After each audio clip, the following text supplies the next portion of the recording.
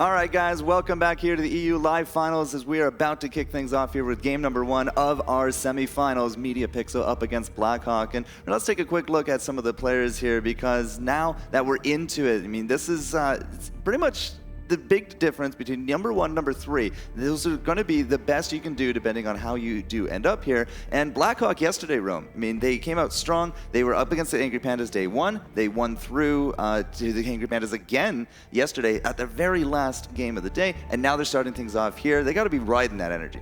Definitely. Coming off all this confidence and how well they've been playing together. When we look at this team of Sasiska, Cold Ice, and Bastion, we see how well they play in terms of synergy. Like, with these guys, they can pull up any different comps together and they can make it work. And this is something that you can't do without a lot of practice, a lot of synergy, and a lot of trust. Now, if I recall from the roster there, I mean, Sasiska, I believe, was our MVP yesterday. Yeah, he was MVP. Yeah, that Vox play was just absolutely astounding. And, you know, Mr. Bacon, you have very big opinions on what Crow should be building, what Voxes should be building, but you were very happy with that kind of play as well. Yeah, I mean, it's a lot of it is about looking at your opponents, what they're playing and what they're building, and then altering your itemization based on that. And it was, a lot of people just have one set build that they always go to no matter what without adapting. And that's definitely something that, the teams that are able to adapt are the ones that are having the success. Now, we have had Bash N up on the desk a few times to show some of that insight, but Cold Ice in the jungle is no slouch here either, Rome. Yeah, he definitely plays this role. Like, he has to be aggressive when he has to be. And playing passive and helping defend their side of the jungle is also very important. Like, as long as they had Sasiska in lane, doing his job, making sure he gets that CS and just carrying out to the late game.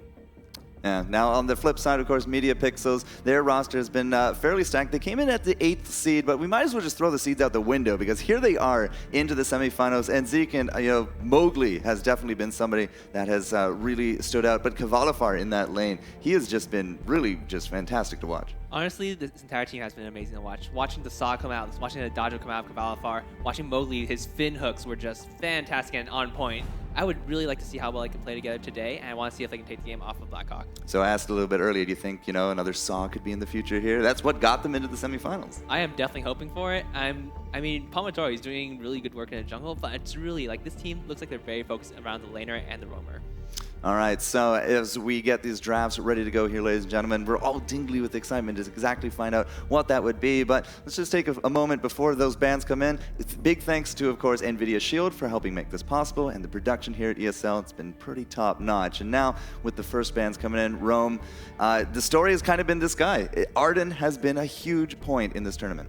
Definitely, and it's actually very smart on Blackhawk's side because they have that first pick and first ban.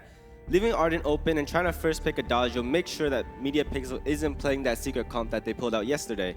And looking at from Media Pixel's side is they have to pretty much ban accordingly to how they want to build up their composition this match. Because the other team has such a big hero pool and such a vast amount of different compilations that pretty much you're not walking into there primarily just single targeting of one hero. Right, so of course Adagio was sort of identified as the cornerstone of this comp. Catherine is actually going to be the band here. Do you think it will actually be that Adagio? Definitely. If I were them, I would for sure first pick this Adagio. And there it is. All right, so 3 supports, 3 roams going to be out of this one. But Media Pixel, Bacon, what do you think they can actually go for here? Because the Koshka and the Fortress are both open. Yeah, I mean, they're essentially going to be almost forced to take either Petal or Fortress for that roam. Obviously, you can go with a Finn there, but you're really only going to want Finn if you're also running Saw. And if you're going to be running Saw, you also want Adagio. So the Finn is very likely not going to be an option. I would definitely expect to see either Fortress or Petal for them, but they don't even need to pick it on this rotation. Well. Wow. All right, so there might not be an Adagio in the comp, but Finn and Rona are going to be the first 2 picks here, Rom. Definitely. So they have 2 very passive scaling. Rona's going to be either in the jungle or in the lane. But with having Finn here, and seeing how these guys busted out a special comp yesterday, I'm kind of wondering what they are going to do for their last pick. In my mind, I'm trying to feel out this Kroll roamer, but right. I can't be making these crazy assumptions to who knows where it'll go. Oh, but why not? I'd love to see that though, for sure. All right, so we'll have to see if that Krill's going to be in the future. There's the Vox. We got Akashka to go with that Adagio, so we'll be in Adagio roam. It's not really going to be that mage this round, but Vox is another kind of big turning point for a lot of these teams here, Zekin. Yeah, one of the big things about this matchup is with the Vox, with the Koshka, Blackhawk has the ability to go double Aftershock, especially against the Finn, especially against the Rona. They are going to be able to chunk down the heroes of Metapixel Esport. So there might not be a Fortress, or there might not be a Scarf, but that percentage damage is what you would kind of look for up against this Finn. Most certainly. That's definitely one of the big key points of, oh, a Scarf coming out, okay. Maybe I spoke a little too soon, but the Scarf is going to be on the side here of Finn with those Fan the Flames. And doesn't really look like a laning Finn then to me. This looks like a roaming Finn. Definitely. So they're going to be playing very passive in the jungle early, especially like we're looking at Finn and how slow he is as a hero. You have to be able to play around him and with him, or you're not going to be able to benefit from his like supportive tributes. So on the other side, they're going to play very aggressive early, having that Koshka in the jungle and Adagio. They're very strong with Adagio, level 1 to 3. They're able to use the healing and the Wrath of Agent of Wrath, just to pretty much buff up Koshka, let him invade, like put up that early game pressure. So what we're going to have to see from Metapixel is a very controlled play in the jungle. They're going to have to make smart plays, smart rotations, and they're going to have to try and scale out into the late game. While with Blackhawk, we can definitely see them trying to push that early game aggression, try and snowball as fast as they can.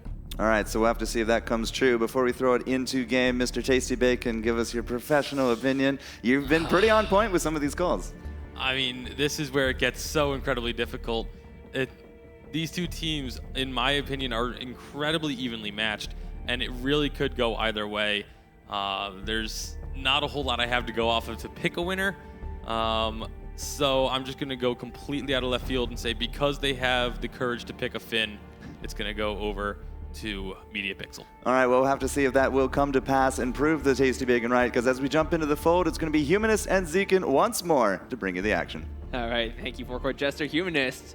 This looks like it's going to be a pretty exciting match. Is there anything in particular you're looking forward to? I'm looking forward to some three-man forced accords. Mowgli's been playing out of his mind. I think across the board they have massive damage, coming out of Blackhawk. So if they put that together, get into the late game, it could be really scary. But either way, it's kind of up in the air. I'm excited. Right. One of the big things about the Metapixel composition is that if they do land that Force Accord, they do have the Rona Red Mist on top of the Dragon's Breath coming out of Scarf, and it can completely melt the team composition of Blackhawk. So we'll see how it goes, and let's take it into the game.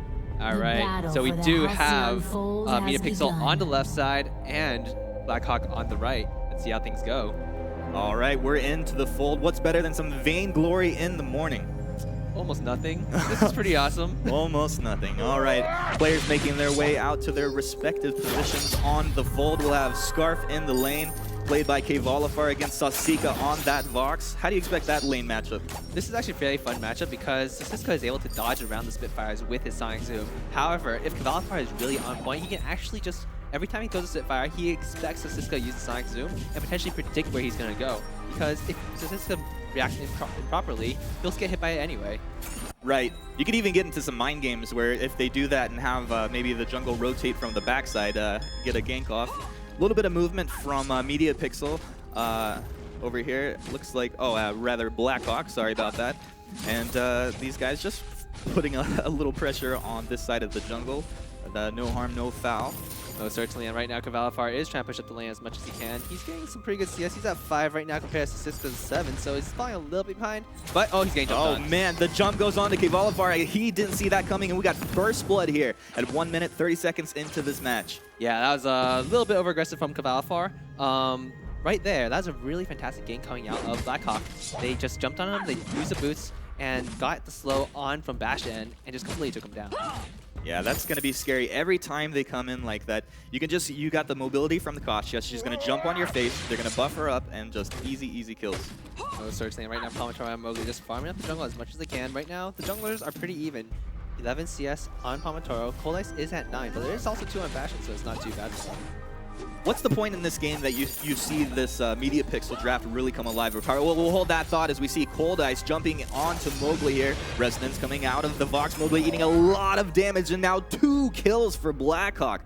Man, these guys are really alive this morning. Yeah, Blackhawk is doing fantastically today, and they are really playing the aggressive early game composition compared to Metapixel's online right now.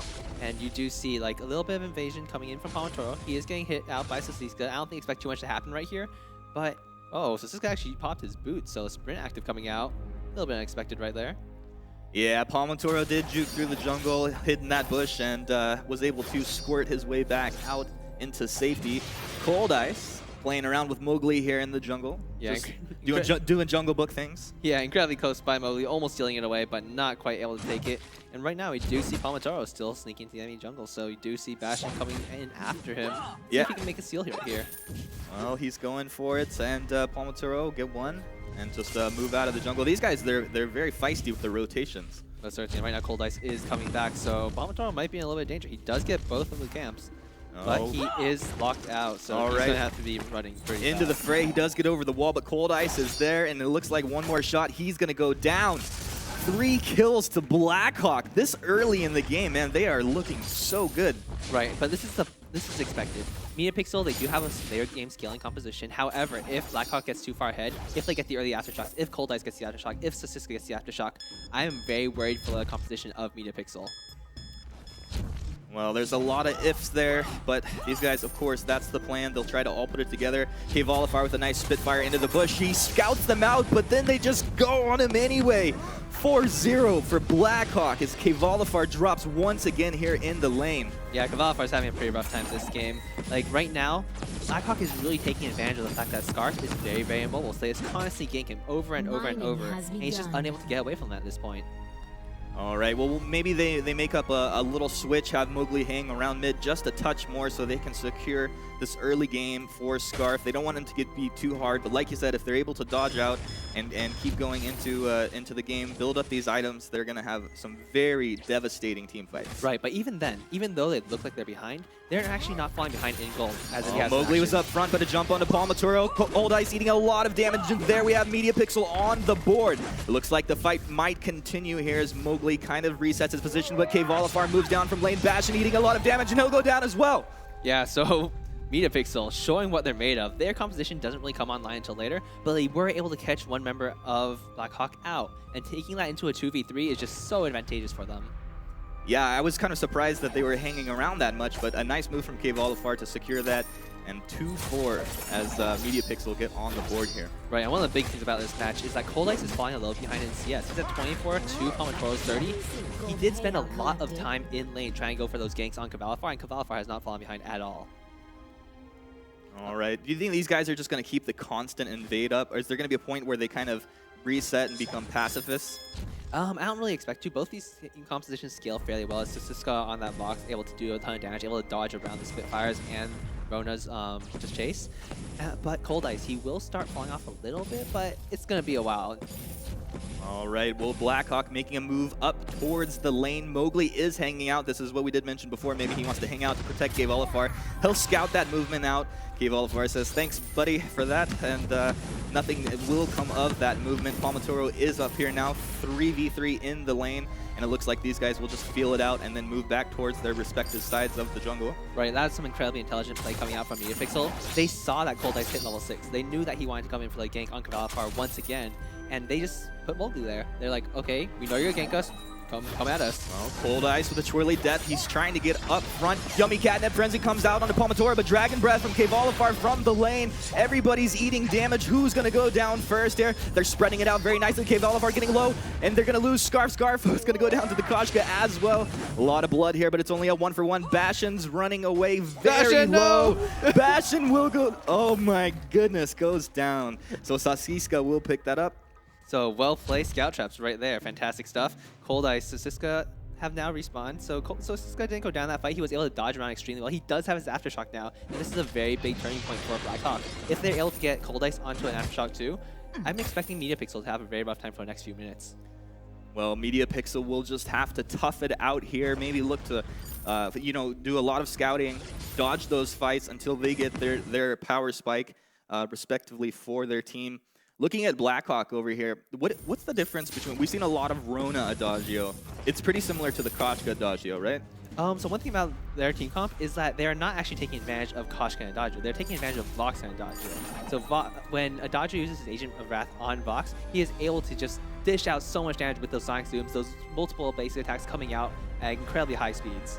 Right, so he's able to pump that damage out, hit a couple targets at the same time, and just do a lot of damage to the team fights.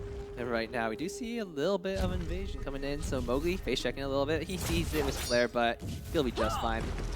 Yeah, Palmatoro does jump forward into the fray there, just doing a little bit of posturing. Sasika slowed by that goop. Will Sonic Zoom to reposition himself.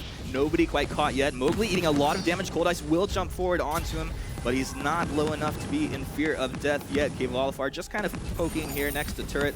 Blackhawk, they're not looking to dive turret just yet, or are they? No, they're not. Whoa, the Force the Cord hits 2. Dragon Breath's there, and they're going to get 1. Will they get more off the back of it? Sasika goes down as well. Now Media Pixel actually in the lead with 6 kills to the 5 of Blackhawk. So that's a fantastic play coming out of Media Pixel. Blackhawk might not want to dive the turret, but they might not have a choice.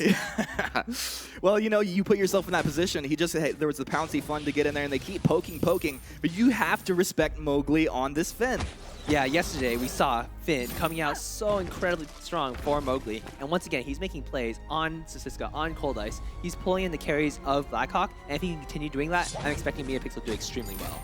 Yeah, and when we talk to these guys, we did mention it before yesterday, maybe even in day 1, but it's so important that Mowgli does remain positive in these games, in these matches. And when you get those 2-man forced accords under tower, under turret, get those kills early in the game, he surely will be positive. Yeah, one of the big things about watching Media Pixel though is that Mowgli buys so many mini cannons. He's constantly using mini cannons in lane on the gold mine. He's just making sure it's very, very difficult for Blackhawk to clear anything out, and it makes it very difficult for Blackhawk to do anything like that. Yeah, Blackhawk, they said, and when we talked to them, one of the most important things to them is that they get the first gold mine on the map. Most certainly, if they do not, like, oh my gosh, you can look at this. Mowgli, look at these scout traps. This is insane. He knows that this is a priority for them. They like to have control here. So there's scout traps all over. This is insane. Just a complete minefield. Are you kidding me? Look at it. It's the 3-man forced accord into the Dragon Breath. Media Pixel, they're doing it. They get 1. They're going for 2. Oh, Bastion's out to the right, Sasiska out to the west, and now the chase is on. So this is actually not too bad for Blackhawk. They lose 1 member. Sasiska might make it out of this. He might not. Katowice might be in a little danger. Oh, they've got him cornered in here. He'll try to do some damage, but will go down as well. That goes to the Finn. All right, so Mowgli, just an absolute menace on this Finn. Landing multiple members of Blackhawk with that Force Accord, just constantly doing so much damage, and it is just incredible watching him play this. Man, if I had to face Mowgli in a casual or ranked match and he was doing that, I would be like, man, this guy is hacking. This is not fair. All right, Bastion coming out with the Warhorn. So this is actually a very intelligent pickup by him. When they get pulled in by the Force Accord, they will immediately pop that Warhorn and just dash out so they don't take the damage. All right, we have Blackhawk moving out from base. They're going to start coming into their jungle, maybe just take up some minion camps. They want to keep the aggression on, like you said. But when you get aggressive over here and you look at all these scout traps, I mean, I don't think I've seen like this many in any of the matches that we've cast so far around this gold mine this early in the game. But if they make that movement, it's the Finn really punishes that early aggression. Most certainly. So Finn, he's okay against the aggression. If you push him into this jungle early on, he'll have a very rough time. But Mowgli is playing around it so incredibly well. And one of the big things about the team comp of Media Pixel is the Scarf plus the Rona. If you jump on Scarf, Rona will kill you. If you don't jump on Scarf, well, Scarf's just poking at you all day. And it's incredibly rough. But what Katowice and Palmatoro are doing to synergize with Mowgli's on that Finn, whenever the team of Blackhawk gets pulled in by that Force Accord, Katowice, he has his Dragon's Breath ready. Palmatoro, he's using the Red Mist. And because of the Frostburn on Katowice, oh, we have a fight. Oh, the stuns there. It looked like they wanted to follow up, but just not quite. And Cold Ice eating a bit of damage as Palmatoro did find him. Wait for it, comes out. Not really going to land. And one Force Accord lands on the Cold Ice. That's nice. Dragon Breath is going to be there, and he will go down. Scarf's going to pick up that kill. A couple of turret shots for Palmatoro's trouble, but hey, 9-5 for Media Pixel. They trade. Oh, he comes around the back. They're going to get Adagio as well. Palmatoro just doing absolutely fantastic work on their team competition. Media Pixel is really taking advantage of their, not even like their power spike, they're taking advantage of their composition as a whole. When all their ultimates are up, with the Force Cord, with the Dragon's Breath, with the Red Mist, they're able to melt everyone on Blackhawk, and with the Frostburn on Katowice, once they get pulled in, they are never making it back out. Yeah, the thing, well, with Scarf is like he puts his goop down, right? A lot of times you can predict it, it's kind of easy to avoid, but it's so easy to just get that goop down and light it on fire when you get everybody pulled into that group. Most certainly, and with Mowgli, he has that Quibble maxed out. He will be able to land those tons. If he managed to catch, even a single member, as we saw, Cold Ice, he got pulled in. He did not reflex block quite in time, and he was just instantly deleted. Yeah, it's so hard. He's going to have to constantly be aware of where Mowgli is. Vision's going to be priority for these guys. Look at these scout traps. This is just like, it's Christmas or something. It's beginning to look a lot like Christmas over here. That is true. Yeah, this is, they're just lighting the map up with their scout traps. They are not let go of this gold mine at any point in time. And right now, Cold Ice, he has that Aftershock, but honestly, he can't even do that much with it. He needs to farm. He needs to get a little bit more tanky. He needs to be able to survive against Palmatoro and Kvalifar. But right now, they are so far behind that it's going to be so rough for them. Yes, it truly will be a rough time here as the next few minutes progress. MediaPixel flexing their muscles as they move through and pick up a couple minion camps from the side of Blackhawk. And looks like they're going to make a move towards lane here.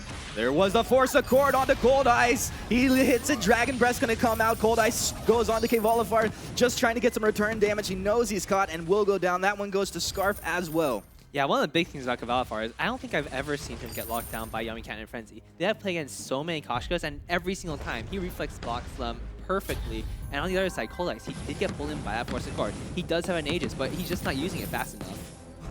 Kvalifar, that's right. You know, actually, we did see him do a lot of reflex blocking yesterday, and it's one of the most impressive things because you have to be so on point with that. Yeah, most certainly. Right now, Cold Ice level 11, Sasiska level 11. He has a breaking point. He has the Aftershock. Actually, he has his favorite Vox build. But can they survive in these fights? Like, there's so much AoE coming out of the MediaPixel team composition. With Scarf maxing out a Dragon's Breath, they are just dishing out immense damage at all times. Yeah, it's massive damage. If you're caught, it's most likely that you're going to go down. But as we look for Blackhawk moving into this game, we're getting later and later. We're 14 minutes into the game. We're going to be approaching the 15-minute mark soon. We know that Vox is going to become a very scary threat if the game progresses and his item progression goes as well. What do you think the full item build for this Vox will be when he's scary to the team of MediaPixel? Honestly, it's not even that he needs to get any more offensive items. He needs defense. He needs to be able to survive against that Dragon's Breath because once he gets pulled in, if Mowgli is able to, oh my goodness. The mass scout trap popping as Blackhawk does move into the jungle, or in the middle of the jungle here for like the first time in I don't know, 3 or 4 minutes. And they must be aware that there are just scout traps absolutely everywhere. Yeah, I'm sure that was a surprise to them. They knew that there were some scout traps there. I don't think they realized that there was quite that many of them. Yeah, you're used to hearing the beep beep, and then but it times 10 there. Yep, so the Kraken has spawned, so MediaPixel might be starting this up. They do have an opportunity to edge this because Blackhawk did just recall. I think Blackhawk knows what they're up to, but I don't know if they're going to be able to stop this. Well, a very smart play from MediaPixel, knowing that they have probably just enough time to get this Kraken captured, and they know the scout trap field is down, and man, MediaPixel are absolutely on fire. But you know, they've been playing like this from day one. I've got a lot of respect for both of these teams, but MediaPixel just feels like they've been almost flawless from game one. Yeah, one of the big things about MediaPixel is their team compositions that they put together in the draft phase are just so fantastic against their enemy team. Like, against the Siska, that Vox is a menace. But Vox against the Scarf will poke at him from just out of his range, and he won't be able to touch him at all. And if he gets close, the Dragon's Breath comes out and just completely melts him. Yeah, and then you have those skills from Scarf that well, I'll hold this thought as Cold Ice does move forward. Turret will drop, and Cold Ice got to be careful. Dragon Breath will come out. Palmatoro with the red mist forward bash, and he's going to sacrifice himself as he moves off toward the west. Scarf picks up that kill, now 12-5 at the 16-minute mark. And we have Kraken hitting on the next turret here in the choke point of this map. Oh, Scarf's going to get Koshka as well. Blackhawk starting to crumble here. Well, they're going to have to hold together strong, and Vox goes down as well. It's the ace. Kraken's in the base. What is going on? Yeah, so MediaPixel just playing their team composition flawlessly. They hit their power spike, even though Blackhawk was aiming for about the same timing. Blackhawk, they got the 2 Aftershocks. They are pretty powerful, but they were not able to get enough of a gold lead to get ahead of MediaPixel. Just absolutely beautiful play from MediaPixel, and for good reason. These guys have so many fans. And wow, I'm very impressed with that. I don't even know what's going to happen in game 2. Yeah, one of the great things about MediaPixel is they are willing to try out these team compositions that most other teams are not willing to play. Like, they bust out the fin, they bust out whatever they want to do, and they make it work. They just play it so flawlessly. Wow, 10 assists on the fin, 10 assists on Rona. These guys just put it all together, and it was just a beautiful play. Yeah, and to break down all the action, let's send it back to the analysts. think it was something that Humanist said there. It looks a little bit like Christmas. Green everywhere, Rome. I mean, that was like the safest Kraken/Goldmine pit I've ever seen. So yeah, Media Pixel came into this game with a plan. Like, based on their team composition as a whole, they pretty much waited for Finn to have his ult up. They ran into a Rona's ult, into a Scarf's ult. So the other team didn't have any chances to actually like avoid this, run away, or Crucible. And we noticed that their team, like their Scarf was so on point with that reflex block that Koshka was never able to land a Frenzy. So what can they do to come into the second game? Like, what can they do to actually win and come back into this? They have to play very smart. Like, looking at their team composition, I noticed that they were very advantaged in the jungle early game, but they didn't make anything out of this. But while with Media Pixel is, they pretty much like, we're going to stall this game out for 15 minutes, we're going to wait for Kraken, and then we're going to push with the Kraken. And they actually did it. They executed it very well. And something to be said about those forced accords into the Dragon's Breath. You know, such synergy from these guys. And I got to go back to the draft here just for a second. Catherine was banned. Was that something of a precursor, you think, Bacon? Yeah, absolutely. And Catherine is so good at stopping a Scarf. You know, as soon as that Dragon's Breath starts up, Catherine just run in with that Merciless Pursuit and cancel out his ultimate, making it literally nullified.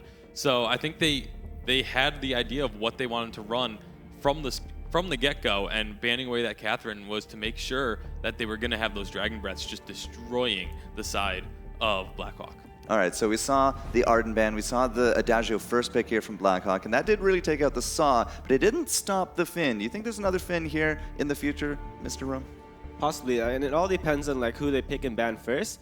I'm assuming this one, they would try and leave Blackhawk to be banning Adagio once again, just in case they do run into like certain specific comps that Media Pixel is so good at. Adagio, Rona, Adagio, Arden, Kroll. They've been running a lot of comps that's based around Adagio, so coming to this next game, I actually do expect them to ban Adagio again. Okay, but so Media Pixels has done kind of these really different strats time and again. The Saw stuff was very extreme. Yesterday, day one play was absolutely significant, but Arden bans, could that actually be a repeat? Are we going to get an Arden this round? I'm looking for them, at least one of these teams to pick up an Arden, because there's so much on the board that you're able to ban out, like depending on what your team comp wants. Looking at last game, like we're seeing that Catherine ban, and we're wondering why. Well, they don't want to get CC'd by that silence, because pretty much once that goes out, it kills down their entire team's combo after Finn's forced the cord. So they're coming into this with a strategy, and depending on what kind of composition they're prepared like ahead of time, they're going to ban according to that.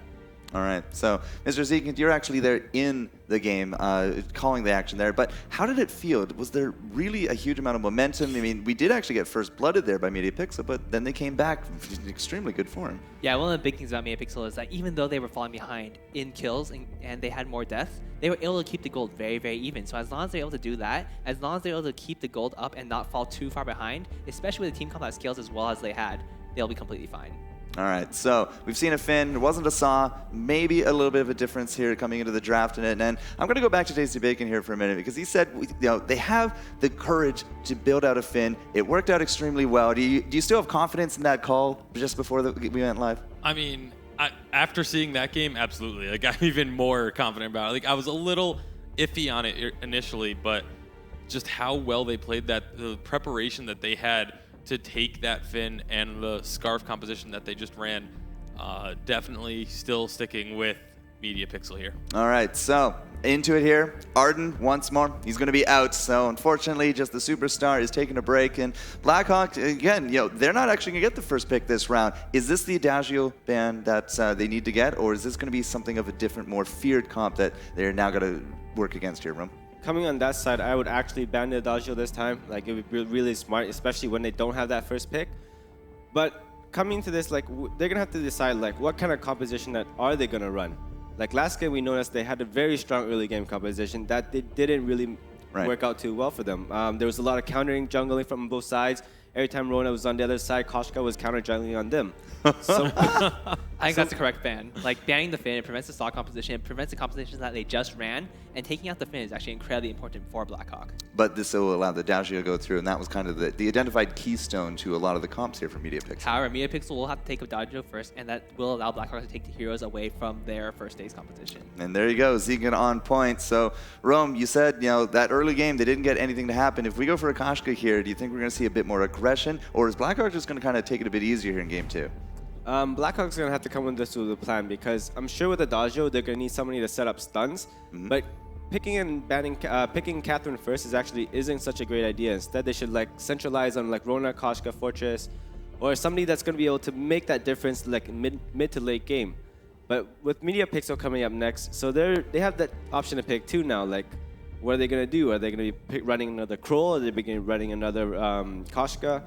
It depends on like how they want to take advantage of this. Like with Fortress and the other on Blackhawk's team, they do have that small early game like advantage in terms of damage output, but they have an Adagio themselves, which can actually put out a lot of damage if they were playing him as a roamer instead of as a laner. Do we need to meet mobility with mobility? I mean, Koshka is definitely a name that keeps coming up again and again. She has been a lot of picked, not really a lot of banned, actually, which is very different than NA. There's the Crow you were looking for, and, well, I mean, he has the heroic perk. I think Catherine, good babysit for this. Will this actually defeat some of that early aggression? Yeah, definitely. But they will have to play very passive with this because I'm assuming with this composition, Adagio is going to be playing a lot of the laner. And with Kroll and Catherine together in the jungle, they do have like that sense of like vulnerability in the early game. They have to avoid early game fights where they can't do much against a Rona and a Fortress that can just run all in.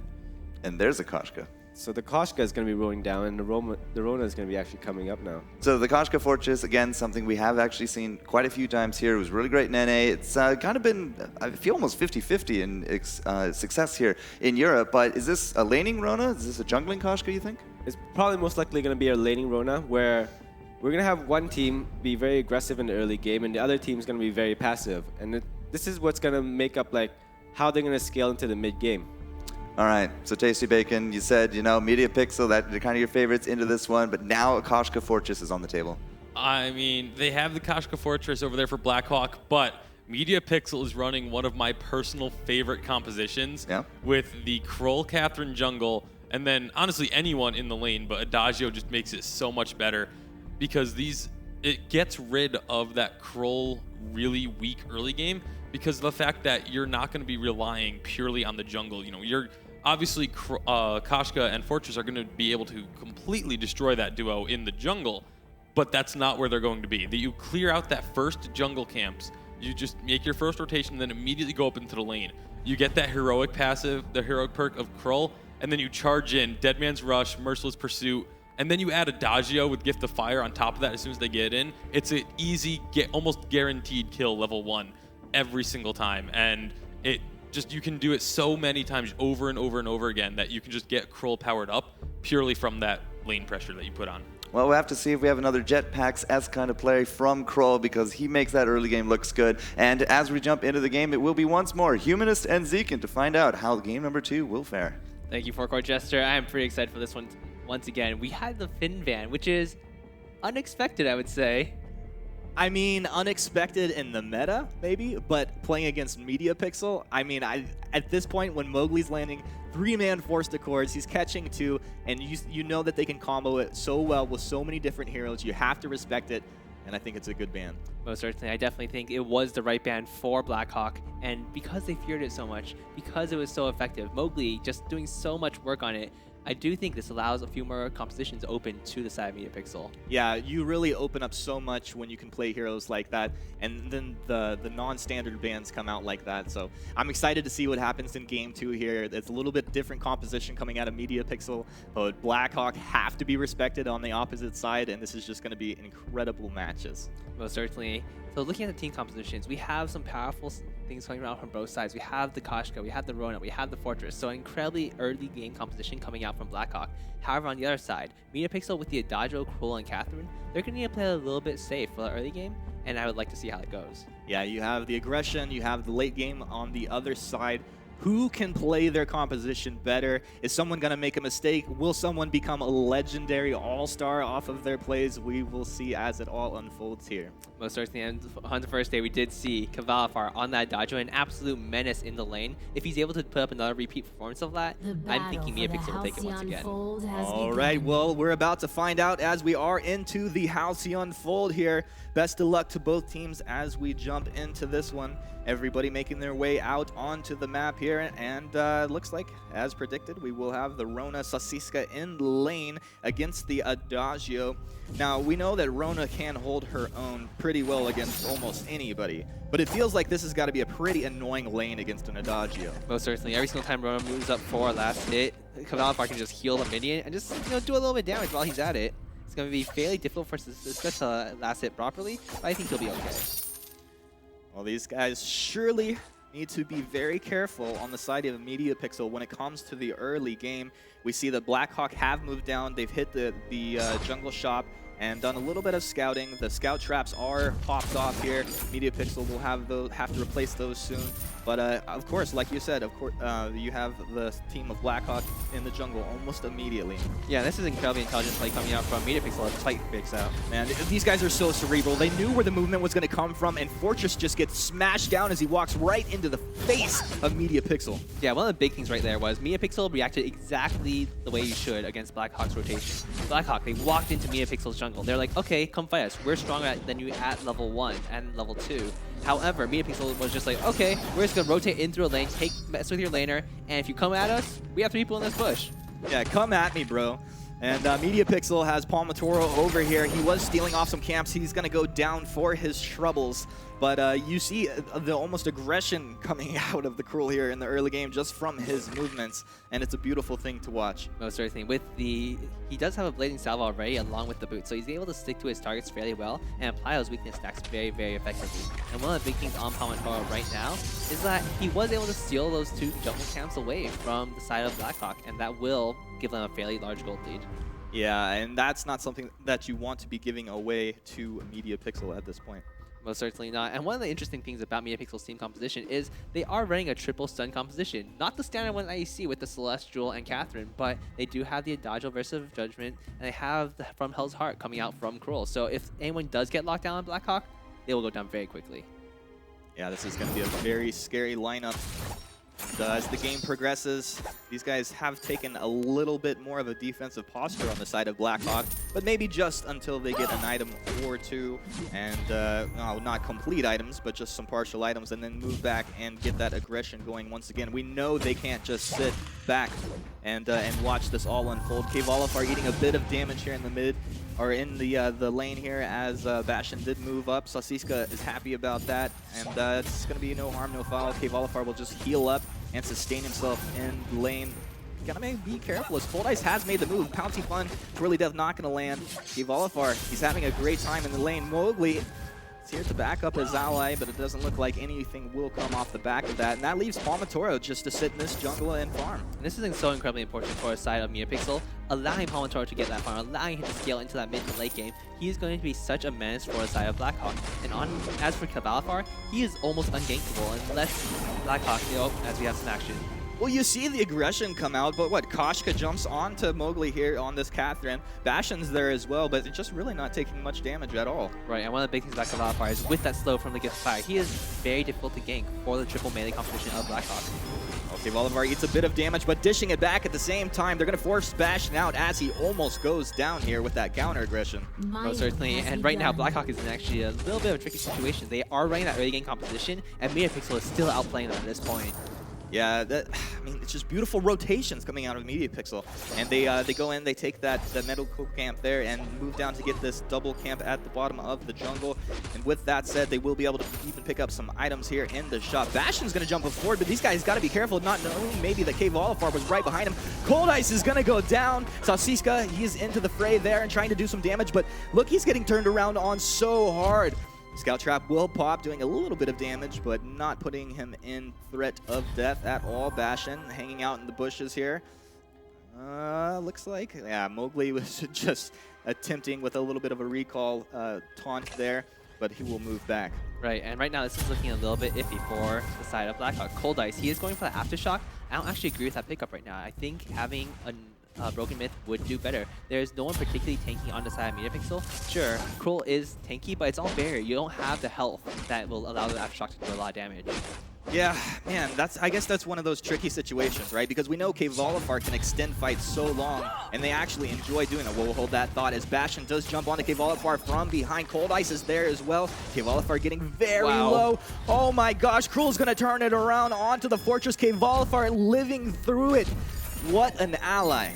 Yeah, that is so unfortunate for Blackhawk. They needed one more basic attack to take Kvalifar down, and he was just not willing to do it. And Kvalifar right now jumped on Siska. These guys, they're all so on point, but just Media Pixel having that slight edge here in Game 1 and now in Game 2 as they have a 3-1 advantage and just over 1K gold lead here as we approach the 6-minute mark of this game. I'm very interested in seeing what Blackhawk does to counter the team composition of Media Pixel.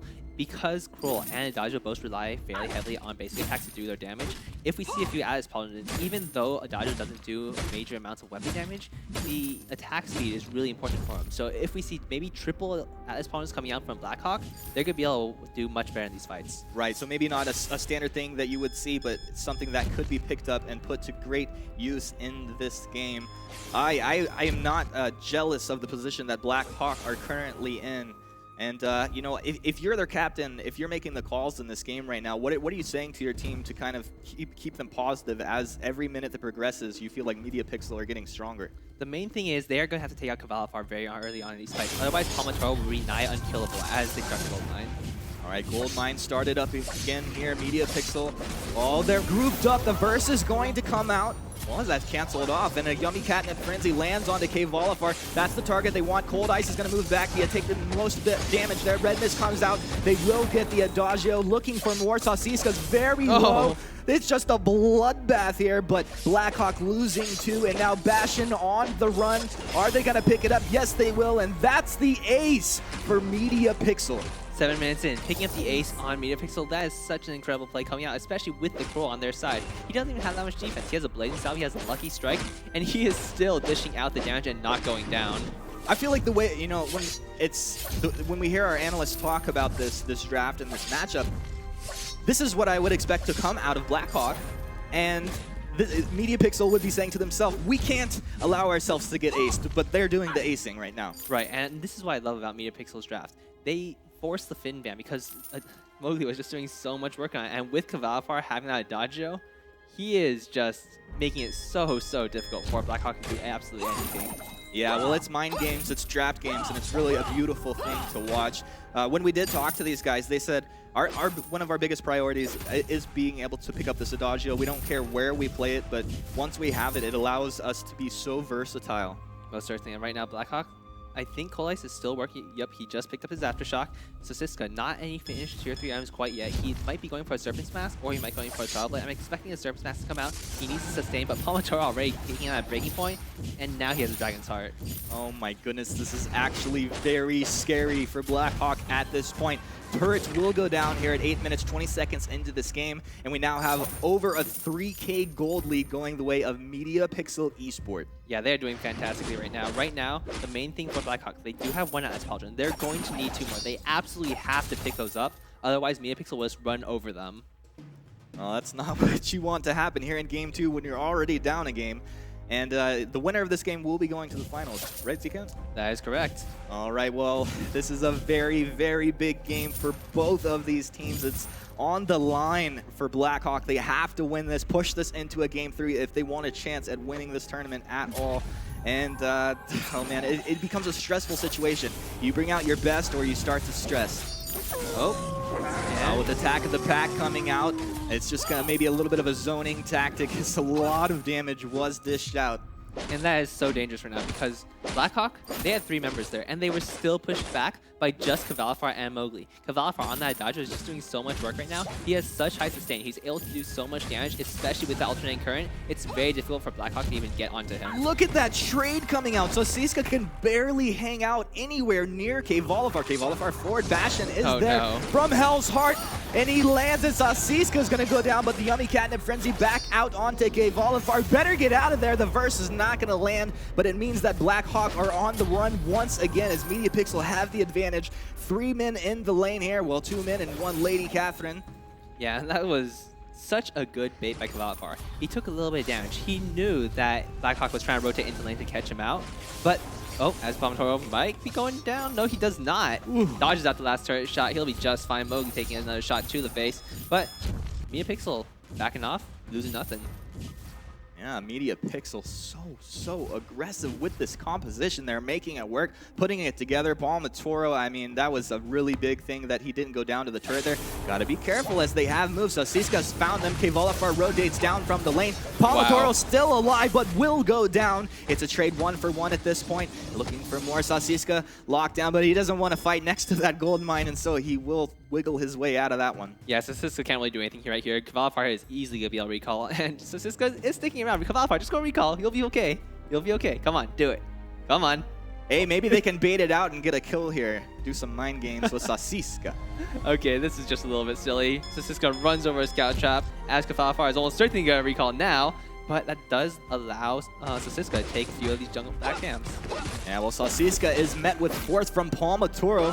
We'll see the breaking point stacks starting to go up. And oh, man, the damage from Hell's Heart. And Cruel is a monster. Yeah, right now Palmatoro is 6-2-3. He has a Shiver Seal. He has a breaking point. He is doing so much damage in these fights. And with Kvalifar healing him with that Gift of Fire and Mowgli with the Fountain, his sustain in these fights is absolutely immense. This is insane. I mean, I feel like I'm watching a late game of Cruel here. Yeah, it's 11 minutes in. Late game enough, right? Late game enough. Yeah, so Bastion does have the Atlas Pauldrons, so Siska and Katowice, you guys really need to pick one up. However, they also have to worry about Kvalifar at this point. Kvalifar is doing so much damage with those basic attacks, with that Agent of Wrath on top of his alternating current. He is just dishing out the pain. Even if Palmatoro is not there, Kvalifar can single-handedly carry these fights. Yeah, it's actually devastating at this point. 9-3 advantage going the way of Media Pixel as we're at 12 minutes into this match. There's a significant gold advantage as well. And I'm fearful for the team of Blackhawk at this point. So certainly you see the minion cannons coming out from Mowgli once again. So really trying to push that advantage that they do have. They are easily just walking into Blackhawk's jungle. Oh, the stun lands onto Bastion. Palmatoro's there behind him. They will eat some turret shots. The silence comes out of the Catherine attack of the pack. This is a little bit of a counter aggression. Push them away from this turret and off of themselves. But these guys are going to have to be careful. A recall will come out of Bastion. He's going to get back to base. If these guys saw that maybe they take the chance to go ahead and make a dive, maybe they just hold back. They do have the advantage and really don't have to do anything crazy. Yeah, however, Palmatoro does start this mini mine, so it looks like Media Pixel, they have decided that it is time to start pushing. They really want to take these turrets down, and oh, they're getting jumped on. Oh, Yummy Catnip Frenzy on a Kvolafar. They're looking to lock him down. This could be the fight that they're looking for, and they're going to get it. So they smell blood, they see the opportunity, and don't hesitate. I like that play, and they're going to have to keep it up. Well, from Hell's Heart goes out. It does hit. It hits. A nice movement. Look at these pros. Cruel's gonna get the kill onto Koshka. Sasika's gonna be forced into the jungle. He's gonna have to make some nice plays to get away here into the fray over the wall. And now we'll have to move. Squirts his way down towards the bottom side of the jungle and looks to recall, and he will make it out with that nice little play there. But once again, you see that they just can't really fist fight against this team. No, they cannot. And that was such an incredible play coming out from Palmatoro. He knew he wanted the extra duration on that stun, so he threw it from Hell's Heart backwards, and he knew that he was going to be able to make it land. It was just so perfectly played from him. It's really a beautiful thing to watch. It's not how you expect that stun to be landed most of the time, but when it is done, it's done to great effect. Yeah, in the meantime, it looks like Bastion did actually go down. I'm not actually sure what happened right there, but in that fight, the main thing was Kvalifar, he did fail a reflex block that Yummy Catnip Frenzy for the first time, and he did go down incredibly quickly. If Blackhawk is able to do that once again, and if they don't get killed by Cruel, I think they can still win these fights. All right, well, Bastion will respawn and move back out onto the fold, but it might be too late as Siska is smashed down. Kvolafar getting the kill. Turret will fall as well. We have 18 seconds before we'll have Rona back out on the map. Can they get more? Bastion stunned up. They're locked onto him. Cruel doesn't care. He's moving deep under turret. Cold Ice might be next to fall. Are they going to get the ace off the back of this? This could be very devastating. Cold Ice will be able to squirt his way out of there. But with that said, now the aggression turns to the turret.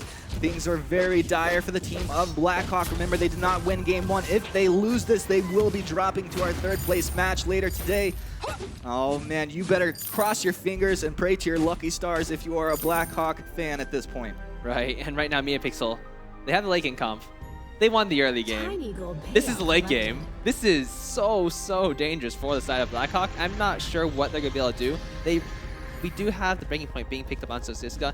If they get a few more Alice Pauldrons, if they're able to get some damage and some breaking point stacked onto Sosiska before Palmatori even joins the fight, they do have a chance. But Palmatori, he picks up an Alice Pauldron of his own. This is going to be so hard for them. Oh my goodness, this is so scary of a position to be in right now. And with Kraken on the map, you know, I mean, these guys, it's so hard. If they try to take a 3v3 engagement, they're often losing it. And now if a Kraken comes out as well, it can just be, it might just be too much for them. Right, and one of the big things for side of Blackhawk is that their only speed is to go forward. They have the Warhorn. They should not be running back. They should not be running back in fights. They need to take down every single member of MediaPixel, or else they will just use the Gift of Fire, regenerate. They have the Fountain, they have Kroll's innate sustain, and right now they're starting to Kraken.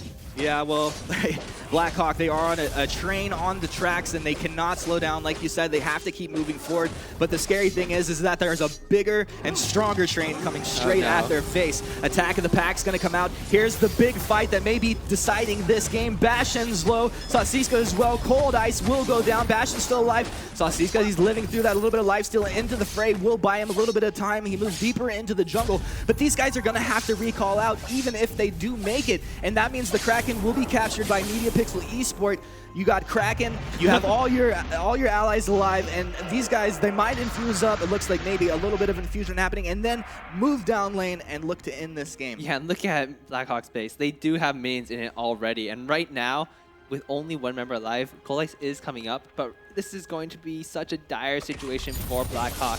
I don't know if they're going to be able to take down this Kraken in time. Rona will be respawning, so Siska's coming up in 7 seconds, but it just might not be enough.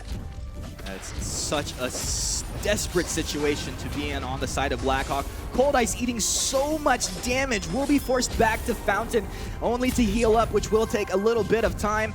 And Sosiska, you can't really man mode there by yourself. Meanwhile, Kraken has slowly lumbered his way down the lane and into base. We have scout traps there in a defensive position as well. I mean, this is such a nice play because he will just retreat into those if needed. But at this point, they can just man mode, protect the Kraken, and this game will be theirs. This is absolutely beautiful play coming out of MediaPixel Esport to take this series 2-0 and head into the finals. Congratulations to them, and Blackhawk, you know, we'll see what they can do in their next match. And MediaPixel is once again showing us why so many teams said that they would be the #1 team to watch. Like, coming in from the 8th seed, you don't expect too much from them, but every single team from 1st seed to the 7th seed did say, MediaPixel, these guys are good. These guys are good. Not only are they good, it's not a boring good. It's an exciting, it's an innovative good, and these guys are also very fun to watch.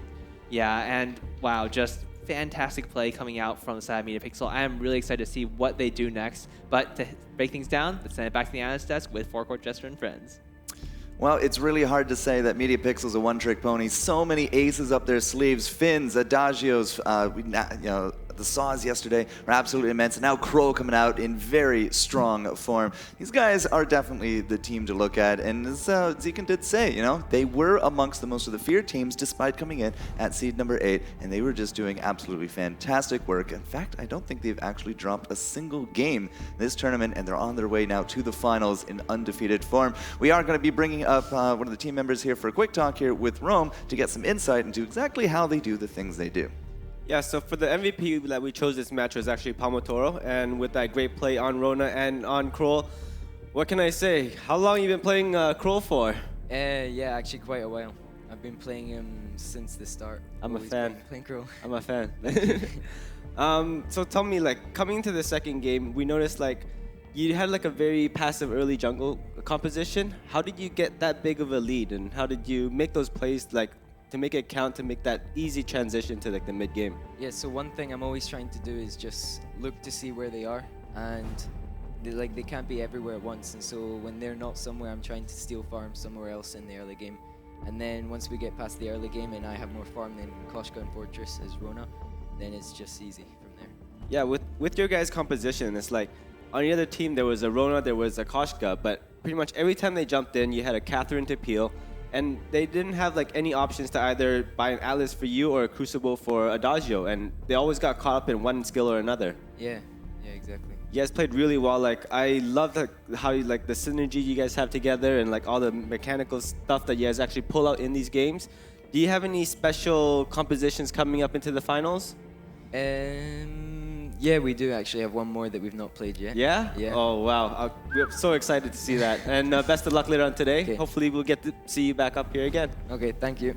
As you can see here, guys, Media Pixel Esport into the grand finals. Of course, they will be amongst our last of the game series today. But that means that Blackhawk, they're not out yet, but the best that they can do now is a third place matchup, and the winner-loser of the next matchup, of course, will determine who we get into the third place match, who we do get into the grand finals. And, you know, speaking of, we're going to have to throw it to a quick break because we're going to be bringing that match here as quick as we can. Rebirth of Kingdom and SK Gaming. But before we go, we are giving away, of course, Kestrels. They're in the chat. We're just going to be using keyword Pixel here today. You can get yourself one of 3 free Kestrels to be added to your account. North America, EU, I'm pretty sure it doesn't really matter. If you win, you're getting that hero. And on that note, quick break, and when we come back, SK Gaming and Rebirth of Empire.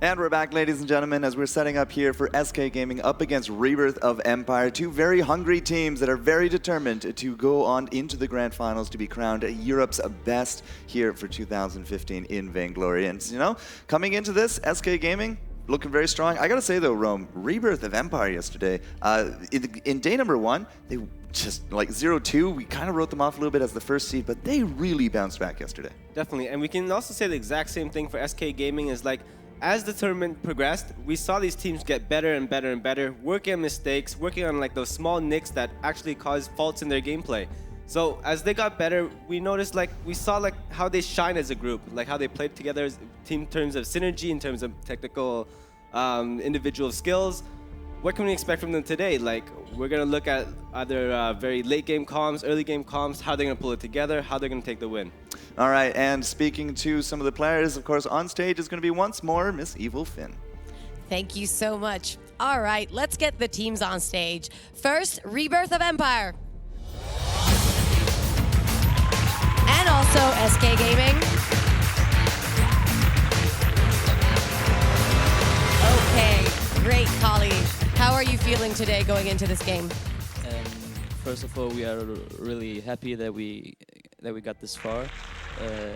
And like we are in the semifinals, and we didn't think we would get this far. So we are really happy, and no matter how the match will go, we are happy. That's very good. Very nice. All right, SK Gaming, MYQ. Do you have any words of wisdom? Yeah, I mean, we are really lucky and I mean happy to be here. And we don't underestimate these guys. They are really strong. We just try to be much stronger. All right, very good. Take your seats. We were very civil this time. Very good. All right, back to forecourt Jester. Thank you. I gotta say, I feel a little cheated. I was told that these guys had something huge for their Trash Talk segment. I mean, I saw a GIF yesterday made by the Reddit community of just like the backward hat, the sunglasses. It's like, how do you top that? And I feel a little cheated, Rome. Well, coming into the final day, like these teams have decided to calm themselves down, be a little humble, and then just play their best and hope for the win. Well, these guys are definitely going to be looking to play their best. Rebirth of Empire, as we said, really strong stuff out of them yesterday. Net Toilette, one of your favorite words out there. Great Kali, a personal favorite of mine. And Upfire, I mean, they were pretty much just on fire overall yesterday. Yeah, so what we saw from these guys is like they can run any certain type of compositions. They ran like a really strong early game Ringo, Koshka, Fortress yesterday, and then later on they turned around and they started running like a bunch of Ronas, Vox, Adagios, so they can make anything work out really well. What I do notice and what I like to shine on especially is like as this tournament progressed on, I noticed that their mistakes were very minimal. Like it got shorter and shorter, and like their excellence in play, it just evolved and actually made it splendid to watch. And of course, their opponents, SK Gaming, now previously a roster, now picked up by one of the biggest esports organizations, one of the oldest here as well. These guys got a lot riding on them, Mr. Tasty Bacon. It's going to be Waldemar, Jetpacks, and my MYQ. I gotta say, Jetpacks made me a fan of that Weapon Sky. Yeah, Jetpacks has been bringing out a lot. I mean, obviously, he was one of the first ones to also bring out the Kroll in this tournament, as well as that Weapon Power Sky, which no one else has done. So definitely going to be something to keep an eye on, see if SK Gaming bring out anything else that's sort of new into the meta. All right, so we are going to be preparing the draft here for game number 1 of our second set of semifinals. Winner, of course, into the grands. Losers will be immediately playing right after this into the third place match, where, of course, they will only go home up to third place, but a little bit of cash in their pocket, and unfortunately, just that missed chance to call themselves the best here in Europe. But Zekent, again, a lot on the shoulders of these teams here. Most certainly, and one of the big things I am looking forward to is SK does have a lot of priority on that Sky pick. She does extremely well in the hands of both Waldemar and Jetpacks, and it's a very, very good flex pick for their team. I'm excited to see if they'll pick it out again. And, again, with the draft going to be starting here momentarily, Humanist, you're going to be in the action of it all. What are you looking forward to most? I'm looking forward to the flashy plays of SK. I feel like Rebirth, they're a very solid team, but they're very consistent in their play. So if they're going to pull out the win, we're going to just see them do what they need to do. They're going to execute. They're not going to be too crazy with anything. But on the other side of the board, if we see SK coming out on top, we're also going to see some swag with it. Yes, the swag would be absolutely fantastic if it does come to pass. So let's talk a little bit of this. Rebirth of Empire saying no Kroll, Jetpacks yesterday. You scared us. Yeah, I was thinking in my head, I was like, if I was Rebirth of Empire, what am I going to do against SK Gaming? I was thinking about banning either Kroll or whatchamacallit? Sky. Sorry. Yeah, Sky, because, the Weapon Sky. We've seen how well they did actually in the jungle, and like that amount of pressure and how well they were able to like farm so easily in the early game, just to scale into the mid game, to pretty much carry on their team in the end. Like positioning wise, team coordination wise, and like just prioritizing which targets to knock out first. All right, so Kroll's going to be out. There's the Adagio ban. Now this could lead us into that superstar Arden pick. Definitely. If on Rebirth of Empires, a great pick for them would actually be Arden, because they can throw so much around him. And although we haven't seen Rebirth of Empire run any Ardens like recently, so it's not guaranteed that that first pick is going to be theirs. Now, speaking of, if they do go for the Arden, then SK Gaming they won't really feel a huge amount of pressure to pick up a Roam. Could they go into that Sky early, or would you leave that a little bit later on? Rebirth of Empire might actually pick up the Sky early on, really? Because we've actually seen them play it. So that's actually really good on their side. While on SK Gaming, it's like they'll probably try and pick up this Arden and the Rona. All right, so Arden Rona for a little bit more of that jungle presence. We've seen a heck of a lot of Adagio Rona here, Mr. Tasty Bacon, but there's the Arden coming out. Koshka instead. Yeah, it's obviously, the Arden is still such a huge pick for all the teams in Europe, so I think that SK is going to be perfectly happy getting that one over onto their side. And then Koshka, still just so strong early game. It's all about trying to get the game snowballed from the first few minutes with the Koshka. All right, so what do you respond with here, Mr. Rum? There's the Catherine. Rona and Lane. And Rona in lane it is, sir. All right, definitely still on your game. So Catherine for the protecting the sky early, or is this just simply because Arden and Adagio are both out? Well, it's actually a comp that they've run a lot of Ronas, a lot of Skies already. But let's take a look at SK here. Like yesterday, we saw them bust out a Saw, and this is actually a pretty good time for them to bust out another Saw. And they actually made it work yesterday. They're the only other team to actually run a Saw and win other than Media Pixel. Yep, that is definitely something to keep in mind. It looks like it's going to be a Scarf. I mean, it started with an S. I'll give you some points for it, but it's still a very feared laner. Oh, definitely. And it's actually the perfect counter to Rona because being able to stand far back, being able to poke and like actually do that damage. The only thing that we're going to have to worry on is how well is Rebirth of Empire going to be able to use those reflex blocks? Because once Koshka comes in and uses her ult and Arden pretty much traps everybody in his gauntlet, they don't have anywhere to hide from this Scarf. And this is where like Scarf really shines. All that damage output, all that CP is going to make a big difference in this game. All right, Bacon, you called it game number 1. It was your prediction coming true. Who do you favor in this lineup? This is again, I knew going into this last day, all these games were going to be really tough to call. But for this second semifinal, I think it's going to be SK Gaming moving on to the finals. All right, the swag factor coming into effect for these guys. We'll have to see Rebirth of Empire and SK Gaming. Game number 1 here of the semis. We're going to throw it again to Humanist and Zekent to find out what's about to go down. Thank you, Forecourt Jester, and I am looking forward to this game, as always. So I was kind of hoping for the Solid coming out again. That was the exact same competition they used yesterday. They picked the Arden, they picked the Koshka, and this time around, they decided to go with Scarf. Yeah, well, Scarf's going to come out in this lineup. They have some nice stuns to set this up. Of course, when the gauntlet goes down, we're going to have big AoE lockdown. And I don't know, they're going to have to come forward and land these abilities, of course, to have it all work out for them. But the potential is truly there. Yeah, most certainly. And it's really up to SK. Like, if they're able to get Scarf to a mid to late game, he is going to be such a factor in this game, dropping those Spitfires, throwing them out, making sure that it's very difficult for the side of Rebirth of Empire to approach. However, with the Sky and with the Rona, if Rebirth of Empire gets ahead early on, it's going to be very, very tough for Scarf to stay alive. Yeah, it'll be crazy. I mean, if Scarf gets jumped on and he's not able to get his item progression like he needs, if he's not backed up by his allies, it could be an incredibly scary experience to say the least. But with that said, we are into the fold. We have game 1 underway. This is going to be a great matchup, guys. Thanks for joining us here live. Thanks for watching online. And players are moving out to their positions. It looks like we'll have Rona along with Waldemar here in lane.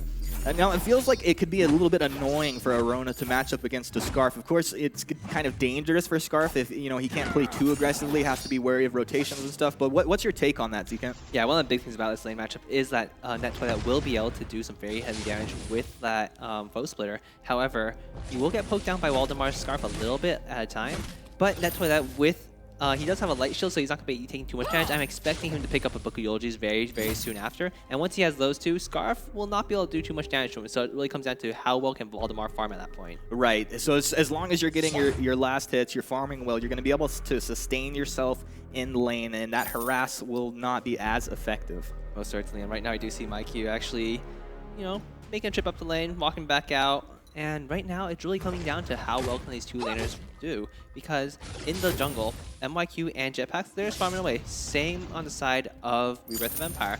They're focusing on farming. They want to hit their early game spikes, especially that Sky. When she hits level 2, hits level 3, her forward barrage is just absolutely overwhelming. Yes, it can be very, very hard hitting at that point in the match. These guys actually kind of moving down towards this jungle shop here.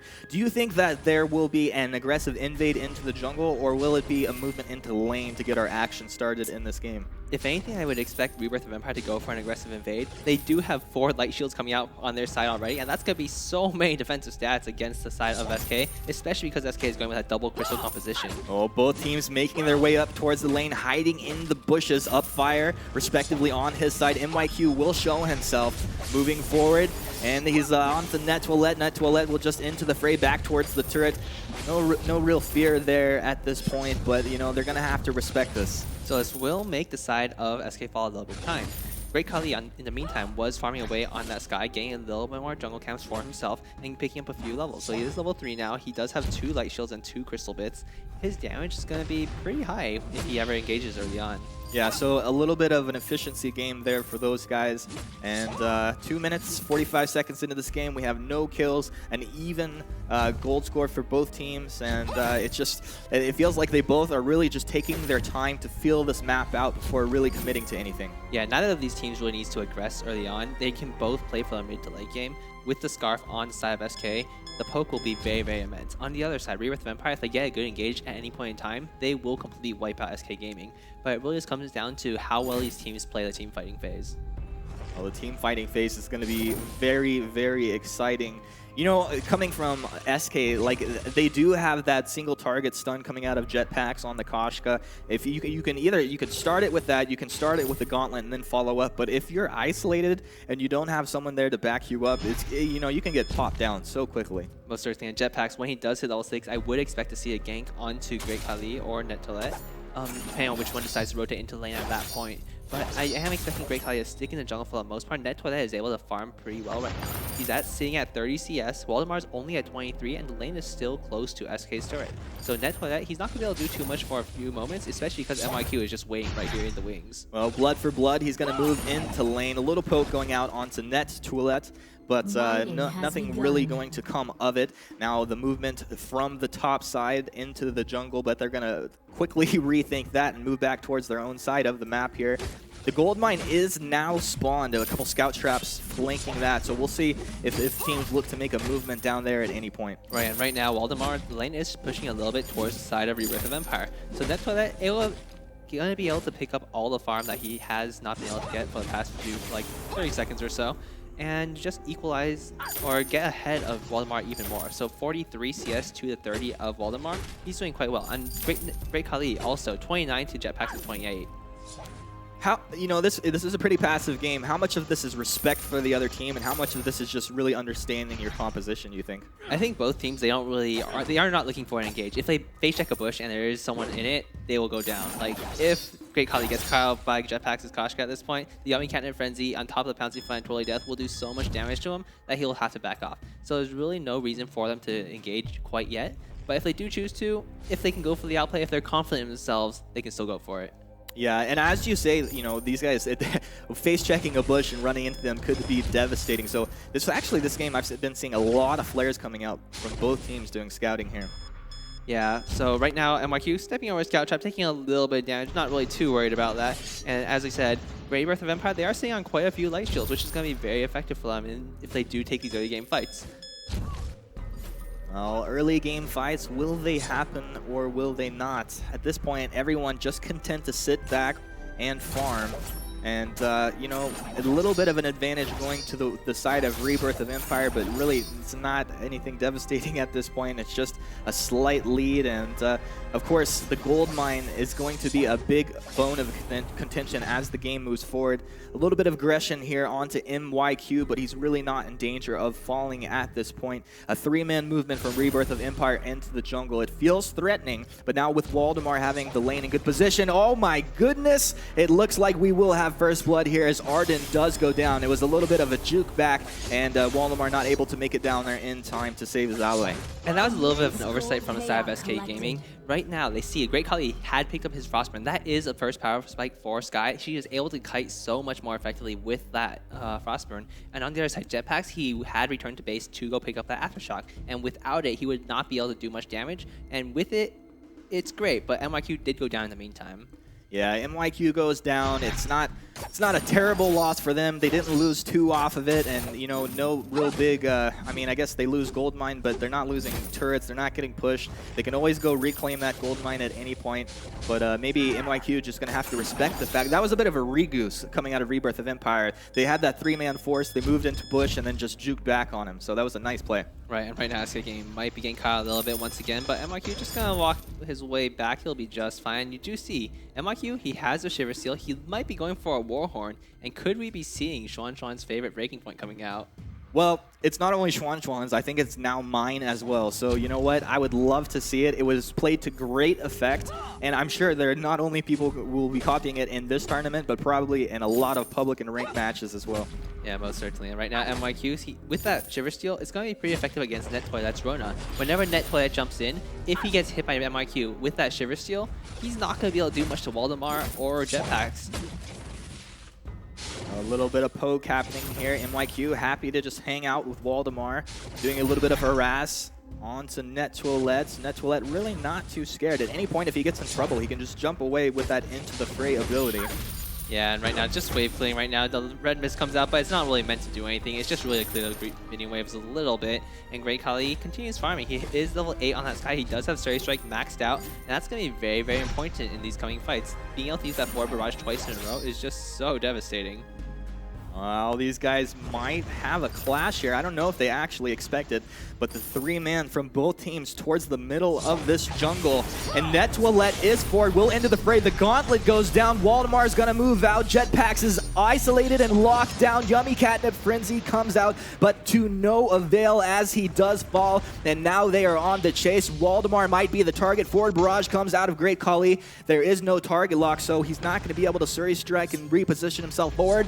But it doesn't matter. Nice movement. They're flanked. Waldemar's going to go down as well. Net Toilet will move forward with that into the fray, and now they want MYQ, but he might just be a little too far forward to claim that. But 3-0 going in favor of Rebirth of Empire as we approach the 9-minute mark of this game. Yeah, Rebirth of Empire doing fantastically in that team fight. The engagement was just impeccable. MYQ threw down Gauntlet, but he caught everyone inside of it, which meant that Rebirth of Empire, they were perfectly fine with fighting inside the Gauntlet. Man, that is just some really nice play coming out of Rebirth. And, you know, they're going to have to respect Great Kali's damage output. They're going to have to respect Rona. And, I mean, it looks like they really wanted to just get in there and trade blows. But they're going to have to be a little more careful moving forward. Yeah, one of the big things for SK Gaming, though, is MYQ is really going to have to work on his gauntlets. He's going to have to perfectly position them in a way that locks out half the team of Rebirth of Empire and catches just 1 or 2 members inside so that they're able to take those fights. Now, who do you think is going to be the easiest for them to kill? If you had the choice, you're going to isolate one of these targets and take them out. Is that possibly going to be Sky? Is it going to be Rona? What are your thoughts on this? I think they're going to they want to take out Great Kali on that Sky, but Net Toilet will probably be the one in their face and probably the one they have to focus first. Right. So maybe you lock the other ones out, you isolate Rona and try to burst her down. But, you know, the thing is, at this point, they're going to have to take someone down from 100 to 0. If this fight continues on, it can really turn around on them. And so they're going to have to be careful with their use of these spells at this point. A little bit of a movement here from SK into the middle of this map. They are in the lane here in force. Upfire kind of hanging out in the bush off to his west here. Great Kali with Upfire. Looks like they're just going to be happy to move back into the jungle as nothing is happening there in lane. Yeah, I'm expecting a little bit more aggression to come out of Rebirth of Empire very, very soon. As soon as this gold mine pays out, as soon as they have a little bit more of a gold lead, I think they should start taking more fights. They are an incredibly powerful composition at this point in the game. Great Kali able to dance around the edge of fights. Net Toilet in the middle with that red mist, with that Serpent's Mask is going to be so hard to kill, especially with the Aegis and the triple, or the Crystal Power coming out from SK Gaming. Well, we've seen so many Sky bans. And then they let Sky through in this game, and it's crazy to see the damage output of the Sky. They're really going to have to respect it. And some people have been talking about the weapon build versus the crystal build on Sky at this point. And do you think that this is the right way to go here? I think it really is, and it's going to put out a lot of damage. They've got the weapon coming out of Net Toilet, and it's just really a balanced comp. Yeah, for sure. I think the Crystal Sky is very necessary in this game in particular. They don't really want to go double weapon, especially against SK's composition. Arden will be able to just tank up so much of that damage. And Great Kali, with that Frostburn, is really going to be able to kite around the members of SK Gaming. Even when Jetpacks jumps in with that Pouncy Fun, if the forward barrage is going, the slow coming out from a Frostburn will just be immense. Immense and intense. Yes, Jetpacks is going to have to be careful with these engagements and scout it out there. 1 scout trap, 2 scout traps. It's just all littered across this side of the map here for Rebirth of Empire. Maybe a slight engage. No one really wants to commit to that one, but there are all the members from both teams here in the lane, and people are going to have to be careful not to overstay their welcome or just step a little too far forward and get punished for it. Yeah, I would not actually mind seeing Rebirth of Empire start taking these minion mines because they are stronger. They are able to push. I would like to see them just take the minion mines, make sure they have control of the gold mine, and just try taking down these turrets. Because right now, as it is, Waldemar is just clearing the waves far too quickly. Yeah, he's doing a great job, but you know, coming into this game, it feels like a lot of our analysts and people in general were favoring SK against Rebirth of Empire, but Rebirth being up with about a 4K gold lead and a 3-0 advantage at this point. I mean, is this how you saw this game playing out? Honestly, with the team compositions, I could see it playing out either way, but Rebirth of Empire has definitely played the early game more strongly. And right now, MYQ, he has that Warhorn, he has that Shira Steel. I might not be surprised too much if we do see the breaking point come out, because SK really does need that weapon damage. Oh, MIQ eating a lot of damage, but the Goop's lit on fire by Waldemar, so that means that we're going to have to scatter about a little bit and not commit onto that. And with that, they're happy to move back to the safety of their own jungle, and Net Toilette will head back to lane while his allies just hang around. Yeah, this is actually a good opportunity for Rebirth of Empire to maybe start pushing. Like, I really want to see them take these minion mines. I think that they do have enough power at this point to just potentially even dive under SK Gaming's turret and burst out on some kills. Yeah, so maybe a lot of matches you don't want to be taking it this early into the match, but in this case, it could really work out in their benefit. Most certainly, and one of the big things is, especially even if SK decides to take fights under turrets, it doesn't matter because at Rebirth of Empire they can disengage very effectively as we have a fight. Well, it looks like they want to fight. The Yummy Cat and Frenzy did come out onto Great Khali, but now the turnarounds here as Waldemar is the focus. Net Toilette's up there. Look at that lifesteal coming out. Jetpacks is forced to run away. Waldemar is lit up. MYQ's low as well. Can Jetpacks get out of this one? This is a scary situation for this poor little kitty cat as she moves back under the safety of her turret, but she will get away. It'll be a recall back to base, and now 4-0, a massive advantage to Rebirth, and here's the push that you were talking about. Yes, and this is exactly what I wanted to see out of Rebirth of Empire. They have the power right now. They are able to take these fights so easily. Like right now, Great Khali, he is untouchable. He has reflex block. As long as he blocks the Yummy Cat and Frenzy, I don't think SK can even get close to him. And Net Toilet just in the middle of SK's team, just wreaking so much havoc. That was really beautiful. That red mist came out, there was life still happening, and she was just doing damage to everybody, and it's just a beautiful thing. Most certainly. And Waldemar right now, he does have his Broken Myth, he does have his Frostburn, so he is able to keep Rebirth of Empire at bay. However, that's only if Rebirth of Empire is not willing to dive under turrets and not willing to dive into fights. So as we move later on into this game, what do the Swag Kings have to do to pull this back into their favor? So the big thing for them is that they just have, honestly, they can farm it out, they can try playing for what they can, but I do think Rebirth of Empire's team composition is a little bit better. But what they really need to do is they need to get scout traps all over the map. They need to make sure Waldemar is never jumped on by anyone from Rebirth of Empire. And if he is able to stand back and just constantly throw his Spitfires out for that poke damage, I think SK Gaming can take this game still. Right. Well, let's see if they can do that as we move forward. It is 15 minutes, 30 seconds into this game. That means the Kraken is out on the map. So this is going to be a big bone of contention here for both teams. And we see SK move down towards this jungle shop, pick up some items, and maybe they look to move back towards the lane, or just they kind of protect each other as they take out some minion camps. Well, it looks like they're going to just engage. Upfires all in the mix of this. Net Toilette letting out that red mist, and Waldemar, the player you said needed to not get locked down and hang in the back, is the first to fall. That means they're able to chase down. Jetpacks is there. He lets out the Yummy Cat in a frenzy, but it's in a defensive manner. That's not how he wants to be playing this one. MYQ will go down as well, and it's an ace for Rebirth of Empire. Yeah, and Rebirth of Empire is playing this game so flawlessly. No turrets down, 7-0 kills. They are playing so incredibly well on this third and final day.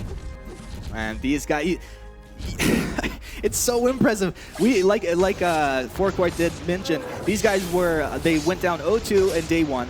They come back yesterday, they looked really good, and here they're just on fire. So this is the most important day to be playing your best, and they really are doing it. Yeah, they are definitely showing why they are the #1 seed in this tournament. And right now, Rebirth Empire with the Kraken, with an 8,000 gold lead, they are looking to pressure this game on SK Gaming and potentially look for a win right now. Yeah, they're looking to close out game one. We're 17 minutes into it. It could be even possibly a skunk here. Great Khali does have the double infusion coming out, so so he is ready to lay that damage down.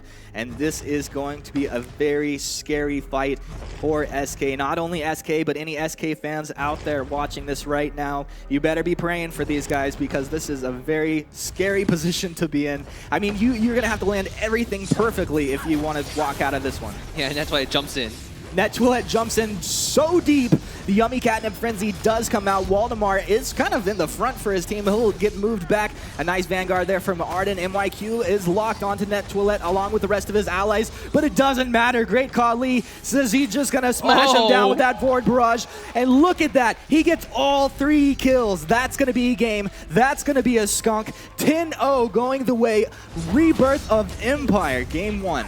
Yeah, that was such a fantastic play coming out from the side of Rebirth of Empire. 10-0, just flawless execution of their team composition.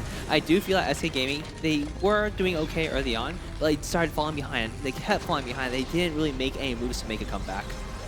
Yeah, well, I mean, I'm impressed. I wasn't sure how this was going to play out. It felt like it was going to be a much more even matchup, and I thought we'd be trading kills back and forth, but I am just... I didn't even really know what to say. Rebirth is they look like a whole new team from day 1 to day 3 here. Most certainly, and right now, I'm wondering what will SK do to make a comeback in Game 2? I am looking forward to seeing if they can make it to a final decisive Game 3 and seeing if they can make it into the finals. But to analyze the action, Orco Jester, go for it. Well, the Swag unfortunately did not win out on that one, but if I think this is actually the first time in 2 sets of finals, that's a shutout. That is actually a shutout. No turrets, no kills, and win at the 15-minute mark. Yeah. Net toilette. Clearly, yeah, clearly that's the big reason right there. That's the only reason. No, awesome game played there by Rebirth of Empire. Yep. What I noticed with them was like they executed very well in the jungle. They were able to use that Rona to be up front, taking up all the damage and somehow getting away with a glimpse of life, while Sky came in, flew down, and just pretty much obliterated everybody else. Yeah, it was 0-3, 0-4 is like, all right, you know, at one point, SK, yeah, we can definitely come back into this one, 0-6, 7, 8. It started really feeling rather bad. I noticed at one point, 0-4, but almost 4,000 gold lead. I mean, that's not something that correlates a lot in a lot of these games. Well, what I noticed with SK is like they have a tendency to actually pick into like the later scaling comms. And with this game, like they actually had a strong early game jungle, but they didn't use that aggression to like actually jump into the Sky and like try and melt her down. Instead, they try to play around her, which didn't work out too well for them because once this Sky like got a bunch of CS down, got some items in, she pretty much just ran rampage in the jungle. So North America really does like their early game aggression, and you know, Tasty Bacon, we've now seen EU try this twice today to really no effect. Is it just a difference of region? I think it's partially the difference of region, but also partially the difference of not playing the early game quite as effectively. I mean, we saw in the first semifinal when they took what's traditionally a late game comp, this was obviously Media Pixel, with the Kroll Catherine, and they were extremely effective early game. Whereas here, they take what's traditionally an early game composition, and there wasn't a whole lot of actual pressure being applied by SK. And it's strange to me to almost see like it's a combination of just the European teams being able to know how to wait it out and beat out that early game, but it also feels like part of it is just that they aren't quite playing the early game. But when they pick these early game compositions, they're not quite playing it the way that, you know, I would personally expect them to. All right, so when we come back into this one, I mean, the draft will be here just momentarily, and we'll have to see if there is going to be a bit of a mix-up. But personally, Rome, do you think we should just abandon the kind of early game aggressions, just go back to the mid to late games, Kaylin? Well, seeing that SK Gaming is actually picking and banning first this match, they're probably sitting back there, huddling up. They're like, we should probably ban out this Sky. Like, the Sky made a big difference for us, and we're kind of forcing them to like, are they going to ban Kroll again like they did last game, or are they going to ban somebody else? But we have this first pick this time. We can actually make the move and pick a comp that we're very comfortable with. So what would be a first pick, power play from SK then here? Either picking a Dagio or even securing a Rona would be actually really well for them. But depends on like who Rebirth of Empire is actually going to ban, because if they ban somebody else, then SK Gaming has that opportunity to leave Kroll for a later pick into the game. Well, there's not going to be an Adagio here, as SK are the ones to remove that out. So we'll have to see if it will be a Rona, a Kroll. If it's not going to be that Arden, again, like that's always something in the back of my mind as a first pick, or at least a priority pick, amongst the first of the sequences here. But Tasty Bacon, I mean, Kroll, we've seen a heck of a lot of Vox. We've, could we still even like see a Saw or a Finn? I'm not sure if we're going to see Saw or Finn from these two teams. Neither of these teams really were talking too much about having these secret strategies or extra special compositions, which every single time a team has talked about that, they were the ones that were pulling out the Saws or the Finns. So I'm not sure if we're going to see it here, but with Kroll actually being the one getting banned away, that's a bit of a surprise to me. Feels like it's a target on jetpacks. Yeah. Definitely.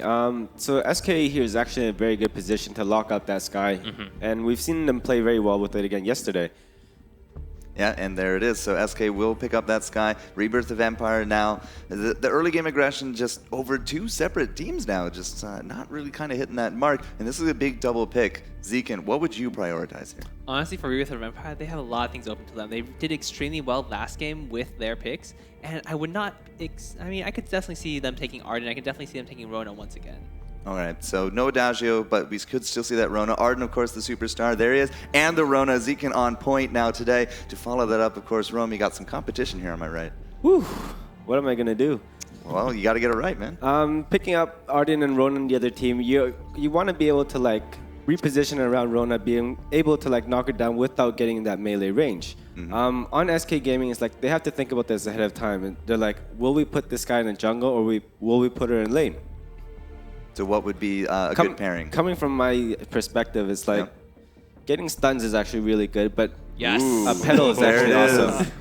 All right, so the Catherine pedal coming into that, and Zekin, you just went all into that. You said, yes, you want to see this pedal. Why is the pedal so big here for you? So the pedal is fantastic for the side of SK Gaming because Rebirth of Empire, they have a very strong double melee right now. They have Arden, they have Rona. They're trying to dash in onto that back line, and pedal, dropping the seeds, using that trampoline, will be able to get away so effectively. All right, now we saw double crystal pretty much exclusively, I think, with pedal yesterday. Could be a crystal Sky to go with it. It really depends on this last pick. And Rome, what do you think of that last pick? Never mind, it's going to be a Vox. Good job, Rome. It's not quite that triple melee, though. And we did see when it's not a triple melee, the double crystal with pedal, it was with actually a jewel back then, but it didn't really hit the mark. Yeah, and if you're looking at SK's composition this game, we're trying to wonder, where does Pedal really fit in? Are they going to actually put Sky up in lane so that Pedal can play in the jungle, or are they going to put it reverse the way around? I don't feel like they have a real, in terms of direction and where they really want to go. They're just picking up a comp that actually plays really well. I can't see where they have that aggression in the lane or where they have aggression in the jungle. It's not a primary focus for them. Well, Rebirth of the Kingdom, now with that Vox added to it, it feels like they have a huge mobility factor. Disengages, they got the leaps, Vanguard can just follow in, put up the gauntlet. Is that going to be kind of the big thing that you think you're going to see here from Rebirth? Well, looking at them, we're going to see a lot of Rona jumping into the back line with Arden coming up, following up with the Vanguard. But how are they going to do this? If there's a Catherine to be able to peel and Pedal is just jumping off away, they're going to have enough concentrated power to actually knock off this Pedal, because once she jumps away, once she starts kiting and ulting, they're actually stuck in a bad spot. So building Rona really tanking this game is actually going to make a difference later on in mid-game, but she needs to have that certain amount of DPS coming out in order able to actually execute somebody. The other team is so mobile that they're able to kite like champions, and that's something that's going to make a difference in this game. Well, the championship is going to be on the line here, because if Rebirth of Empire takes this 2-0, they're going to be to the Grands, and SK Gaming can only go home as third. To bring you the action here to find out, will this be a 1-1 or a 2-0 sweep? It will be the Humanist and Zekin. Thank you, Forecourt Jester. And one of the big things about this match is, I'm wondering, will this be the Jetpack's weapon Sky? Well, there's a good chance that we could see that. They could go double crystal, right? But if they want to have that balanced build, that's what we'll see. And it's been played to great effect earlier in the tournament. I don't know. I'm just excited to see a pedal, and I think they have a really nice lineup. All right. And right now, the teams, we do have SK Gaming up against the side of Rebirth of Empire. And it could be, it's going to be a very interesting match because they do have a lot of things on the line. This will be the deciding match to see if SK can, pull it to a decisive game 3, or if they're, going to fall into the third place match. Yeah, I don't think SK are going to go away easy on this one. These guys, they came here to win this tournament. They have so much swag like we talked about before, and it's for good reason. Everybody respects them as a team. And I think coming into this one, they've got their pedal, they've got their Sky. It's going to be a great lineup for them, and it's not going to be a skunk at least. And who knows? If they win it, we're going into Game 3. If Rebirth take it, they're going to the Grand Finals, and it's only time will tell. Yeah, and right there you do see Waldemar, Jetpacks, and NYQ getting ready. They're ready to load into the game, and this is going to be a very, very exciting game too. I'm really excited to see, will the pedal pick work? Will SK make the comeback? And will this be the Jetpacks Weapon Sky? Will we see it? Will Arden land those big gauntlets? Will Rona jump into the fray and be able to just tear them down? I don't know. I mean, the thing is, you get a pedal in there, and like Rome talked about, she's able to kite so well. You're dropping seeds, you're trampolining back, and if they start to run the other way, then you get on them. But she's also really squishy. So, you know, you get jumped on by Rona, she can get popped really quick. Most certainly, and one of the big things right here is we do see, you know, the Arden, the Rona, the Vox coming out from the side of Rebirth of Empire, and we do see the teams in the game, SK game versus Rebirth of Empire, and it is Jetpacks on that Sky. He has a weapon blade. All right, well, you know, I actually did get to cast one of the qualifier matches for SK, and Waldemar did play that pedal. He played it lights out, so I'm excited to see him on this pedal again here in this Game 2, as we have Rebirth of Empire versus SK Gaming. Yeah, and right here we see Jetpacks with that weapon Sky. He is in lane. He's going to be able to put some good pressure onto Great Khali. The Sky will actually trade fairly well with Vox very early on, so I'm expecting to see some early aggression coming out from SK Gaming. They do have that pedal pick. They do have that Catherine in the jungle. Not as strong of a combo against the Rona and Arden, but still very, very effective against that double melee.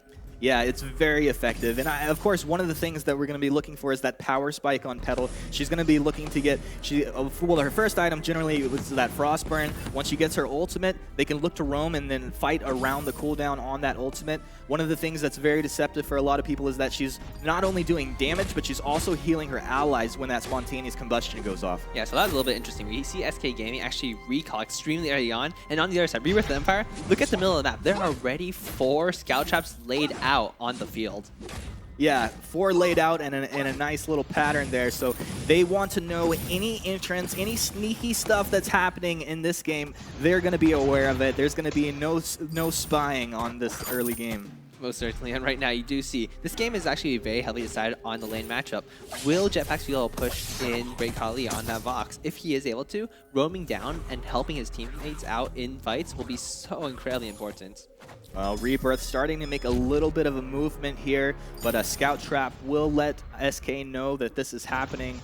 And there's no camps for them to pick up just yet. You see Upfire move into position to drop that Scout Trap right where that camp will respawn, so a nice play from him. And these guys, it's just a little bit of an intelligence mission here in the early game. Most certainly, and one of the big things right now is that, you know, SK, they're doing okay. MIQ is actually still level 1, got to level 2, and they are going for the gank onto Great Khali. Well, here we go, Great Khali. He's stunned up, and he's going to get just eaten alive as first blood goes to SK, so it's already a different game than Game 1. Yeah, so even with all those scout traps out on the field, Rebirth of Empire did not cover the most important path that SK Gaming did decide to take. Oh man, it's really tough, and like you said, there were so many of those scout traps down. The fact that it wasn't in that position is just very unfortunate to them.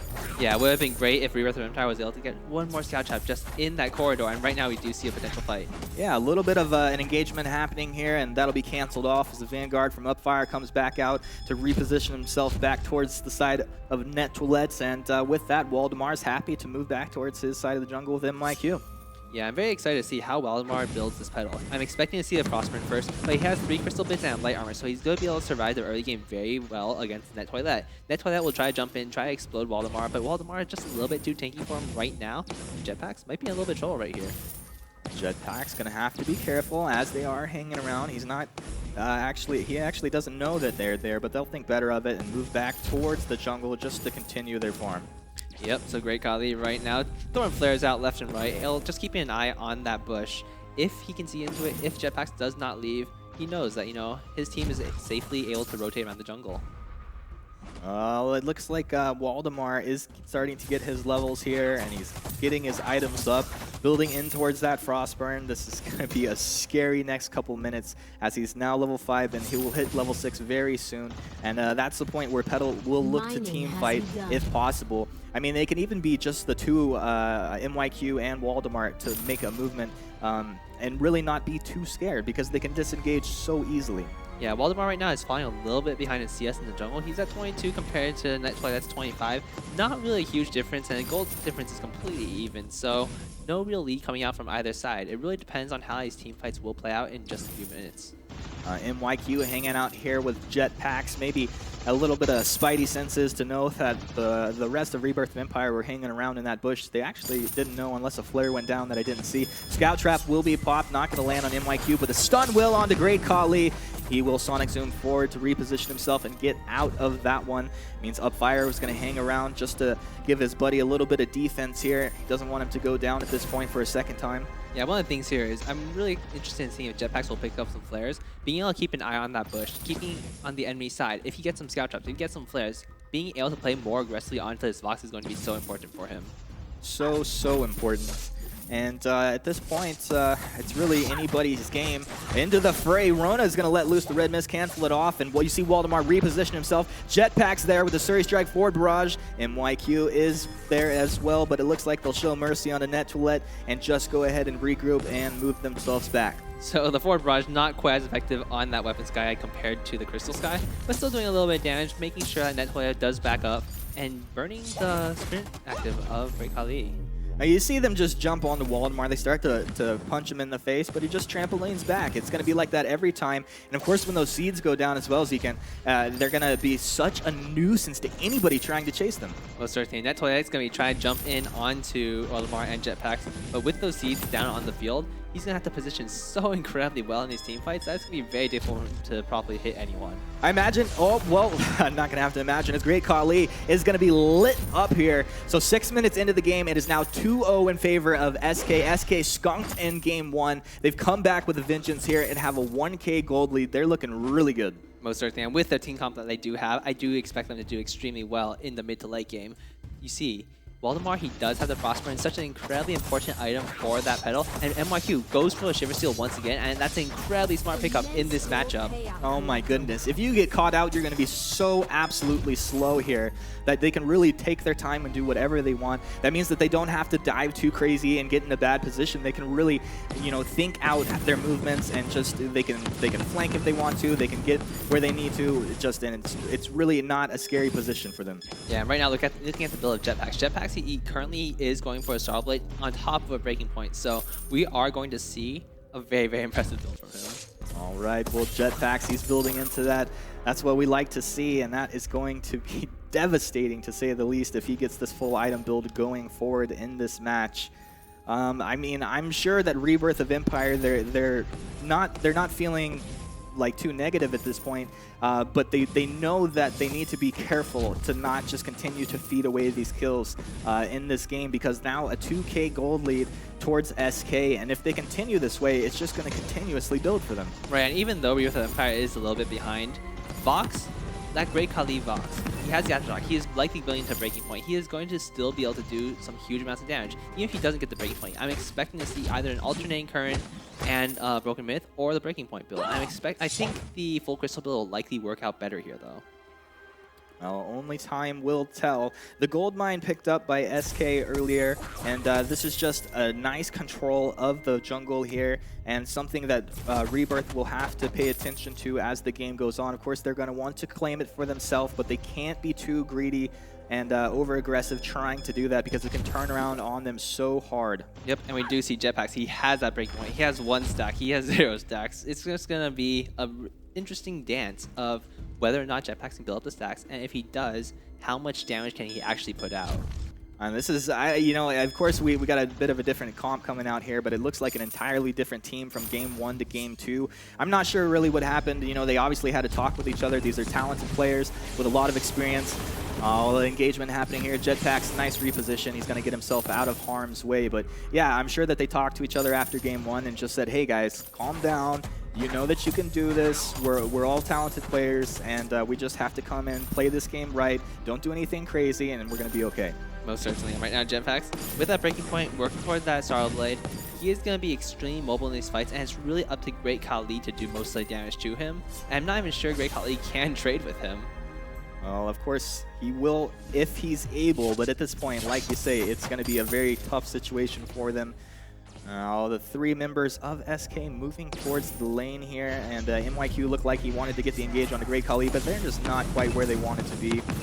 That means the Great Khali with up fire behind him. Whoa, man, Gauntlet goes down, but death from above, and Petal will get the kill onto Vox, and up fire is going to go down as well. It felt like they were kind of safe there, but it just came out so fast, there's nothing they can do. Right, and Walmart played that so incredibly well. He knew that he would get jumped on, and he knew that he had his ultimate on, and with that ultimate, that Petal just completely healed right back up. Yeah, that was such a nice play and use of that spontaneous combustion, and it turns around the fight. That's the deception that I was kind of talking about with Petal earlier, and used to great effect right there. Yeah, and right now Great Khali sitting 0-3-0, not doing too hot this game. He did quite well the first time around, but we will see, can SK take this decisive game too? Well, I am a believer in SK. I know that they are winners, and game one really it just wasn't their match. But here in game two, they have shown that they are a team to be feared. And moving forward, of course, like you said, Rebirth of Empire, they have every opportunity in the world to still take this game. But it's just looking very good for SK at this point. Right, and Rebirth of Empire, if they do get that power on Vox, if they get him some more gold, if he is able to farm up into the mid to late game, he will still be a huge, huge menace for the side of SK Gaming. Well, okay, here's the thing. It's if he's able to do these things, right? But the way the game's going right now, if it continues the way it's going, a slight gold advantage going the way of SK, they're getting the kills. Is that going to happen for Rebirth of Empire? I still think it's possible. SK, they do take their games fairly slowly, and that will allow Rebirth of Empire to potentially get into that late game point. So it's really up to the SK. Can they push their advantage? Are they able to take turrets? They do have about 3,000 gold lead, which is pretty solid. And right now, Great Khali getting jumped on. Yeah, Great Khali stunned up from the Merciless Pursuit, but it's just a little too deep there to really follow up on, and looks like nobody's going to take advantage of that. He does have some allies near him, so that will cancel it off, and everybody else moving towards the jungle here. It looks like maybe SK taking this opportunity to hit up the shop, and Fountain picked up by Catherine. Sorrowblade finished up here by our Sky, and this is maybe a point where they look to engage off the back of these item pickups. Oh, Jetpack's jumping in on Net Toilet. Net Toilet is almost starting to go down yeah, right here. Net Toilet lit up. Death from above, not going to land. Is Net Toilet going to get out of here? Yes, he will. Lucky boy. That was a very nice save coming out from Upfire. That Vanguard just got Net Toilet out of there. Great Khali taking a lot of damage. MYQ taking a few turret shots. But SK will be fine. This is a good opportunity for SK to take some turrets. Like, every single member of Rebirth of Empire is fairly low. Upfire is the only healthy one, but he's Arden. He's not going to be able to do too much. And if SK game decides to go hit the turrets, they will be able to take it down. Oh, Net Toilet is just lit up there. The death from above does come down, but not even needed as Petal does pick that one up. And now with the turret down, it looks like they want to go for more, but a defensive gauntlet comes out just to zone them so they can break back up Great Khali and get him out of there. Yeah, and this is the kind of team composition I wanted to see out of SK Gaming. This is exactly what they need to do to take the second game. And right now they are playing it extremely well. They are 5-0. They have not let up on the pressure. And this just really shows how complex of a game this is, how much the strategy and drafting really comes into it, because game one, 10-0 for Rebirth of Empire, and now we're sitting here in game two, 5-0 in the reverse. So I don't know, I'm impressed the way SK have come back into this, and we'll see how it all unfolds as the minutes do continue. We're 13 minutes into this game, and a nice little lead, 5K gold lead going the way of SK at this point. It feels like a slow bleeding, but like you say, there's always that chance that they can put together an incredible team fight and even pick up an ace at some point. It would be 5-3 at that point. I would like to point out Jetpack's item build. He has a Star Blade. He has a breaking point. That was pretty much expected. However, he picks up the Aegis, which is so incredibly intelligent because he knows that the only person in these fights who can even get close to him is Great Khali, and if he itemizes directly against the person who can actually touch him, he'll be completely fine in these fights. Yeah, just very smart play coming out of him, and he's doing a great job here. So Zekent mentioning that, giving him props as he deserves. A little bit of movement coming from SK. Scout traps will pop, so Rebirth know that they are here. And he'll find some more scout traps as well as NYQ does lay his own down. But a lot of vision here across the map, and it's so important that these teams know where the rotations are coming from. Yeah, and right now you do see SK about to start sieging onto Rebirth Empire. This is a great opportunity for them. They can use Sky. They can get some stacks of Breaking Point just by poking out of the members of Rebirth of Empire. And if they ever get engaged on, they have Waldemar. Waldemar will heal them. He will drop some seeds. They'll be completely fine. And it's going to be so hard for Rebirth of Empire to really engage on SK. Look at this map right now. You see these scout traps everywhere. They got control of the gold mine as well. I mean, this jungle just belongs to SK at this point. There's no contest about it. Rebirth, if they want to come through here, it's just going to be so hard for them. Yeah, and that's one of the big things. SK, they took their advantage. They littered the map with vision, and that's just the way you want to play the game. Once you have vision control, once you know your opponents, where your opponents are rotating to, you can counterplay them so effectively. Well, they have fortified their position in this game. They're feeling great. They're looking good. And they'll continue to do this as they move forward. It looks like 3 players have run into each other. The gauntlet goes down. Now Jetpacks is just going to drop death from above on everybody's face. They're all taking damage. Net Toilette's going to move forward for his team there. He'll be the first to fall as Kraken does come out on the map here. Upfire is probably going to go down as well as Jetpacks is locked onto him. That means Great Kali is the only member of Rebirth standing, and he's forced back under his turret. So 7-0 in favor of SK in Game 2 here. This is a completely different game than Game 1. And are they going to die for Great Kali? The preemptive death from above is going to come out. Don't even need it. They just smash Vox and eat him alive. And that was just a flawless fight from SK Gaming. Honestly, they are taking their advantage. They are pushing their advantage. And they have taken 2 turrets. They have given up no kills. They have given Rebirth of Empire no recourse in this game. Yeah, there's... They're just pushed into a corner at this point, and they can only play defensively. It feels like such a tough position to be in, and of course they're going to continue to fight. They are here, and don't want to go into a game 3 if they don't have to. But hey, if they lose this game, it's not over for them by any means. Yeah, and this is exactly what happens when you do have that very flexible hero pool. Going back to the draft phase, SK Gaming, they knew Rebirth Empire. They see these picks come out, they see the Arden, they see the Roner, and, well, SK Gaming has Sky. What they do, they pick the Petal, they pick the Catherine. They're able to do so many things. As long as you have an open hero pool, it is so easy to just counterpick your opponents every single time. Yeah, it truly is. And you know, one of the things, also Catherine, she's had some nice silences come out, and when that happens, it's so hard for Rebirth to try and follow up with anything, you know? That means that they have to just tuck tail and run, and if they try to re-ghost, well, it's probably already too late. Yep, and right now we do see SK Gaming start up on that Kraken. It does look like Rebirth Empire does have an idea that it is happening, but I'm not sure if they're going to be able to take this fight.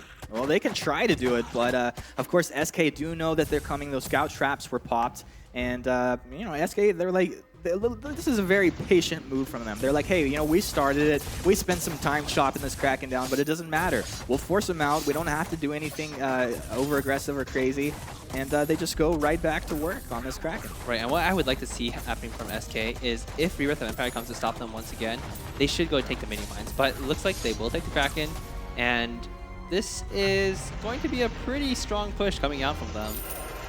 All right, well, 8-0 for SK here at the 17-minute mark of this game. Kraken is live and an ally of SK as he's going to move towards the lane and then slowly walk his way down the lane. This is a very desperate situation for Rebirth of Empire. They were able to pick up that minion mine, and maybe that'll help them just a touch here as this push is going to come in full force.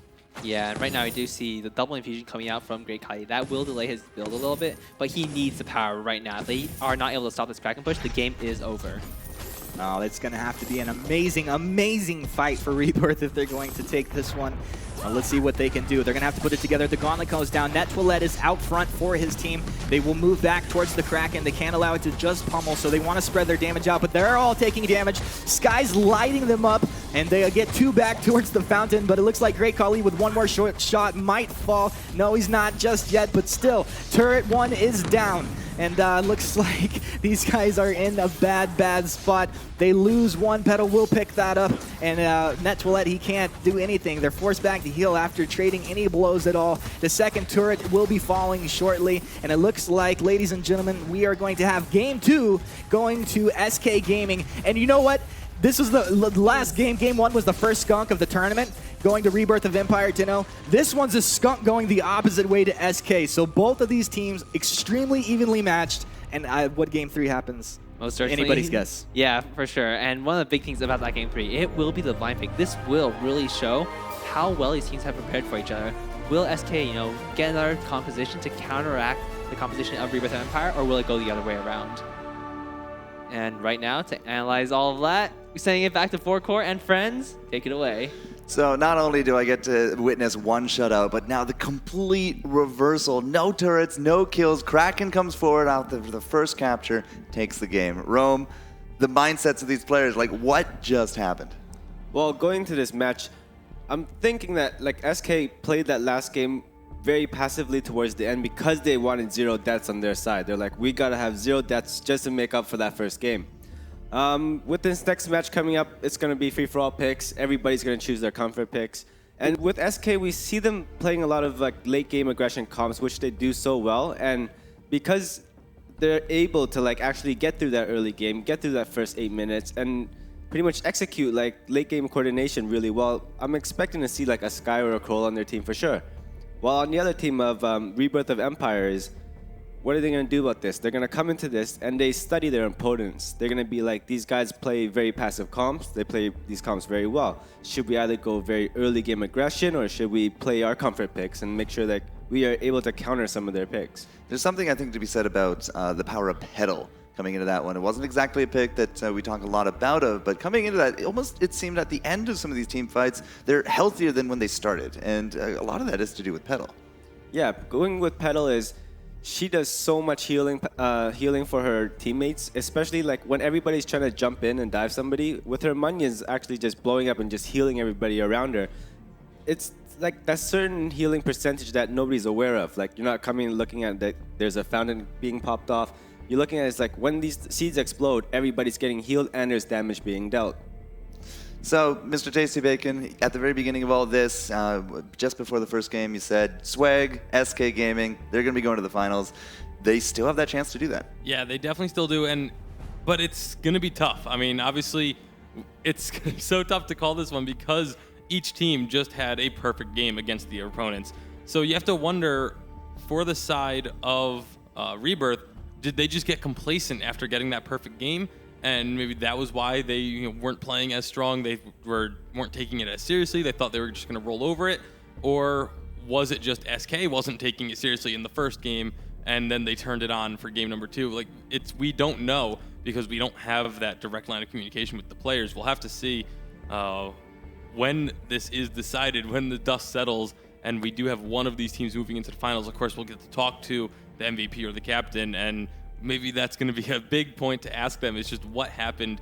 Was it that one side was complacent beforehand, or how? Just it's so baffling to me that you can have a team go without giving up a kill, and then the very next game against the same team not get a single kill. Well, there's definitely going to be something to be said about the mentality of these players. You can see them here on screen. I mean, the pensive thinker, collaborative discussion here with these teams. It's a very important Game 3 coming into this, and I believe this is our 3rd set of series. That is actually going to go all the way to that very decisive blind pick strategy. Now, what have we seen before? Well, some of those strongest comps come out. Yesterday, it was the Finn, the Saw, and the Adagio. That was a really big one when it came to game number 3. What kind of pocket strats could these teams have in their pockets, Mr. Room?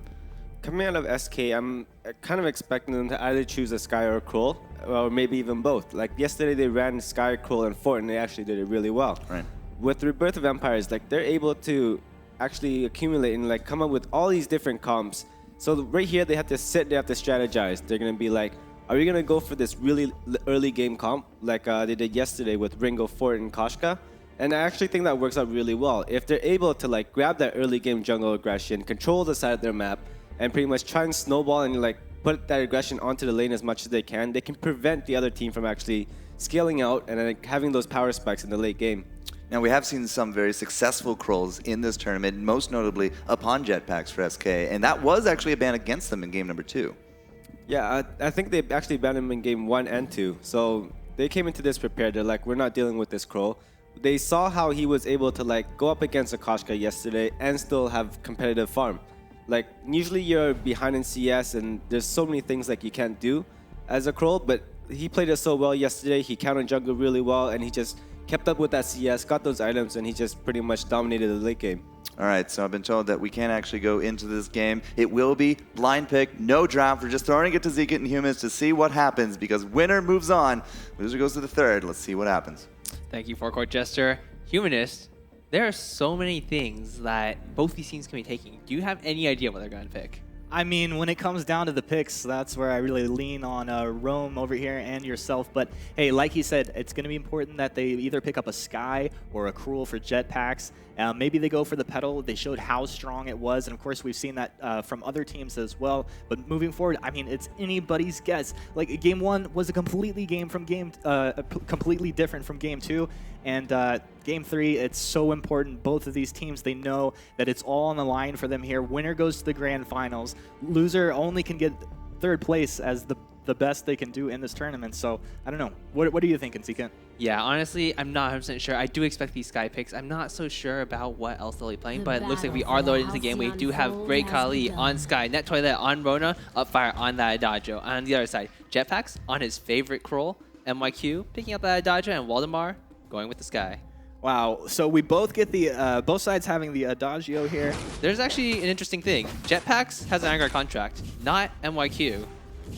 So Jetpacks is going with the Roamer Krull, and MYQ is going for the carry Adagio. This is not what I expected to see. All right, well, we got some strats coming out here. They're pulling it all out here in game 3. And I'm excited to see how this all unfolds. Zekent, you're going to have to be my guide as we go on this wild walk. Yeah, so one of the really intelligent things right here is that the way SK Gaming has set up their lineup is that Jetpacks, if he goes tanky, he can shut down Net Toilet every single time he jumps in. And on the other side, MYQ, he will just do so much damage with that Crystal Adagio. And Waldemar will just be able to do as much damage as he wants with Sky. So as long as Jetpacks gets to that tanking point, he will be able to shut down one of the major carries of Rebirth of Empire, while Upfire won't be able to do quite as much damage as MYQ. Wow, I mean, that's such an incredible mind game. And you get into these fights, you see a Krull, it's like you want to be able to shut him down. You're going to be scared of him, but that's just like a little bit of a mind tweak that they're going to have to adjust to here. Most certainly. So focusing on Krull, still going to be very important because it will be shutting down one of their carries. But if they are not able to take Krull down, this is going to be interesting because they have so many points of focus. If Krull doesn't go down, one of your carries is shut down. If they do take Krull down, that gives so much time for Waldemar and MYQ to do damage to the side of Rebirth of Empire. Well, Jetpacks being a little bit of a nuisance here in the lane. But, you know, another thing to keep in mind is just, well, you have this tanky Cruel build coming out here, but he's going to be able to be buffed up by Adagio, right? So he is going to be pumping out more damage than if Adagio wasn't there. And it's going to be pretty scary. I don't know how this is all going to play out, but man, oh man, do we have a good matchup here in Game 3. Most certainly, and this really comes down to how SK wants to play it. They could have MIQ buff himself up with the Agent of Wrath. He can do so much damage on his own. So it really comes down to, oh, we have a fight. Well, yeah, it all comes down to positioning and how they want to play it out. Bit of an engagement here, and it looks like nobody will fall, but a lot of damage coming out from both sides. You see those forward barrages just getting pumped out. And, you know, no one really overcommitted to that one, and there's no point to do so this early in the game. Yeah, right now you see Jetpacks fearlessly walking in onto Net Toilet. He's going to take a little advantage. MIQ actually right into a couple members of Rebirth of Empire right here. It could be really dangerous for him. He might be going down. He does go down. So first blood going over to the side of Rebirth of Empire, and Waldemar taking a little damage on his way out. Yeah, that was just a little bit of, you know, maybe an overconfident rotation there. They didn't have the vision. He walked right into that one, and it's pretty much an easy pickup for Rebirth of Empire. Yeah, that's very unfortunate for us to have SK Gaming, because that does also give away the double backcamps of their jungle. And that means Rebirth of Empire getting a little bit of a lead very early on. Yeah, that's right. The great Kali won't let that one go for free. So he, of course, will move back, takes those camps. Efficiency at its finest. And these guys continue to poke at each other here in the lane. Waldemar, you know, he's holding his own. I think it's going to be pretty even across the board. And then when these team fights break out and through the mid game, it could really just blow the game open. Yeah, Jetpack's going in by his lonesome, taking a jungle camp away for himself, picking up that early Storm Guard banner. So he's going to be able to steal enemy jungle camps away very effectively. He's going to be able to help farm, and he's going to, you know, try to scale into that late game as well as his carries. Yeah, and it's really funny. Some of these heroes can be played very versatile. Of course, Adagio is one of those. It can be a roamer, a laner, a jungler, whatever he wants to be. Now we're seeing the same thing out of Cruel. We actually have a good friend at this tournament who insists that lane Cruel is the best way to go. But here we see the roaming Cruel, and of course, Jetpack's playing it very well in the early game. And we'll just see how it goes as this game unfolds. Most certainly, Waldemar right now farming up as much as he can with Jetpack's weighing in the wings. He might be going for a gank on that, but I don't really expect Jetpack to be able to do too much against that Rona. And in the meantime, MYQ is farming away in his jungle. Jetpacks, he's just soaking up gold in lane to make sure he scales into that late game. And if Rebirth of Empire does not do something soon, I'm pretty sure SK Gaming has the better scaling composition here. How much better is it at scaling at this point? Is it just a slight advantage to them? I mean, is it going to be something that really becomes devastating as time goes on? One of the big things is because Jetpack's Waldemar getting jumped on. Engage here. Waldemar eating a ton of damage and will go down. Rona picks up both kills as Krull just is eviscerated, essentially. So, something happening soon, something happens soon. And that's exactly what Rebirth of Empire needs to do to get ahead of this SK Gaming team composition. Because if it goes to late, as I said, Cruel will become a huge mess. He will have his breaking point. He'll shut down one of the carries on the side of Rebirth of Empire, and it will effectively be a 1v3. Oh my goodness. What an engagement on our Rebirth of Empire. Now 3-0 here in their favor at 5 minutes, 20 seconds into this game. And of course, right after they get those kills, they went and took control of the gold mine. So now they have control over the middle side of this, the middle part of this jungle, and they're not gonna let that go. If SK go in there to try and contest and take that at any point, they're gonna be there to defend that. Yeah, this is a little bit dangerous because Waldemar and MYQ are both going for that crystal damage. However, Jetpacks, he will likely get a breaking point at some point in time, but it's gonna take him a very, very, very long time until he gets to that point. Yeah, this is like, I mean, of course, it's not an Angry Panda build, but it's almost an Angry Panda kind of mindset. You know, Xuan, he would be playing that roamer, picking up that breaking point. So, you know, if we can see Cruel doing that, we know that that roamer can have a lot of effect if he's able to get that item.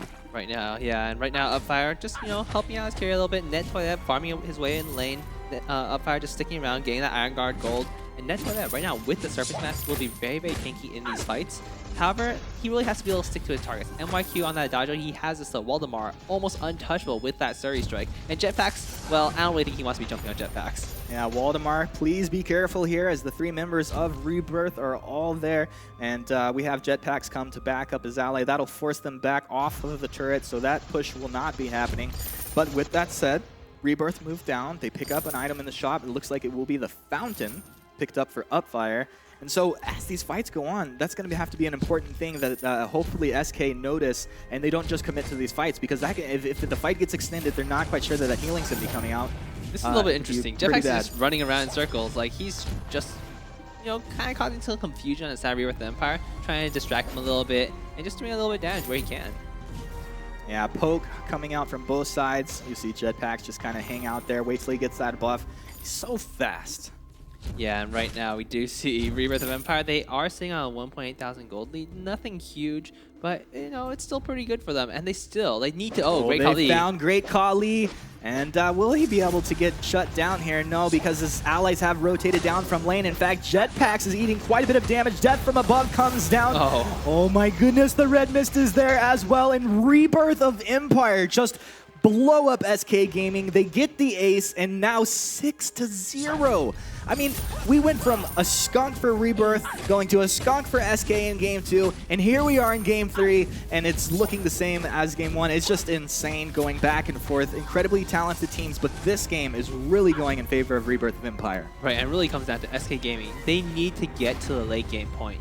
They built their team comp around a composition that just needs to get to that point where they are nigh unkillable. They can have MYQ healing Jetpacks. They can have MYQ healing Waldemar. Waldemar can just be dancing around the edge of fights and nigh untouchable. But right now, Rebirth of Empire, they've noticed that SK is going for that late game scaling, and they have reacted properly. Yeah, they wanted to come in here and poke around, maybe see how the reaction came out of Rebirth of Empire, and it came out quickly. Like bees defending their hive, they were there. They're not going to let this go, and they'll go ahead and swarm and then just reposition themselves back into the lane. Net Toilette just wants to keep farming. These guys are so efficient, and right now it's a nice gold lead going the way of Rebirth of Empire. I mean, we're talking a 4K gold lead at about 9 minutes into this game. Yeah, and one of the interesting things is SK Gaming took that fight. They should not be taking fights at this point. They need to get more gold. They need to get to more levels. They need to get to the point where they can actually win fights very effectively. And when they do get to that point, they should be taking fights very, very convincingly. Yeah, well, we'll see. We will see if they can get to that point as time goes on. But right now, Rebirth have a strong hold of this match, and you know, one of the worst things that they could do is just to overextend, be aggressive in a point where they don't need to be, and because they have such good control of this game at this point. You know, take a kill, then maybe take the turret off it, take an objective, but just don't get too crazy at this point. Yeah, looking at the two skies though, their builds are incredibly similar. They almost have the exact same item set. There's an extra light shield on Great Kali, and Eldamar has a crystal bit. But overall, they are pretty even in gold. But looking at the other carries, MYQ, he's sitting on a Frostburn. Net Toilette has an Aegis and a Serpent's Mask. So more tier 3 items coming out from Net Toilette, and MYQ is falling a little bit behind. It's 37 CS to the 89 of Net Toilette, and Great Kali 61 to Waldemar's 85. Yeah, I mean, you're calling out everything as it's really happening, and it's tough. It's tough for these guys. MYQ, he's going to want to be a little more efficient. Waldemar making an aggressive move there, but it's just really not landing, I think, the way that they actually wanted. Well, it does continue. The stun going to come out, lands on Upfire in the lane here, and Death Rumble not going to land, but the forward barrage damage is there, and Upfire is going to go down. So that's the first kill for SK. And they're doing exactly what they need to do. As Zekan said, moving forward, they have an extremely strong composition. If they're able to get a kill here and there and continue this golden item progression, they're going to be just fine. Yeah, Waldemar, however, getting jumped on.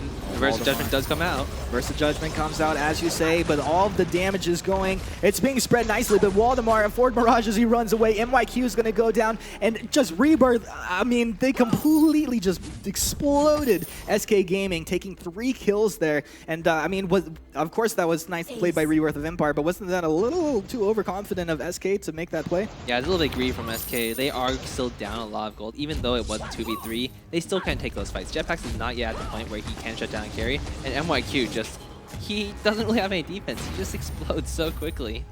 Well, oh man, off the back of that fight, they're able to take the second turret. So there's more gold, more map control going the way of Rebirth of Empire, and they're just continuing to snowball and use this advantage as best as they can. Looks like more item pickups coming out of Rebirth of Empire. Do you want to talk about what they've picked up here? Yeah, Rebirth of Empire with the Crucible, with the Fountain, they're going to be getting some serious sustain in these fights. I would like to see Upfire take a Warhorn so they can keep up with Waldemar and MYQ. But in that way that he's sitting on the Serpent's Mask, he has the Aegis, he is working towards a Star Blade. He's going to be doing so much damage in these fights. And Great Kali with the Broken Myth, with the Frostburn, the damage from Sky is going to be immense. Yeah, it's so much damage. I mean, like you think that you get into these fights and you can lock someone down and just start bursting them, but it turns around on you so quickly. They have to respect the damage that can come out of these guys, and I don't know. I'm excited to see how this all will unfold. And can SK pick up more kills? Can they push this game long enough to really get what they need? Yeah, I don't know if they can at this point. They are falling quite behind. SK Gaming is almost getting doubled in gold by Rebirth of Empire. But that being said, if they can stall, if Rebirth of Empire fails to push, it will still be a very, very likely chance that SK Gaming can make a comeback. So do you think Rebirth, do they continue? Well, we'll hold that thought as an engagement happens here. Jetpacks is quite up in the mix. Burst of Judgment will come out, and it looks like, well, Sky's going to kill Sky, but it's Rebirth Sky killing SK Sky. Rona takes out Jetpacks on that Cruel, and MYQ will go down as well. So it's ace after ace after ace for Rebirth of Empire, and now 12-1 here in Game 3 as we approach the 13-minute mark of this game. And remember, folks, the winner of this game is going to the grand final, so this is so important for both of these squads. Yeah, and right now, I don't really see this game going any other way. Rebirth of Empire, dominating performance. 13 minutes in, 8,000 gold up. The third turret is down, and when the Kraken spawns, if they take it, I don't think SK King can defend it. This is going to be so tough for them. But you know SK are not going to let it go. They're not only are talented, they have experience, and they know what they need to do. They know the situation that they're in, and if they can just hold it together, maybe string together a nice fight or two, and then they have a slim chance. But things are just looking so good for Rebirth of Empire at this point. Most certainly, and right now we see SK, they're trying to farm up a little bit more. The gold mine is going to pay out to Rebirth Empire. Another 900 gold will be in their pockets. About a 9,000 gold lead will be accrued. And then when the Kraken spawns, SK Gaming is going to have to push in so deep to try to stop it. I don't know if they can. Yeah, this is a scary position to be in. I mean, with Kraken coming out, and then you assume that they might infuse up at that point and just push down the lane, go for the jugular, and try to close this one out. It's a tough position for SK. We'll see what they can do here. So it looks like they are just they'll stop the push here. Rebirth, they want to keep SK pinned into their base. They don't want to let anybody wiggle out their way out into the jungle and maybe start picking up any of these jungle camps. And they've done a great job so far. Scout Trap will pop onto Net Toilette. Well, not going to hit him, but just giving that vision. And I mean, gosh, it's a really tough thing to say what they actually can do at this point. Yeah, right now, SK Gaming, what I would like to see from Rebirth Empire, they have taken one main mine. They should take the other one. So the moment the Kraken spawns, SK Gaming will already be pushed into their base. And they'll be able to take a Kraken pretty much for free, or they'll know when SK Gaming is trying to advance on them. And even if SK Gaming comes, I don't really know if they can take a fight. They do not have that much power. NYQ, sitting on Crucible, sitting on Frostburn, they are relying completely on Waldemar for damage. And in terms of damage, Great Khali just has already outscaled him. Tiny gold payout. All right, well now 15 minutes, we do see the Kraken coming out onto the fold here. And Rebirth of Empire are grouped up around that Kraken. You'll see Upfire start to go to work on it. Maybe, yeah, it's going to go here. So Great Khali has come in with his ally. They're going to start taking this. Like you said, SK are in no position to really defend this. But wow, the movements are starting to come out, but it's just nowhere in time. So Kraken's unleashed. You see that SK kind of had an idea of what was going on. Are they going to look for the ambush here? Maybe they're going to find Upfire as he walks right into them. The forward barrage is going to come out from Waldemar, and he'll drop the death from above as well. MIQ brings out that verse, but it's just not enough as the damage is coming out from Rebirth onto them, and they lose the Kroll. They'll look for more Waldemar. He might be the next target here. They're going to eat Waldemar alive, and now MYQ, the last man standing for SK. This is just terrible situation for SK Gaming. The Kraken is alive. He's lumbering down the lane, and that looks like it will be the ace, and that's going to be the game. And with that said, Rebirth of Empire going to our grand finals here. Oh man, this has got to be an exciting moment for them. And SK, I mean, they did their best. You saw in Game 2 how incredibly explosive they could be, coming out and skunking the same team that skunked them in Game 1. But Rebirth, very impressive. And I guess we'll have to see how our analysts feel about this. But Zakint, before we do that, I mean, is this how you expected it to unfold? Looking at the team compositions, I did expect Rebirth Empire to play it very aggressively early on, and they did. They were able to take that early advantage. They were able to get those early kills. They were able to get those early turrets. And now you can see they are going to take this game 16 minutes and 30 seconds in, and that was just so well played from them. They knew exactly what SK was going for, and they countered it completely. Yeah, a kill a minute coming out of these guys. That's our #1 seed. They're showing why, and it is just so impressive to see. Most certainly, and right now we do see Rebirth Empire with that victory. They are very pleased with their performances, and it looks like we will be seeing that rematch in the finals. Yeah, well, it's going to be exciting for the players. It's going to be exciting for the fans. I'm happy to watch it myself, and I guess we'll have to see what our analysts have to say about that. It sure was interesting from our perspective. All right, Forecourt Jester, take it away. Well, going from one extreme to another. This time a few kills going each way, but overall 3 sets of about 15 to 16 minutes, and all of a sudden Rebirth of Empire coming back very strong in their game #3 now to go to the grand finals. That's absolutely hype for them because they now get a little bit of a break, and the next matchup is actually going to fall to SK Gaming to kind of defend themselves against Blackhawk for a 3rd place finish. And there we're going to be looking at not only a little bit of cash, but of course, you know, the prestige that comes with bronze. The big MVP of this one, however, was Net Toilette, and we're actually going to be bringing him up here into the stage. Rome's going to be asking him a few questions because I got to know, like, what exactly happened those sets of games? Well, first, when you saw that Rome Kroll, what were you thinking? Yeah, we actually think that Rome were jungle, Robo jungle. Cruel were jungle, and Adagio support, but they don't know what they did. It was weird, and so we just. I think we won because of that. The Cruel didn't farm, no items, no gold, and not enough gold. They camped at the lane, so they had to share the XP. We were ahead of gold level, so we could easily pick up fights and win them. Yeah, pretty much coming to this one, like you were playing Rona and you pretty much just ran over the entire team. You had all these items, you had all this sustainability where when you came into a fight, like nobody actually put any damage on you. They couldn't do anything to you. Yeah, I was, as I saw where Crew wasn't jungle, so I didn't need that Atlas so hard, so I went to Aegis, Yeah. and that I reduced the damage from Sky, and I could just ult them all without going down with that Serpent Mask also. So going into like the finals match, do you have anything for your opponents, or do you have a message for them? Anything you want to say to Media Pixel? I hope we will get the revenge. We will win against them. We know what we did wrong, so we can make that better. We can change it. Yeah, definitely. Like I saw, like as the tournament progressed, like you guys worked on small mistakes, you noticed small things, and you just improved later on. And best of luck in the finals. We'll be watching you on from here. Thanks. All right, so as mentioned, Blackhawk Gaming is going to be taking on SK Gaming here in their third place match. After a few moments, we are going to take a bit of a more extended break here, give the players a little bit of time to recompose. I mean, that was a really dead set game number 3, and the whole series as well. So we're going to give SK a little bit of cool-off time, and when we come back, of course, we will have the third place into the best of 5 finals of Media Pixels, now up against Rebirth of Empire. So while we're going to be taking a little bit of a break, of course, once more, you can be winning yourself one of 3 free Kestrels in chat. The keyword is going to be this time Rebirth, so make sure you get that out there. There's quite a few viewers out there, and as we come back into third place, hopefully you'll still join us here for the VGO EU Finals. See you soon.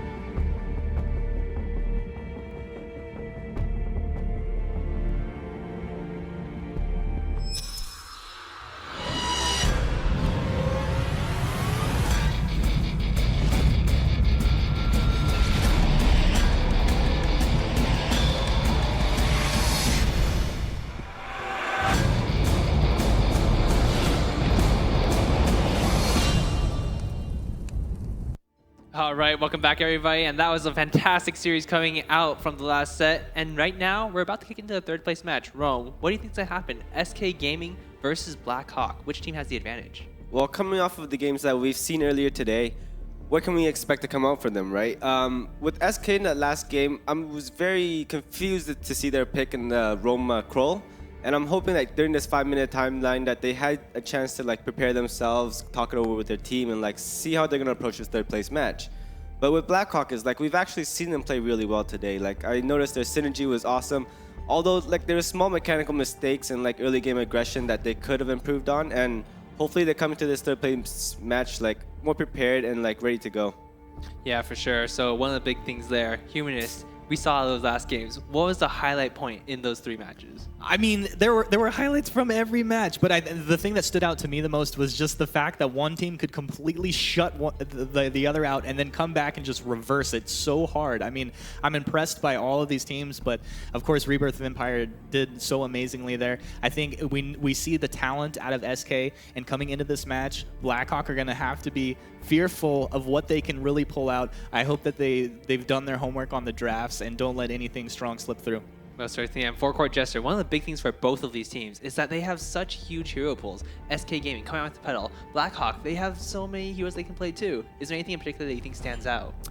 With so many aces up their sleeves, I've consistently been surprised at a lot of the picks here. So I don't really want to caster curse it, so to speak. I mean, the guy here to my right, Tasty Bacon, he's the blessing. I don't want to become the curse to that. So I'm just going to say that I'm expecting some stronger comps, especially with such deep pools. But some of the mind games, I think, going in, especially for Blackhawk, they did fantastic day 1, sort of, not as good on day 2. Yes, they still won, but it was definitely shakier, and now they're into this third place match. I think it's going to be more about collecting themselves rather than getting a stronger draft. All right, but with the teams, we have Evil Finn on the stage, ready with them.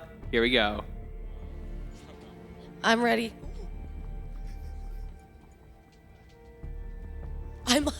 Hello, everybody. I was just interviewing the guys on the backstage, but I should probably bring them up front in just 1 second. We're gonna actually take a little bit of time to get everything set up over here. Zekan, do you have any extra words of wisdom you want to say? Yeah, so one of the big things is that... Hello? All right. Hello, everybody. I'm here once again. So, Tasty Bacon, speaking of blessings, let's hear it. Who do you think's going to win this one? Again, I've been saying it for every single match, but it's because it's true. It's so tough to call this one. Obviously, we're talking about the top 4 teams in Europe, in all of Europe, and these are going to be fighting for 3rd or 4th place. SK, I really want to give it to them, but having just come off of that game 3, you have to wonder how their emotions are doing, and I don't know. I just don't think that they're quite going to be as mentally prepared for it after the having to go all 3 games and losing in really kind of almost heartbreaking fashion to go from, again, the sweep, the perfect game, and then get relegated down to the 3rd place match right afterwards. So I don't quite think that they're necessarily going to be able to do it. All right, and now we do have Evil Finn on stage with the players. Let's go. Now Evil Finn is actually ready on the stage. Let's bring out the teams. First, we have Blackhawk from Russia. Come on up. SK Gaming, which is an international team, both Germany and Norway. Okay, so it's getting more and more real as we go. Do you have any last words you want to say before you go in? We have to meet each other again, so let's see who's the better. All right. NYQ? I can just say, let's bring the vision back, guys. Let's bring the vision back. Take your seats. All right, back to Zekent. All right, we do have the 2 teams ready on the stage. I'm really excited to see what the draft picks will be. Rome, is there anything in particular you think will stand out in this match? Well, let's look at the rosters first. On SK's side, they have Waldemar, Jetpacks, and NYQ. So let's think about this. Who are we going to be looking at in this next match coming up? We saw a splendid play coming out of all 3, but I think with this team composition, how they're going to pick their heroes, I want to see a lot coming out of Jetpacks. In the last game, I was quite nervous when I saw that Roman Kroll, and for this game, I want to see him being able to carry, being very dominant in that jungle, and just trying to carry his game, the game to the late end. Most certainly. And on the other side, we do have Blackhawk, and they have a fantastic roster of their own. They do have Bashed, Cold Ice, and Siska, and it's going to be very interesting to see, can they take this third place match? Can they take down SK Gaming? Yeah, like we've seen them play all day yesterday and today, and they were splendid. Like the synergy between these guys, the hero compilations, and like how many different like comps they actually ran. What can we say about it? Like their synergy was so great, and coming to this third place match, we can expect so much more. Like I lean towards the side of Blackhawks on this one. Most certainly. And Forecourt Jester. So one of the big things that Blackhawks did say was they did come here to this tournament. They want to take down SK Gaming. That is their primary goal. They did fall yesterday to them. Yeah, so a little bit of a rematch here, but now this time, a lot of prestige. Third place versus fourth. I also believe it's $500 versus $1,500. So not only is it really a little bit of cash, it's more about the bragging points at this point, because SK Gaming has been something of a wall for these guys, but I will venture forth at least one prediction. If Sasika can get that Vox, we just saw some fantastic work with him yesterday. If we can get at least one of those comfort picks in terms of the Vox for the laner, I think that they have a very good chance of doing it. Yeah, and one of the big things here is that with that Vox, so Siska just very, very comfortable playing, able to dodge out a lot of skill shots. And SK Gaming, they do like playing that Sky. They do like playing those heroes that do have those skill shots. So if they're able to dodge around those, they will have a much better time. Rome, do you think it's one of the major picks in this series? Definitely. Like we saw how strong he was with Vox yesterday, and like building items like Aftershock, Breaking Point, and Broken Myth. Like he plays that Vox really well, where you're able to like pull back, kite up, and just put up stacks on like all your items. But on the other team, you have such strong heroes in Sky and Kroll, and they play them very well. So actually just being able to kite them and actually navigating around team fights and choosing who to target and who to target when, it's actually very hard. So in terms of like hero pools and picks, I'm kind of worried like what is Blackhawks gonna do in this next match coming up? Like are they gonna be able to secure like a Vox, or would they prioritize trying to grab like a Rona? Yeah, so we do have the draft ready. We will have the players picking their heroes, and I'm pretty excited to see what will they take this time around. We do see the Arden ban come out. No big surprise there. Yeah, typical. Like we've been seeing a lot of Arden bans in the tournament recently, and it's for good reason, right? Arden is such a good initiator, especially when he throws down that gauntlet. Everybody has like a small confusing time, like in which they have to like activate reflex blocks just to get out. Putting up a Crucible for your entire team doesn't make it like necessarily easy to like get out of that gauntlet. And once everybody gets like disoriented, team fights happen, targets get deleted, and pretty much the game's over. So this is a little bit surprising. Blackhawk is the one that banned Arden, and SK Gaming is the one that banned their favorite Adagio. So why do you think that is?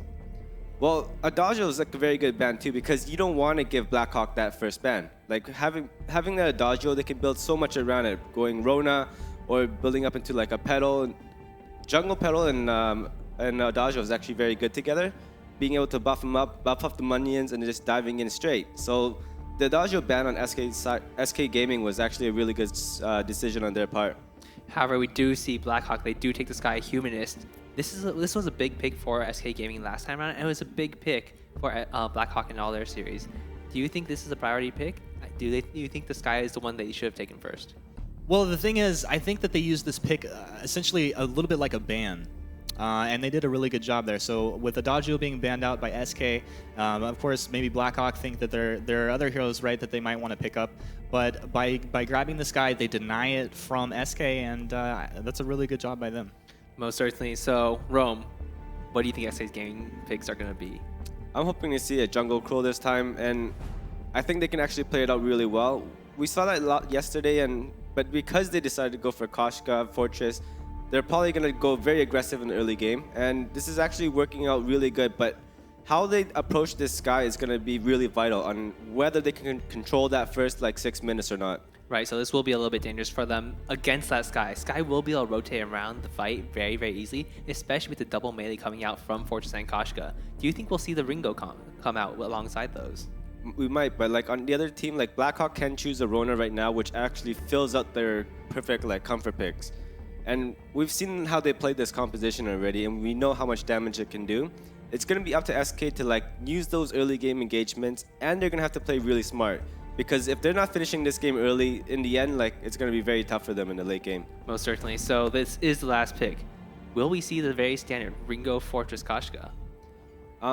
Ringo is actually pretty decent here, like, but they have to play it really well, because if they're picking a Ringo over like a Scarf or something that can carry into a late game, they're gambling everything in like the first 15 minutes. And if they can't finish this in 15 minutes, it's pretty much game over. Right. Oh, we actually see the Saw come out, so this is going to be pretty interesting. Any thoughts on why they would choose Saw here? They actually ran this exact same comp yesterday, and they won with it. Like, but instead they had Arden up in lane, trying to help secure that Saw with the Vanguards. Yeah, so with the Saw, with the Fortress, with the Koshka, Saw is going to be able to do some serious damage to the side of Blackhawk. When Rowan jumps in, when Catherine goes in, Saw is just going to mow them down. And Sky does not, she has a little bit longer range, but if she cannot get the forward barrage on Saw, their entire team will melt. Yeah, the only question I have with SK Gaming's comp is like, because they have a Fortress instead of an Arden, how much sustain is this Saw going to be able to have? Like, how long is he going to be able to live? I have a feeling that if Blackhawk just dives on the Saw, like, he's just going to get deleted later on. Right, and we do have Blackhawk with the Catherine, with the Sky, and the double stun coming out can be very, very detrimental for the Saw. If he is unable to keep up his spin-up stacks, he's not going to be able to do too much damage in these fights. Yeah, definitely. And it's going to be up to, like, reflex blocks. This game is going to have a lot of reflex blocks coming out from Catherine and coming out from Koshka. Whoever reflex blocks their stuns, it's going to be, like, really nice skills to watch out for. Most certainly. So, Forecourt Jester, what do you think? We have the Saw once again. Will SK Gaming take this game, or will Blackhawk be the ones who will be the victors? Well, it's a big thing. You know, there's no Vox. That was something that I guess I went and cursed. Yay, me. But you know, with that Saw, without that Arden, you know, as Rome is saying, I mean, he's now going to be the big pick. Yeah, with only one stun there with the Koshka, it's really up to them to kind of use the Koshka Fortress to get ahead. And we haven't really been seeing these early game aggression comps, you know, work, so to speak. Right. So, Tasty Bacon, what are your predictions, and then take it away. I still think that it's going to be Blackhawk taking the third place spot in this tournament. I do like the composition from SK Gaming, but with the Saw being put in there instead of Ringo, I'm not quite as confident in it as I would be if it was Ringo in that position. So I still feel like Blackhawk will have the advantage. Maybe not here in game one. You know, we may end up seeing 3 games, but I'm just gonna go ahead and say Blackhawk. Well, I mean, you have been actually rather right a whole bunch of times here. I mean, that is why we're calling you the Caster Blessing. But now coming Except into for this... the second semifinal. Well, yes, all right. Hey, you did once, but, you know, not everybody's perfect, sir. All right. We're going to wrap things up at the analyst desk. Forecourt Jester, Tasty Bacon, take us into the game. All right, so we are going to be getting underway here in just a couple of seconds. Third place match. Yep. It's, again, you know, not just $1,500. bragging rights, but also an extra $1,000 for whoever wins this one. Now, you know, that being said, the best that these guys can get is bronze. But, like, when you go to the Olympics and you're the 3rd best in the world, it's still an accomplishment. So coming out here all the way to 3rd place here in Europe, it's definitely something of a calling card to put into your hat. And, you know, again, like, these guys got to be very proud of what they have accomplished here this weekend. And you have to keep in mind, you know, the VGL qualifier started with, you know, it was 64 teams in the tournament, but there was over 100 teams that signed up for this tournament. So that's a lot of teams that you beat out to get even to be in the finals here, but to now be in the top 4 teams in all of Europe. That is definitely an accomplishment. Not quite the 1%, but they're looking to be the top 3. And as we get into this one, Blackhawk Gaming here is going to be on the left-hand side. SK Gaming to the right. Of course, Jetpacks is going to be on that Koshka. He has been doing some really good stuff there in the jungle and has that Fortress for the babysit. Now, Sky up against Saw. How does that actually work out? I mean, most of it's going to be actually pretty even for the most part, because they both have that straight line attack. Obviously, Sky will be able to move around significantly more than what Saw can.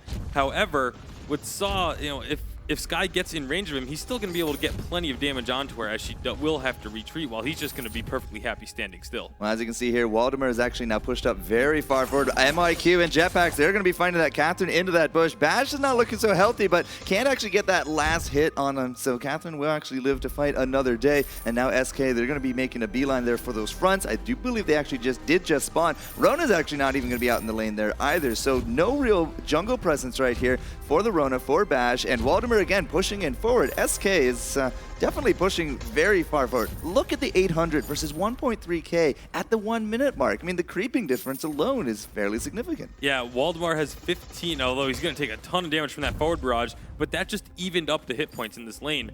Now looking at the minions, 17, 18 now for Waldemar compared to 7 for Cold Ice, but here's a big gank. And that's going to be a nice equalization when it comes to the cash. Now Saw is going to have to take a little bit of a nap. MYQ is going to come up to lane. He'll babysit it for a bit, but it's going to be some nice pressure that can be applied there by Bash, by Rona. There's no way Fortress, I think, can actually dive onto that Sky. It's going to be about now trying to chase jetpacks out, and if Sasuke can come down here and actually pick up those backs, I mean, again, that's going to be going a long way to getting them back into this early game. Yeah, they're going to go for this double camp, and not really a whole lot that Jetpacks is going to be able to do to try and steal this one away. He does try and go in. I couldn't tell if he actually got it or not, but now they have a small little fight. But Jetpack should be able to walk away from that. But still, I mean, that's at least one right there. MYQ is now going into their own counter, and well, all right, it looks like he's going to be done with that adventure. Cold Ice is coming down, looking for a little bit of a shopping spree. Has only 15 creeps to her name, so she's not exactly going to get that big payout, but she will now be able to go home happy with a heavy prism and boots, and the spirit boots are going to be kind of very useful, especially against jetpacks up against that fortress. Maybe not the Saw, but if we do jump on her, she will have a burst mobility for safety. Oh my goodness, look at the damage that Waldemar is putting out though, just with the auto attacks. The stutter stepping on a Saw once he's fully spun up just makes his attack speed absolutely ridiculous, although he's eating a ton of damage. Yes, he is. Yeah, look at Bash. He's going to go deep. Look at that merciless pursuit. Doesn't quite land it. Now, as we come back to it, the suppression fire is going to be okay. Jetpacks wasn't able to actually grab their first blood for SK Gaming, but Waldemar and Cold Ice, they just keep trading it back and forth. Koshka does go back in. They do actually pick up Bash. He stuck around a little bit too late, and now Waldemar, he's just going to have to back off for now. But again, points on the board for both teams. It's still SK more or less holding this early game advantage. 500 gold or so. It's not the end of the world, but they have come out swinging here in game one. Yeah, however, like Rome alluded to, they are expected to win the early game. They need to win the early game if they want to have a chance of winning the entire expectations game. Versus actually needing to do something. Yeah, a little bit of a different thing right there. Yeah, so they are going to be... they have the small lead here, but again, the question is how much of a lead can they develop and build into before really the composition of Blackhawk catches up to them. A lot of potions going down here in lane. Cold Ice is actually out of potions at this point. Waldemar does have that book of eulogies, so it's not as effective there for range, but it goes a long way, at least for this sustain. And he's been last hitting pretty much perfect. He's up to 47 score compared to the 28 there of our Sky, and of course she has not been doing well. The lane gank is going to get defeated here. Blackhawk not going to be really able to put any kind of pressure on top of Waldemar, but they do buy time for Sky to go home. And now Sasuke is going to be joining him out there as well, but still pressure is on in this lane. Yeah, absolutely. And looking at the numbers now, 52 to 28 in terms of creep score. That is a massive, massive difference. Impressive. And now they're going to work on this turret. They may be able to just take this. Now, with nobody out in lane, there's just except Bash. I mean, this early game, Catherine, all right, not exactly a huge threat. That is a heck of a lot of damage to be landing on a turret here at the 5-minute mark. And, it has always been the Saw push comps that really do go for these early turrets. Yeah, 5 minutes in to almost have that turret taken down. They are going to now retreat, make a trip down to the shop. See almost 2,500 gold in Waldemar's pocket, so he'll be very happy. Yeah, the last thing you really want to see is a Fortress jumping on your face when you're alone. And level 3, they have vision in the bush, and the auto attacks are immense. Saw picks up the kill on top of Bash. And now in a 2v3 situation, we do have the death from above. Will that be enough for a Jetpack's kill? The red mist is not enough. Sasuke is just really trying to pick up Jetpacks, but the movement speed is going to do well. And the ultimate there from Waldemar. That is going to be a 3-kill turnaround. And Waldemar, will he actually survive through this gold mine? Low hit points abound, but a heck of a payout going over to SK Gaming. Yeah, 168 gold payout as well as picking up 3 kills. That is huge for them. Waldemar, I love what he did there. They saw the opponents. They could have gone for the fight. Instead, he goes down, goes into the shop, buys himself a Sorrow Blade, and then initiated the fight. It was really, really smart. The timing was absolutely perfect. And it was crucial to it. If he doesn't have that Sorrow Blade, they probably lose that fight. Well, this is now starting to look a little grim here for Blackhawk because not only were they not very successful in crushing out Waldemar, yeah, they got 1 kill, but overall, I mean, that turret is a little bit of a better story. Now he has 3 kills under his own belt. He is level 6. He is hitting like a truck with a Sorrow Blade at the 6-minute mark, and I'm not sure Blackhawk really has a response to that right now. Yeah, you see even just the suppressing fire doing a good chunk of Cold Ice's HP. But now they are going to be playing a little bit safe as the rest of Blackhawk is here to try and defend this turret. It is so low, but they don't want to give up that extra gold. However, Jetpacks is just going around farming, but they're trying to get a gank into the lane. Oh, that's actually a really nice slow setup there for Jetpacks to come in. Death from above will actually stun out MYQ. And, well, the forward barrage not exactly going to be enough to finish them off. The Yummy Catnip Frenzy on top of Cold Ice, and that is going to be a kill right there. The Red Mist is a good idea, but it's going to be an impressive streak, and the ace going over to SK Gaming as they go 7-1 here this early game. The next minion wave, there it is. That's going to be it for the turret, and Waldemar has just been absolutely slaying in this lane. Yeah, and Jetpacks there, it looked like MYQ was going to be going down. He was in so much trouble. Jetpacks getting that crucial Yummy Catnip Frenzy off to get the stun, get the suppression, and now they are looking to get the second turret down to the hit points of that first turret. Look how big that minion is. Yeah, it's a big minion, but that's actually a big kill right there for Cold Ice. He found Waldemar, and the mobility and the movement speed there of Cold Ice definitely working out much better for Blackhawk right there. That's actually now their second kill, and both of those deaths have actually landed now on top of this saw. Now into the bush, I mean, here comes those pack mates. The Red Mist is really trying to do work on the gold mine. It really is a 3v3, and Koshka and crew, there's one, there's two. Koshka's going to go for the hat trick, and MYQ is there to actually steal it from him, but it is another ace. The gold mine lived out of it. We had the candy on it eventually, and he was a very big part of that fight. Waldemar's going to come right back out of this lane, and they could even take, like, what, another turret right here. Yeah, they're definitely going to get this turret because it is already so low. The minion candy also being used. That turret is it's gone. Yeah. It did not live whatsoever. 10 kills to 2 and doubling your opponents in gold. SK Gaming are coming out swinging. They really want to be that number 3 here in Europe. Yeah, and I guess, I was saying maybe they wouldn't be quite there mentally. They have definitely proved me wrong as they've come back from that devastating semifinal loss with a vengeance. And again, over a kill a minute going over to SK Gaming at the moment. No, they're absolutely flying here in this early game. The items just by themselves tell a heck of a story. Warhorn, Shiver Steel already, a reflex block for MYQ. A little bit early on, Cold Eyes, he now has that reflex block, got kind of forced into it. Even started building it before that Frostburn came down, but Sorrow Blade on top of just a heck of a lot of crit now coming out from Waldemar. And Jetpacks, I mean, she's had that Aftershock for a bit, and it's paying off well.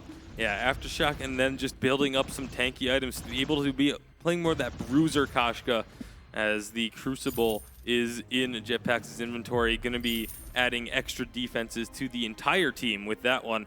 They're just so far ahead at the moment, and they have complete control of the map. Like, this entire map pretty much belongs to SK. They have both minion mines now, so they're just going to look to continue shoving in, putting as much pressure as they can onto these turrets, and on the side of Blackhawk, they really have to rely on the wave clear of Cold Ice. Wow. But it's, yeah, Sasuke just gets melted right there. I mean, I didn't exactly expect that kind of level of damage, but, I mean, there it is. Here comes the puppies. Bash is not going to be faring so well. They don't have Sasuke here as well, and Cold Ice is left to his own devices in front of the turret. That is going to be a 1-for-1. They did take down Waldemar, though. He did eat a lot of that forward barrage initially, so it was the same story between him and Sasuke. Of course, Sasuke very much closer to the fountain, had that option to abandon the fight, had that turret right there as well. So that was actually not the worst trade for Blackhawk, because now they get a little bit of cash and a little bit of a sigh of relief, because they're not going to get pushed in by this just absolutely dominant Saw.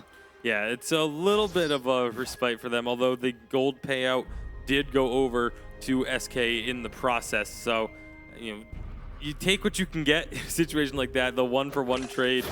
When you are behind in a game, going even on a fight is considered a victory because of the fact that you shouldn't be able to go even with your opponents at that point. So definitely, as you mentioned, a little bit of a sigh of relief, but how long is it going to last as they're already pushing in with that Saw? Well, remember, it's 11 minutes in. Death timers are not exactly the end-all here. So, yeah, I mean, a sigh of relief, you don't exactly hold your breath on it, but it was nice. All 3 deaths have actually been suffered through SK Gaming and Waldemar. I mean, Koshka's actually still sitting, 4-0-5 at this point. MYQ 3-0-7. I mean, between them, 10 kills participation, 9 kills participation. Only 7 though for Waldemar, as I said. He has actually been suffering a few of those deaths, but still, the items don't lie. He has a Serpent's Mask to go with this. As long as Cold Eyes can keep poking like that, I mean, we might actually still be able to trade out early here for Blackhawk, but if they let that happen, they're just going to lose out this turret, and there goes Cold Eyes again. He's going to be the big target. Jetbacks with that Crucible. We had a double Crucible, would you believe? The turret is down. Waldemar's actually still standing. Cannot say the same for Bash. Those stutter stepping, just absolutely devastating lasers from Waldemar are just ridiculous. Yeah, it's just melting through turrets, melting through opponents. It is so incredibly powerful when played properly, and this is the Saw that we like to see. It doesn't have the Adagio there to help increase the damage, but Waldemar does not need it. So again, just looking at items, Bashan versus MYQ, that by itself is a story. Yeah, absolutely. Bashan really just sitting on only that one fully completed, well, I guess 2 with the Warhorn, but still, just picked it up now, yeah. Yeah, Warhorn and Fountain of Renewal, whereas you look at MYQ, Warhorn, Crucible, Shiver Steel, now also has a Chronograph going to be probably building into a Clockwork just to get even more cooldown, get those Wolves out even more frequently.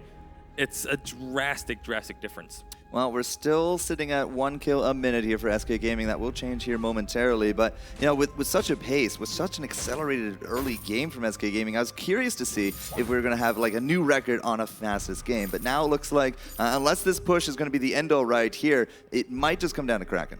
Yeah, and that's a smart way to play it out. Obviously, you don't want to go diving underneath the double turrets there. That's just way too risky, and it's a very good way to throw away a big lead that you've accumulated. So with Kraken spawning in less than 2 minutes, I definitely, I'm absolutely okay with the decision here to just wait it out. MYQ just picked up an Aftershock.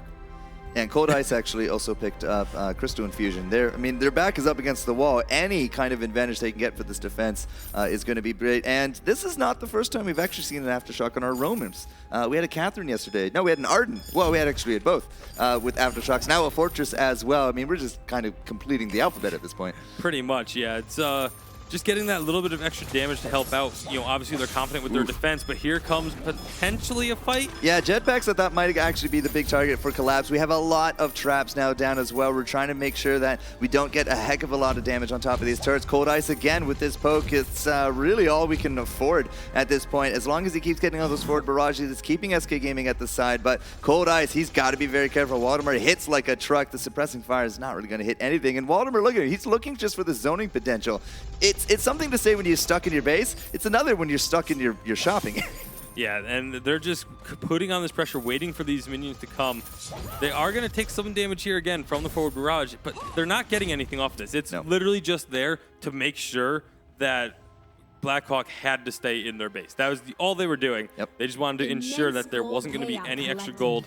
As the immense gold payout comes out, Kraken will be up in less than 20 seconds, and we already see SK making their move over that way. Yeah, an immense and a little bit of a tiny to go from this as well. It's not quite the factor of 2 between the teams, but it might as well be. 10,000 gold between them, and in 5 seconds, again, these guys are just going to start this up. Unfortunately, there's not really too much of an answer that Blackhawk can do here. They are still in their base. Their minions have actually pushed up. They have a bit of a sigh of relief, but again, this Kraken might actually just go straight down before they even get here. Yeah, it's going to go down so quick. Waldemar picked up that Tyrant's Monocle just to get even more crits. They obviously have the infusions coming out now as well.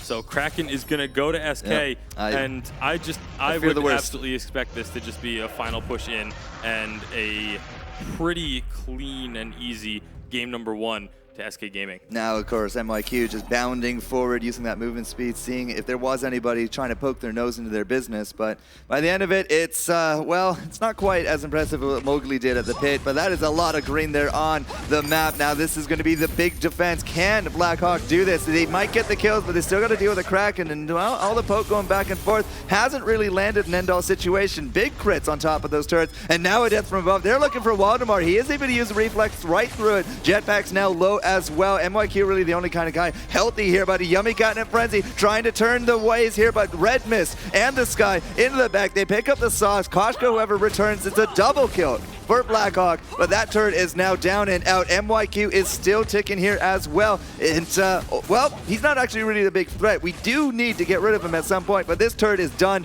Not entirely too sure this is game, but that Kraken has definitely made its mark. Yeah, both turrets are gone. Kraken is still beating away at this turret. They're trying to take it down. They are going to be able to get it in time. So again, game not quite over, but it's very, very close to being so. How did so many scout traps survive that? That is what I want to know. Well, I mean, it was mostly because a lot of the fight was outside of the scout trap area there. A lot of it happened. You'd expect it, though, between 2 turrets and a Kraken. That's like the prime real estate area. Yeah, but the problem is actually SK, they started that fight probably before they should have. They went in and started the fight up before Kraken was even in the base. And so they kind of had that fight between that destroyed turret at the entrance to the base and those scout traps. So none of them really got popped there, but they took a fight that honestly they could have just waited till Kraken was there and just won it. But here's a big fight in the middle. Well, the puppies actually get stunned by the death from above. Yummy Catnip Frenzy from Jetpacks trying to keep Cold Ice on ice, but Waldemar and Sasiga doing in the back. NYQ is there to support, but I'm not entirely too sure SK Gaming is going to have this one. Sasiga is still ticking, and that is actually it for Koshka as well. NYQ now needs to be the only one that has to live, but can he live for 20 plus seconds to avoid this ace? My money is on no, especially with the mobility here of that Sky, and that is a 3-0 turnaround for Blackhawk. Yeah, they still have all their turrets left alive, but that's about to change. 15 seconds until Jetpacks and Waldemar are up, and this is what we talked about before the game. It's an incredibly strong early game composition, but if you don't close out the game, it's going to turn south and turn south very quickly. So that's the second ace. A lot of cash into the pockets here of Blackhawk. And as well, I mean, the Kraken, that was 1,500 gold by itself. Yes, it got 2 turrets, and yes, it did put us into an endgame situation for SK Gaming, but now, if they do not clean this up, they could actually find themselves at the receiving end of the pain, and that actually could put them into a terrible mindset for game number 2. Yeah, and that was 2 turrets just picked up there by Blackhawk.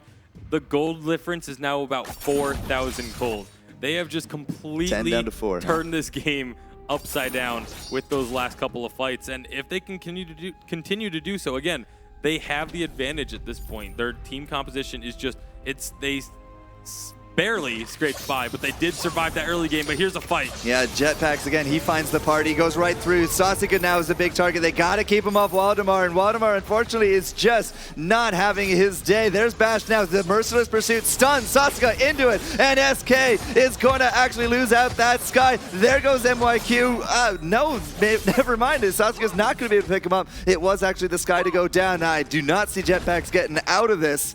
But that being said, he's going to be trying and running as quick as he can. Yeah, able to jump those minions, not quite going to be able to outrun the Rona. However, NYQ did get back to base and did prevent the 3rd ace coming out here. So will they be able to get this turret? I'm not quite sure.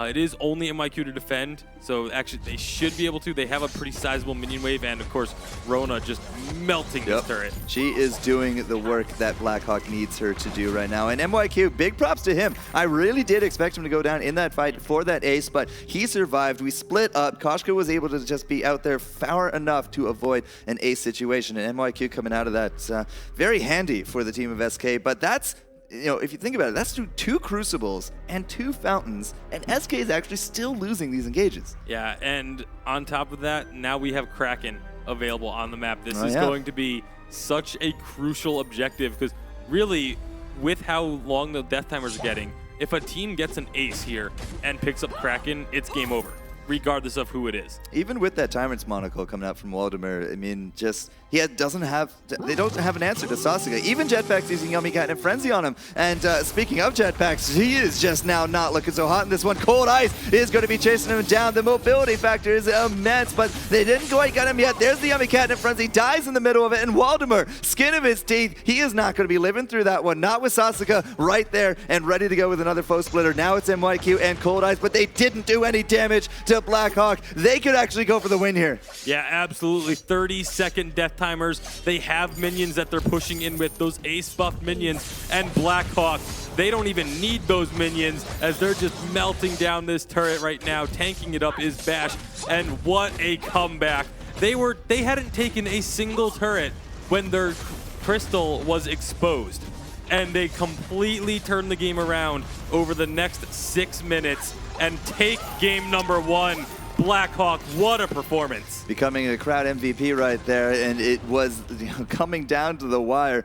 1 or 2 wrong moves in that last fight, and the crystal might have actually dropped to the Kraken, but they hold on, they pot those infusions, they got the items, and into the late game, they become victorious. Team Blackhawk, absolutely phenomenal stuff. And, analysts, what do you have to make of that?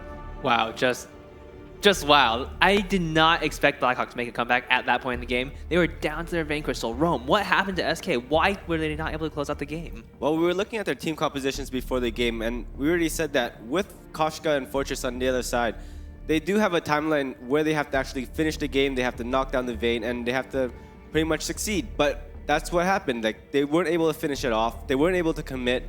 And like as the game drew on longer, after the 16-minute mark, it just started turning around. Sky was finishing items, they had 2 Atlas Pauldrons on their team, and Rona was just tanky enough to sustain enough damage where they can actually all dive onto that Saw and pretty much delete him. Right, and that was a huge point of the team composition of SK. If Saw goes down, if he is unable to do any sort of damage, their team comp just completely fell apart. Like, they had a lot of reflex blocks. They had 2 on Waldemar. They had 2 more Crucibles helping him back himself up. But it just was not enough. Do you think there's anything else that SK could have done to maybe close it out?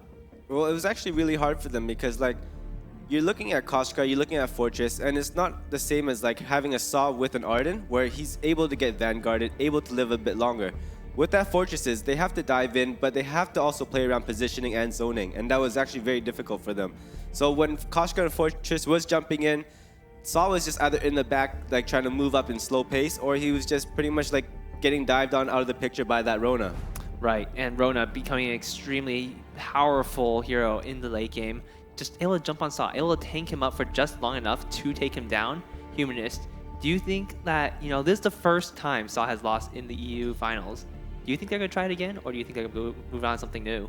I mean, Waldemar is so comfortable on this hero that I think they could try it again. The game was so close, and when it came down, I mean, I thought they were going to close the game out. Rome, like you said, they were able to hang on just long enough, and then their composition really came alive. Rona was doing so much work. Sky was just lighting people up. But when it came down to it, Fortress was the last man standing, and he just couldn't close it out. I think if the Saw was maybe one of those last heroes standing, that he could have been pummeling on that crystal, finished it off. So, no, I don't think that they have to go away from it. They can keep it if they want to, but, hey, it's up to them. Right, and Tasty Baking, I'm sure you have a lot to say about this composition. What exactly went on here? Well, for me, honestly, I almost wish we could go back into the game and watch replays like at that one fight where SK was pushing into the Vein Crystal.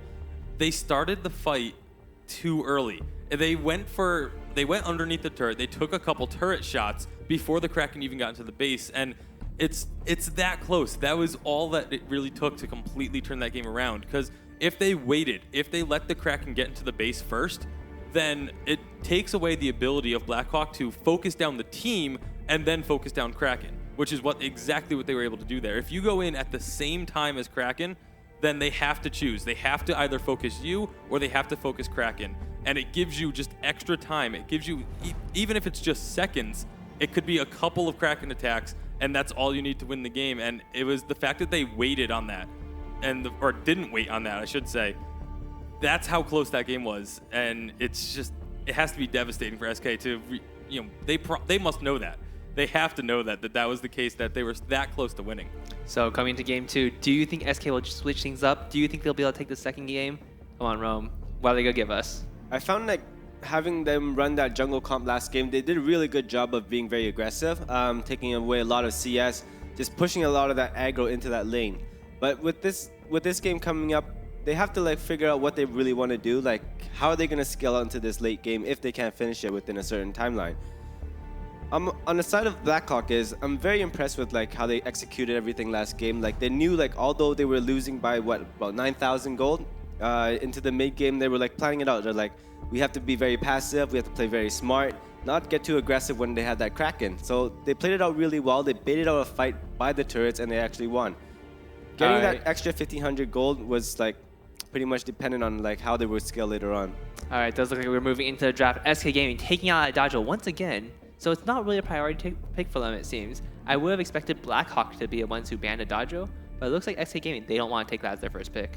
It's actually a pretty good decision on SK's part, because now Blackhawk has to either ban one, which is probably going to be an Arden, I'm assuming, and it leaves Sky open. Like, Sky has been like the big factor in the games today. And with looking at all these teams and how so many of them can actually play Sky very well, using that repositioning and just trying to eliminate as many heroes as they can during the team fights.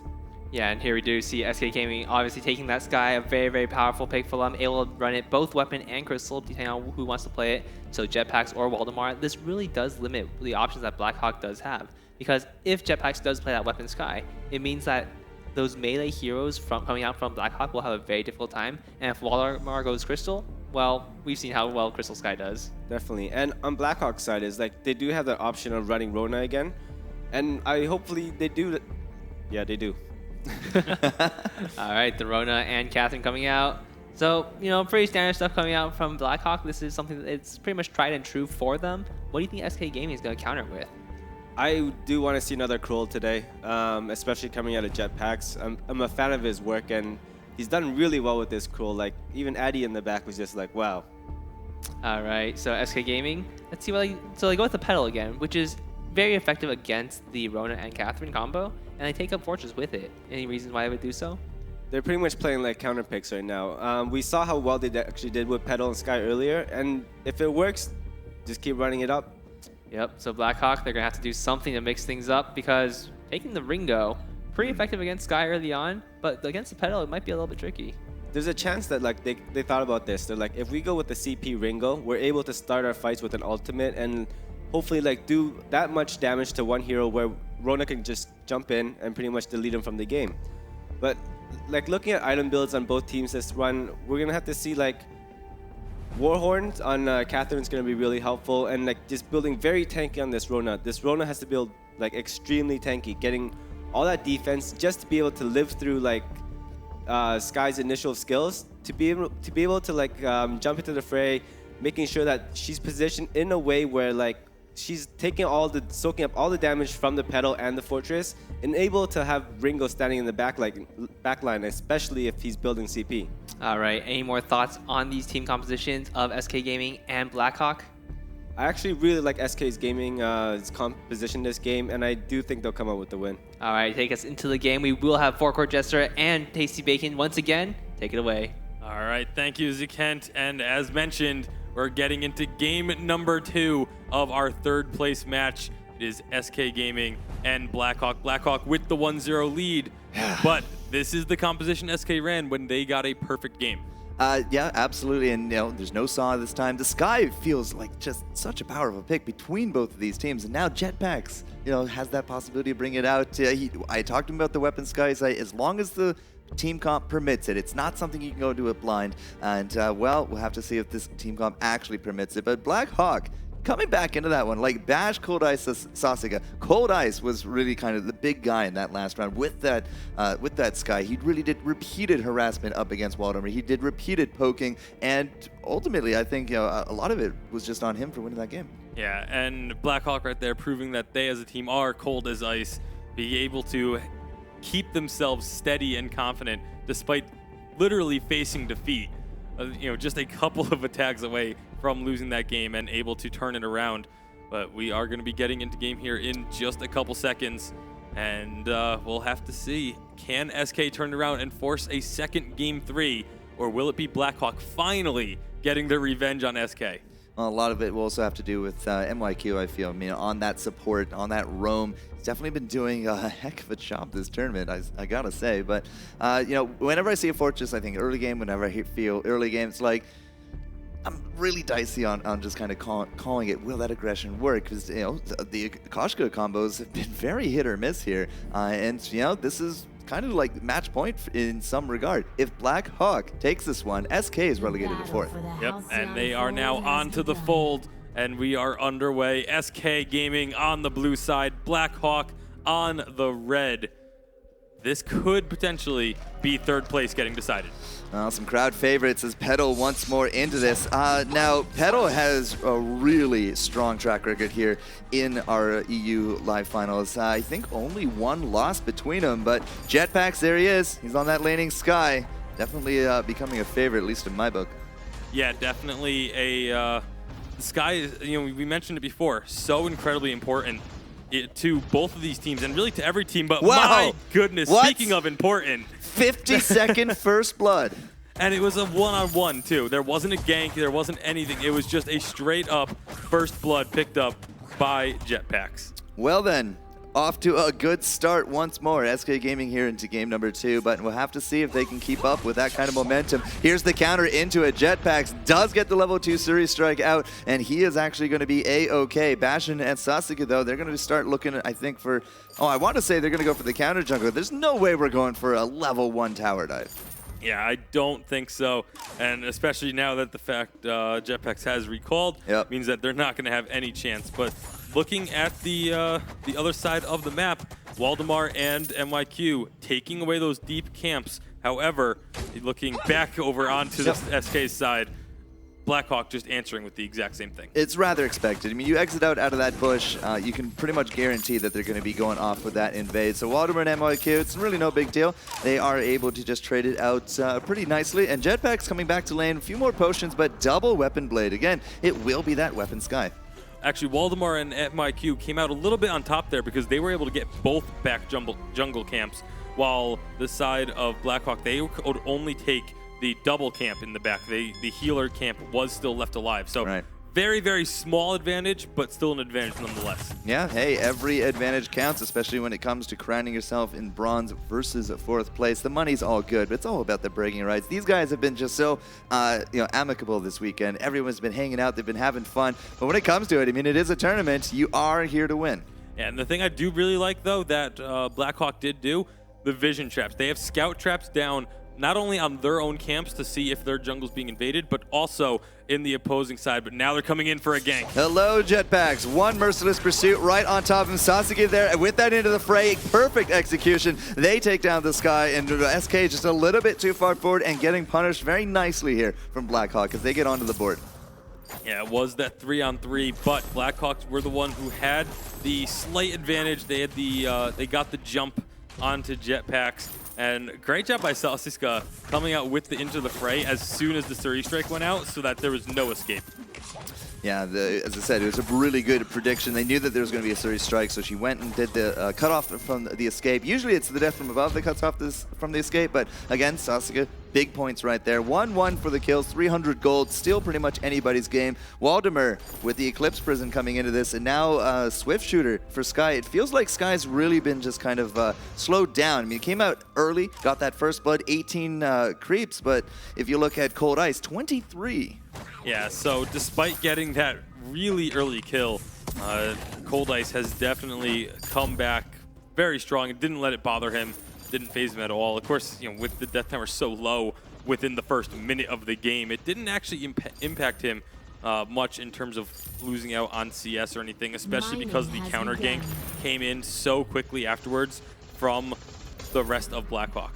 I was almost curious to see if that was going to be a bait right there as you recall into that lane. Sasuke and Bastion, we're waiting for it, and it looks like they might even get Jetpacks for their trouble. The forward barrage actually doing good work. Bastion, however, into the back will get that last hit, and we don't actually have anyone to punish this. They are going to be able to walk away because there's no Petal. She's off deep jungling, and of course with the Sky down, MYQ, it's way too early for him to kind of do too much here, but Cold Ice, he actually did a great call here with this interception. Will he pick up the kill? Don't think so. Oh, well, he didn't get the Merc, but he might actually still be able to get this kill, especially with a scout trap that lands on top of him. But Petal, he's not going to go down easy. She will get that Ringo, and Bash, I don't think Bash can actually approach this. Not with a Fortress right there. Fortress is now going to chase her down, but the merciless pursuit, there's enough move speed right there, and I got to give it to Waldemar. I really thought he was going to be a cornered flower right there, but he bloomed. Yeah, that spontaneous combustion just did so much work, not only healing Waldemar and keeping him alive through the efforts of Cold Ice and Bash, but just able to also get the kill for himself. And now SK, they turn and immediately go ahead, pick up the gold miner for that decent gold payout. And just like that, they've now given themselves about a 1,500 gold lead. It's not the biggest gold lead, but it's still, you take every advantage you can. Between a Frostburn coming out for the pedal and now a Shiver Steel for MYQ, we're going to be looking for some of that slowing power to come into effect here in the next few moments for SK Gaming. This should be, well, not a hard peel, but it should actually really help out Jetpacks with his mobility, especially if the opponents can't really chase that down. But at the same time, Fortress can use that movement speed and the Shiver Steel slow to kind of stick on targets there as well. If you can keep Jetpacks going, or even keep Waldemar going, I mean, the combustion is great, the trampoline's fantastic, but you will run out of tricks. This could actually go very well for SK Gaming. Yeah, and Waldemar did get that Frostburn as the first item. Going to be adding slows on top of everything he does, which is so effective when you have someone like a Fortress and a Sky on your side, because of the fact that you're already going to be moving very quickly. Now you're slowing the opponents down. You can just start running circles around them. All right, so Cold Ice, something that kind of slipped my mind a little bit. He is a Crystal Ringo. So those auto attacks not going to be quite as empowered as we have been seeing a lot of weapon Ringo whenever he does sort of kind of come to light. But this round, the Achilles shot, the Hellfire Brew, those are going to be the big main tools for him. I mean, his auto attacks are still going to be great. We're going to have to see if he picks up that alternating current or that aftershock. But Jetpacks, again, he's going to be a big target right here. That's the Hellfire Brew. Death from above will actually stop Bastion from finishing this one off, but he burns in the back because Cold Ice, again, is that Crystal Ringo.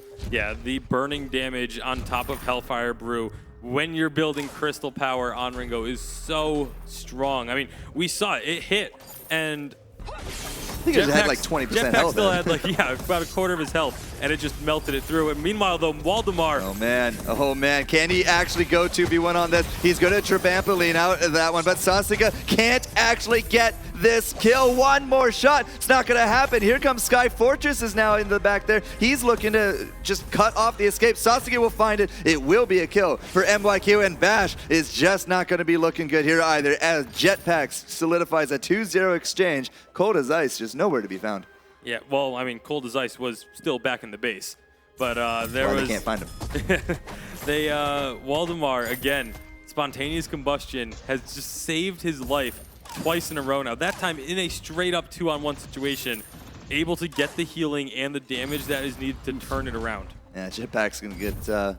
I mean, mechs don't really have Achilles or heals, but, whatever works. That was a 242 damage hit right there. They have, circuits and joints. Look at this. Cold Ice just goes straight into a Shatterglass. Yep, first item Shatterglass, Yeah. all about that damage on the ultimate. And so, well, it proved himself very useful, or at least for one kill. We'll have to see if he's going to regret that a little bit later by not empowering some of those auto attacks. MYQ, no fear, just jumps right in. But unfortunately, the truth of the tooth just not going to be bringing forth anything out of that one. 4 kills, 3, a much more even game here, especially at the 8-minute mark. Only about 2,500 gold between the teams. If we recall, in game 1, it was at this point that SK Gaming, with that saw, was pushing in, that third turret about? Yeah, pretty much. They were just so far ahead. But again, this is a totally different team composition. This is not a team composition that's going to fall off like a rock at 15 minutes. So it's perfectly okay for the fact that they haven't been able to push in yet. There's the Sorrow Blade now picked up by Jetpacks on this weapon power Sky. So going to be starting to put out a lot of damage with those criticals. Well, a lot of people say, it doesn't scale as well, but when you fall off a cliff, that's what I think is a little bit better. Cold Ice, absolutely no chance right there. 3-on-1, death from above. He had nowhere to go, and I do not believe he had a reflex block. Actually, I say that, but he definitely has one in his inventory. Doesn't matter, he goes down. Look, this could actually be a nice opportunity to land some turret damage. Yeah, definitely, especially with just the Rona and Catherine here. They use that minion candy as well. Well, that absolutely melted. Even bringing out the little puppies into this one. Bash now, he's going to try to create some space here for Sasika to get away, but Passion is just going to drop out of that one. Munions and puppies. Oh my, there are so many units on the map here for SK Gaming. Yeah, they get a lot of little helpers here in their fights, but 6-3 now in terms of kills. They're looking very strong, but again, they looked very strong up until minute 15 in game 1. Absolutely. So MYQ is just going to force us to get back a little bit. Katowice is going to be holding down this lane for a little bit longer. 10 minutes in, what is the gold mine looking at? Well, we did just have that payout. So where is the fortress going? I'm not entirely sure. Okay, so don't know what that was about, but he definitely went way too deep looking for something. Yeah, not entirely sure, but either way, we are going to be now seeing the gold miner just paid out not too long ago. So still going to be about 3 minutes or so until that is going to pay out again. But Blackhawks, they are making a move like they want to go for it. Yeah, I'm a little hesitant to call this good. Bash just loses pretty much all of his hit points immediately. Waldemar's going to be burning down. Big shields, big heals, and Waldemar will actually live through this one. You cannot burn down this flower. This isn't Super Mario, and this is now, again, another big turnaround. This is what I was afraid of. It might have been a 2v3 situation, but Waldemar has defeated these engages so many times now. Yeah, the spontaneous combustion is just absolutely disgusting. The amount of healing that Waldemar is getting off of that ability is just, it's kept him alive. Now, again, you've said it, 3 times we've seen it. In fact, Petal is 104. The only person in this match to not have died yet. Yeah, that's pretty impressive considering Petal, doesn't exactly have the most hit points.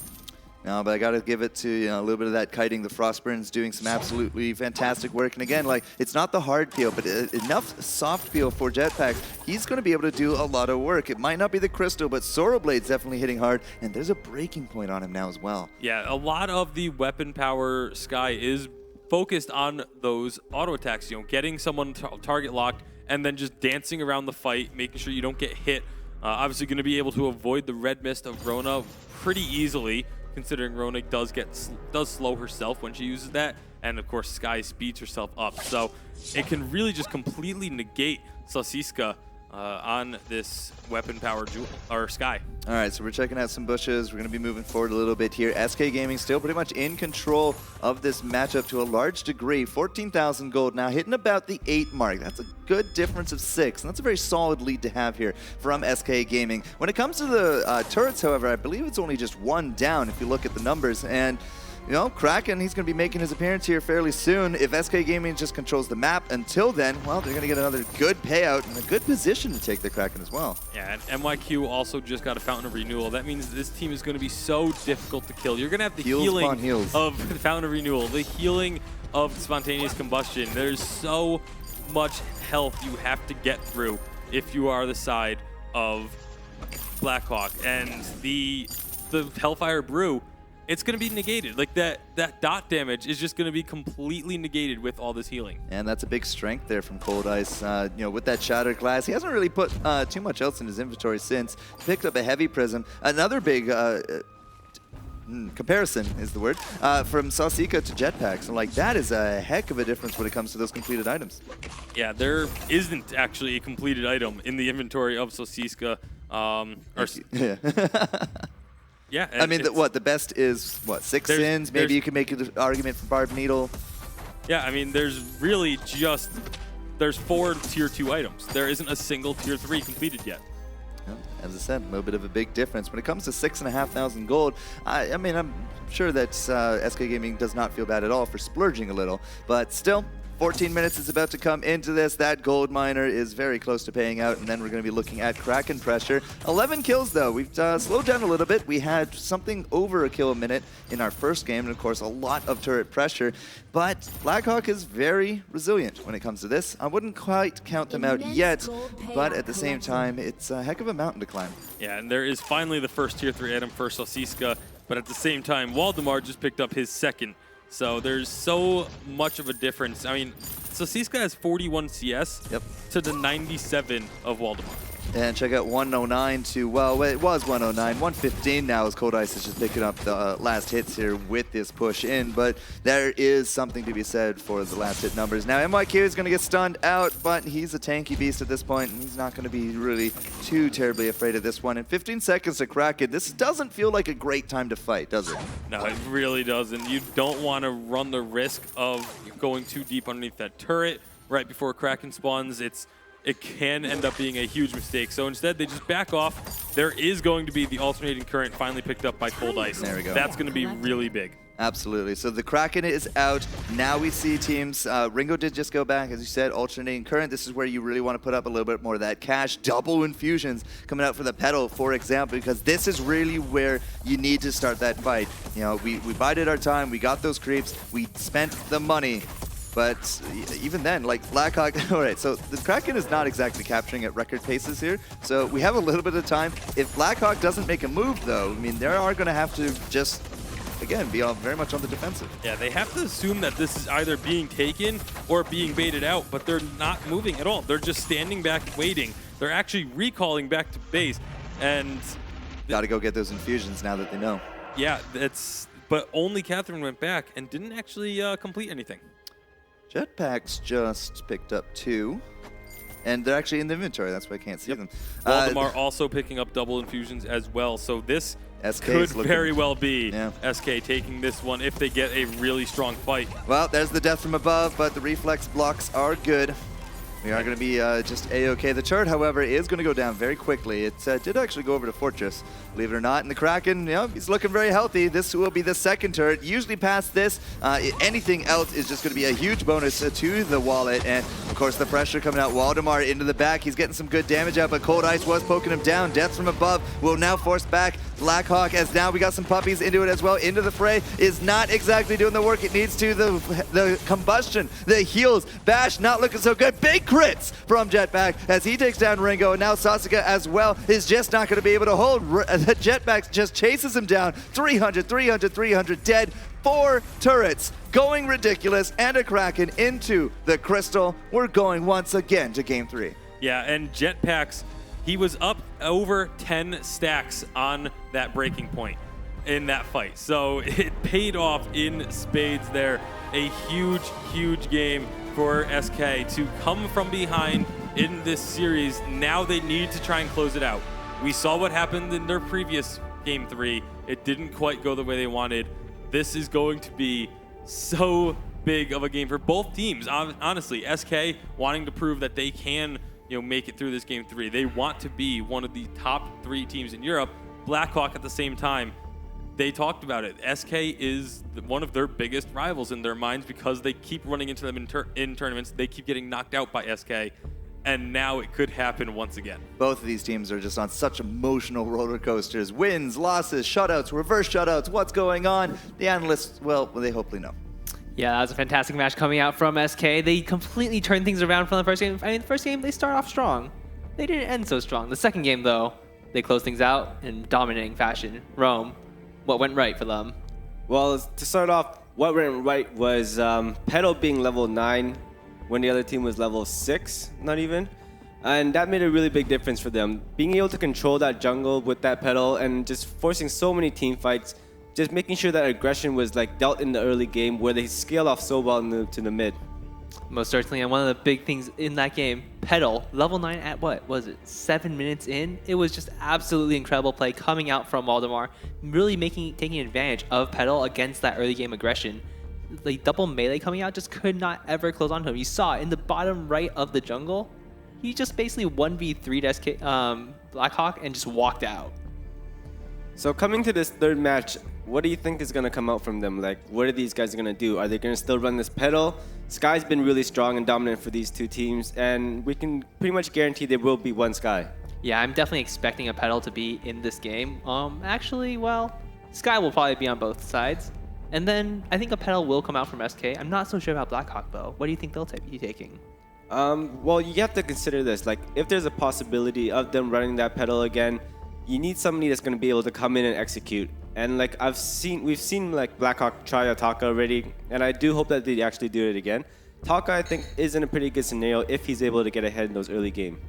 Most certainly. Four-court Jester, do you think we'll see a Taka in this game against SK? No? Well, when you have 2 live finals and a 0% win rate on the hero, and a very important Game 3 comes into it, my money's on no. Aw, sad time, sad time. I will go with Rome, though, in saying we will see a Sky. I would also want to. I think we're also going to see a Petal. All right, so the Sky, the Petal, potentially coming out. Tasty Bacon. This is the decisive Game 3 for these two teams. You've been right for the most part. Do you think you'll be right again? Who's gonna win it? I'm still gonna have to say I think Blackfeather's gonna be able to, or Blackfeather. Blackfeather's gonna win it. Yes. I was gonna say Blackhawk is gonna win it, but I was waiting for you to ask me who I thought was gonna be played because I do really want to see a Blackfeather played. It would absolutely make my day if a Blackfeather got picked here. It's such a Even the players are laughing at that one. I think it's because maybe they're laughing because I called it and they were gonna play Blackfeather, and so now that's why they're laughing. Oh, jeez. You just Tasty ruined the Bacon. surprise. Man, oh Tasty man. Bacon. Can't take them anywhere. No, we cannot. Humanist. So coming to this final match for these two teams, do you think there's anything in particular, that they have to watch out for? Not even regarding team compositions, but really just mental fortitude. Like we had SK just dominating fashion in game 2. Game 1, fairly strong start. But Yeah, well, the thing about SK is that they've been on both sides of the coin today, right? They've been completely dominating teams, and then they've gotten dominated. I think it'll be really important that Waldemar is able to have a really good game for them. You saw in this last game, there were so many fights where he just hung on by just the skin of his teeth, right? And if he had lost that, maybe it goes differently for them. So I don't know. If Waldemar has a good game, NYQ backs him up, Jetpacks is there, they can pull it through. But of course, Blackhawk on the other side, they've got their comfort picks as well. Maybe they go Adagio Rona. That's something that they've been pulling out a lot. And man, it's anybody's game, but this is going to be truly an exciting match. most certainly. And Rome, going into this game 3, we did see SK just play another best of 3, and they were able to take it to the third game last time too. Do you think there is anything that the Blackhawks can learn from the previous set? Blackhawks watching their last 3-game match for SK, they're probably going to be thinking there's not going to be a Rome Crow this one. So they'll come to this match and they'll try to plan ahead. They'll be like, these guys have been executing Pedal actually really well. So how can we, most likely there's probably like an 80% chance that Pedal will be run. What can we do to counter that? How can we engage in a way where like they don't get such a strong lead into that mid game, and pretty much like it's inevitable to like actually make a comeback. What can we do to actually kill Pedal? Like I'm thinking here and I'm running out of options. All I think about is Sky and Taka. Most certainly, and Taka definitely able to jump onto that Pedal and completely lock her down. Like even when she drops a siege, you can just follow with the extra, so you can follow with the Kaiten, and just incredibly effective at killing those squishy targets. However, you know, SK, if I'm feeling that if Blackhawk does run with a more ranged composition, I don't think Pedal is quite as effective. Like if they take the Adagio, if they take maybe a Ringo into jungle, maybe they take a Mage into lane, do you think that'd be a very effective comp against them? It actually would be, and because Blackhawk's able to like play so many different heroes, they're able to make so many different compositions up and make it work. They really have to do like use this time like before their actual last game, sit down, make those picks, and like do what they can to actually take third place. In terms of like all these range carries, though, like, are they guaranteed like the other team's gonna be running a Pedal though? Like that's still the question that's up in the air. What if they decide to go with a Celeste, Scarf, or Sky? Anything's up in the air right now. Most certainly, and it looks like the players are ready. So any last thoughts before we head into the match? It's gonna be a fun match to watch. All right, so Forecourt Jester, Tasty Bacon, take it away. All right, thank you, Zikent. Game number 3 to determine who will be position number 3 in the European list of teams. And I can't wait to get underway, see what these teams are going to be bringing out in this blind pick. No bans, no drafts. And so, you know, are they going to go for the strongest? We had Adagio bans, we had Arden bans, you know, a little bit of Taka, but I'm not holding out on that one. You know, Weapon Sky is something that we've been seeing from Jetpacks, but I don't think it's something they can take in blind. If there's going to be a Sky, I'm pretty sure it would be Crystal. I'd love to see a Vox out of Sasuke, for example, but, you know, only these players know. And as we jump into this game, looks like their picks are in. And on the left-hand side, it is going to be Black Hawk. And they get their Adagio, they get an Arden, and their Rona to boot. Yeah, and over on the side of SK, it's almost the exact same composition as it is now. Jetpacks with the Sky, you have Fortress for MYQ, and that Pedal once again. So when I was grilling Jetpacks at dinner last night, it's just like, man, you know, I've really been enjoying the play. He was definitely one of the earliest names I've ever casted here in Vainglory, and he said, you know, the Weapon Sky is very comp dependent. He can't just quite throw it in there willy-nilly. So I'm very surprised to see Weapon Sky here in a blind pick. I mean, this is either going to be supremely awesome for SK Gaming if they had predicted that it's going to be, you know, that Adagio coming out there. Or it's going to be a pretty abysmal game if they did not expect to find themselves up against that Adagio. Yeah, well, we'll have to see how it does play out. Of course, it is the Adagio actually up, going to be not the roam Adagio, as Bashen will be roaming on the Arden. And now a fight is breaking out. NYQ trying to run away. Yeah, and NYQ actually will get away out of that one. Waldemar with that trampoline at the end of it. Looks like he's going to be all right. And, well, NYQ, I'm not sure you should be chasing that, but Jetpacks is there, and strength in numbers gives them confidence. It will not be a first blood as of yet, but as we go back and forth, there has been, again, something to be said for Petal. He has had a ridiculously good run of this tournament. Yeah, and again, the fact that they have had so much success on this pedal, that it really seemed like people weren't expecting it. You know, Blackhawk talked about how they had put so much time and preparation into focusing on SK for this tournament.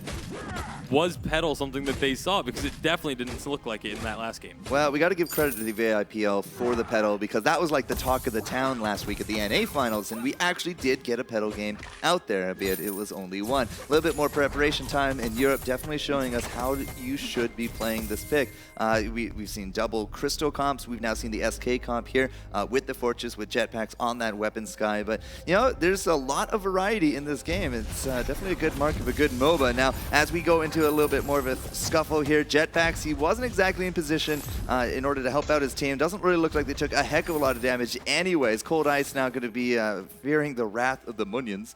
And yeah, he's just going to dance out of this one. Is this actually going to continue on for a fight? Yeah, MYQ, he's going to be a target. Waldemar now going to be burning a little bit there as well. But Cold Ice, I don't think we have the hit points to continue. Yeah, I mean, Solsiska is actually very healthy still, but they are going to be backing off and letting things reset a bit, as both teams will just be retreating into their jungle and back up to the lane. However, Solsiska, he's going to get a pretty good position in this lane, knowing that Jetpacks is going to have to come back through that entrance. Gets a lot of damage onto him. Solsiska, the laner, definitely has been something that we've been keeping an eye on here in this tournament. 25 minions now, Jetpacks 17. I think this is the first time we've seen actually the laning Jetpacks behind when it comes to, or at least SK in general. Waldemar was the laner in the first game. Yeah, and I mean, that's the one really nice thing about SK is they're so versatile in terms of being able to swap Jetpacks or Waldemar for lane versus jungle. Obviously, NYQ just staying in that roam position, but they just move around based on what the team needs, and it lets them be much more of a threat, because you can't just prepare, you know, if you're a laner, like if you're Solsiska, you can't just prepare for playing against Waldemar. You have to worry about playing against this playstyle of Waldemar and Jetpacks. Well, the Gift of Fire Harass is definitely doing Solsiska a little bit better. Cold Ice into the back. He's just going to be able to do his own normal farming thing. Looks like Waldemar and crew just kind of doing more of the same there as well. 4 minutes in, if we recall, in game number 2, we had a 50-second first blood. Today, at the 4-minute mark, it's pretty much just dead even. Yeah, both teams playing very cautiously, as is to be expected.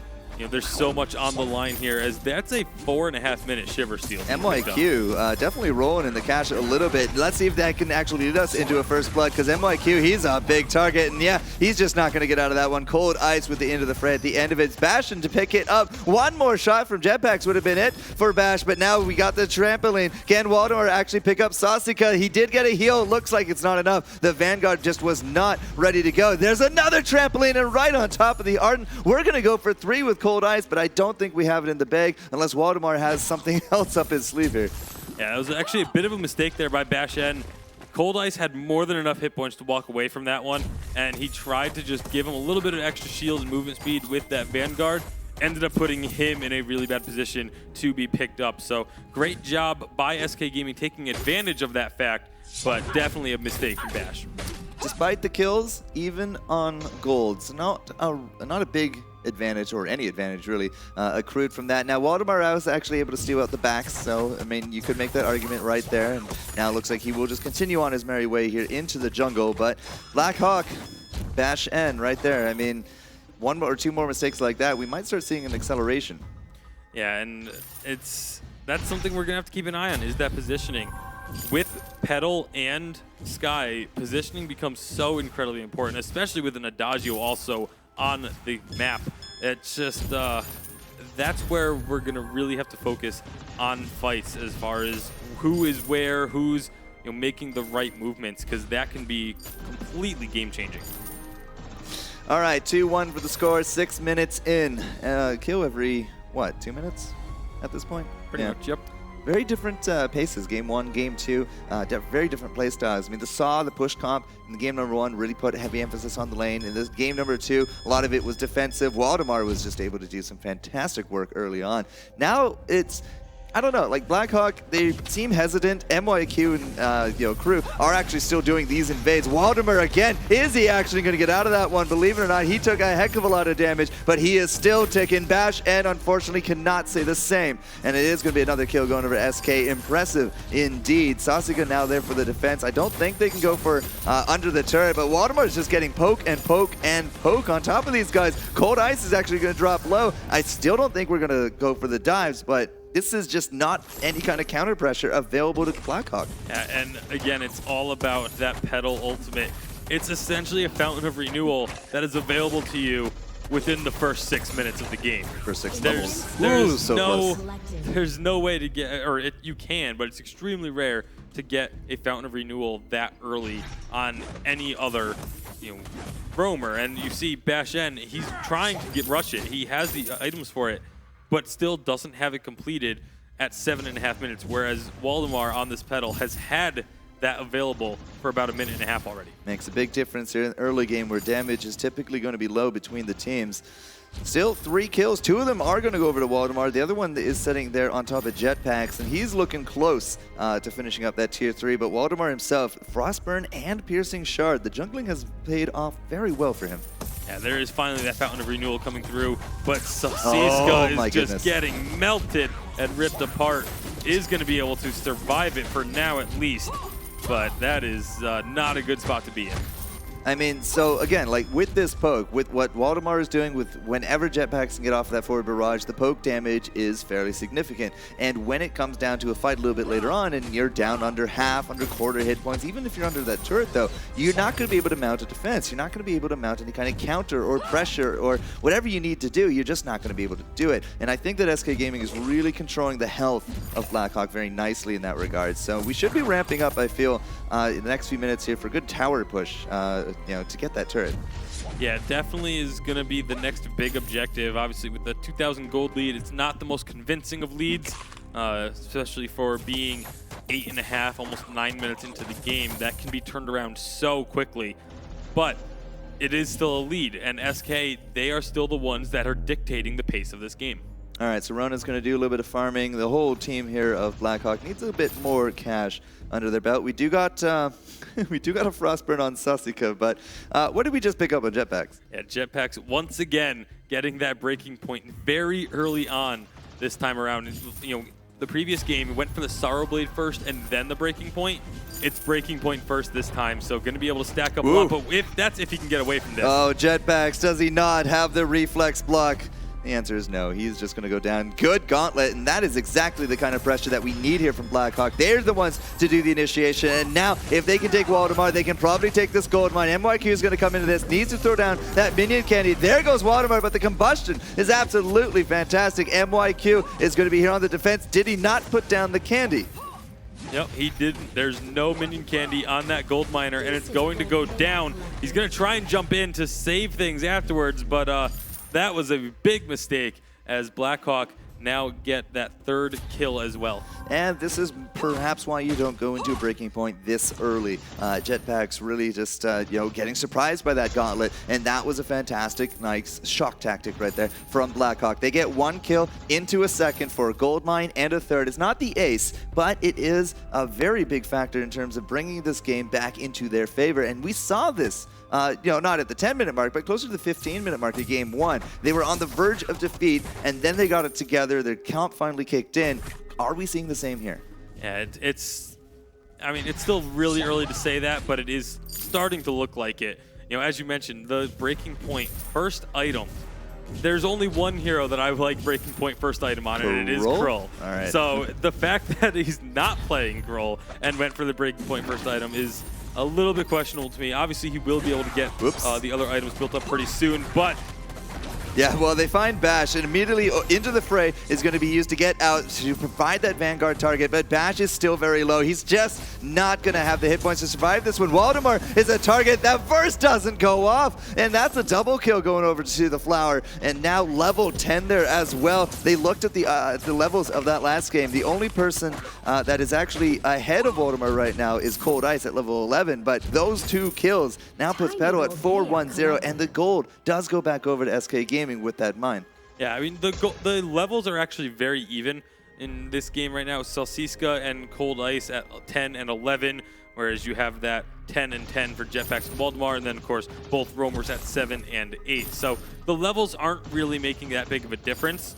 However, the fact that there's 4 kills onto Waldemar as well as the 61 CS, he is a little bit behind in terms of CS by only about 10 or so. But having those 4 kills makes up for that. Yeah, 0-0-4 on Cold Ice, but 74 minions. Yeah, I would totally take 4 kills if I was in Waldemar's situation. And if you see that as well, double reflex blocks are available now to SK Gaming. They're really just trying to make sure that that gauntlet doesn't quite do the effectiveness that it did in the last round. Yeah, double reflex blocks and Fountain of Renewal is also on MYQ, as Waldemar did just pick up the Broken Myth. So they're going to be able to heal a ton in these fights. Sorrow Blade also completed for Jetpack, so they're pretty much at that big power spike that we saw them at in game number 2. All right, Warhorn for our Arden. Feels a little late, but he did have to go for the Fountain of Renewal that you did mention. So that's his second item right there at the 12-minute mark.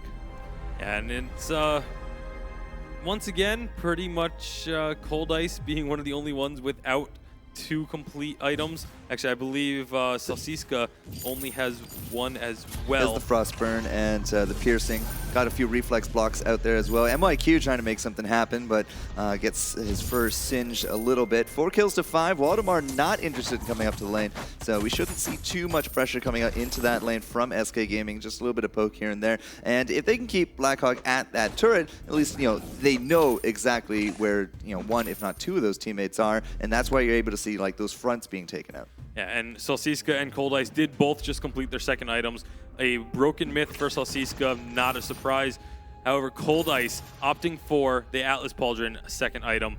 A great adaptation after game number 2 because they saw how much work Jetpacks was doing, obviously with the breaking point. So now Atlas Pauldron, as long as you can get close enough, can slow down that attack speed and get less stacks on breaking point. Well, we've seen Rona's definitely able to get into that back line so they can stick to their opponents, but we will have to see if the Atlas will pay off. She's had the Serpent's Mask for a while, and I guess she's content with that level of damage. It is, of course, a little bit better if you go a bit more of a tankier Rona rather than just a glass cannon. You can't quite do that, I feel, with so many of the melee, but Waldemar, again, he is going to be working a lot of magic in order to make sure that Rona does not get into the back. Jetpacks, of course, as well with the repositions, and MYQ has that Shiver Steel, so it's still a little bit of an upward battle when it comes to these fights. Yeah, Cold Ice does have a couple other tier 1s in the inventory for damage, which leads you to believe that there's going to be plenty more tier 3 damage items being focused, but now, right there, we see Adagio picking up the Crystal Infusion. Getting prepared for a fight. Yeah, is this going to be a fight over the gold mine? Because it is about 3/4 full, and with 30 seconds left to go, if you're going to make a move, especially with an infusion, well, now would probably be the time. And unfortunately, it looks like that window is just starting to really close shut very quickly here. So either way, picking up that infusion from Sasuke, he hasn't activated it, so maybe it's in preparation for the Kraken.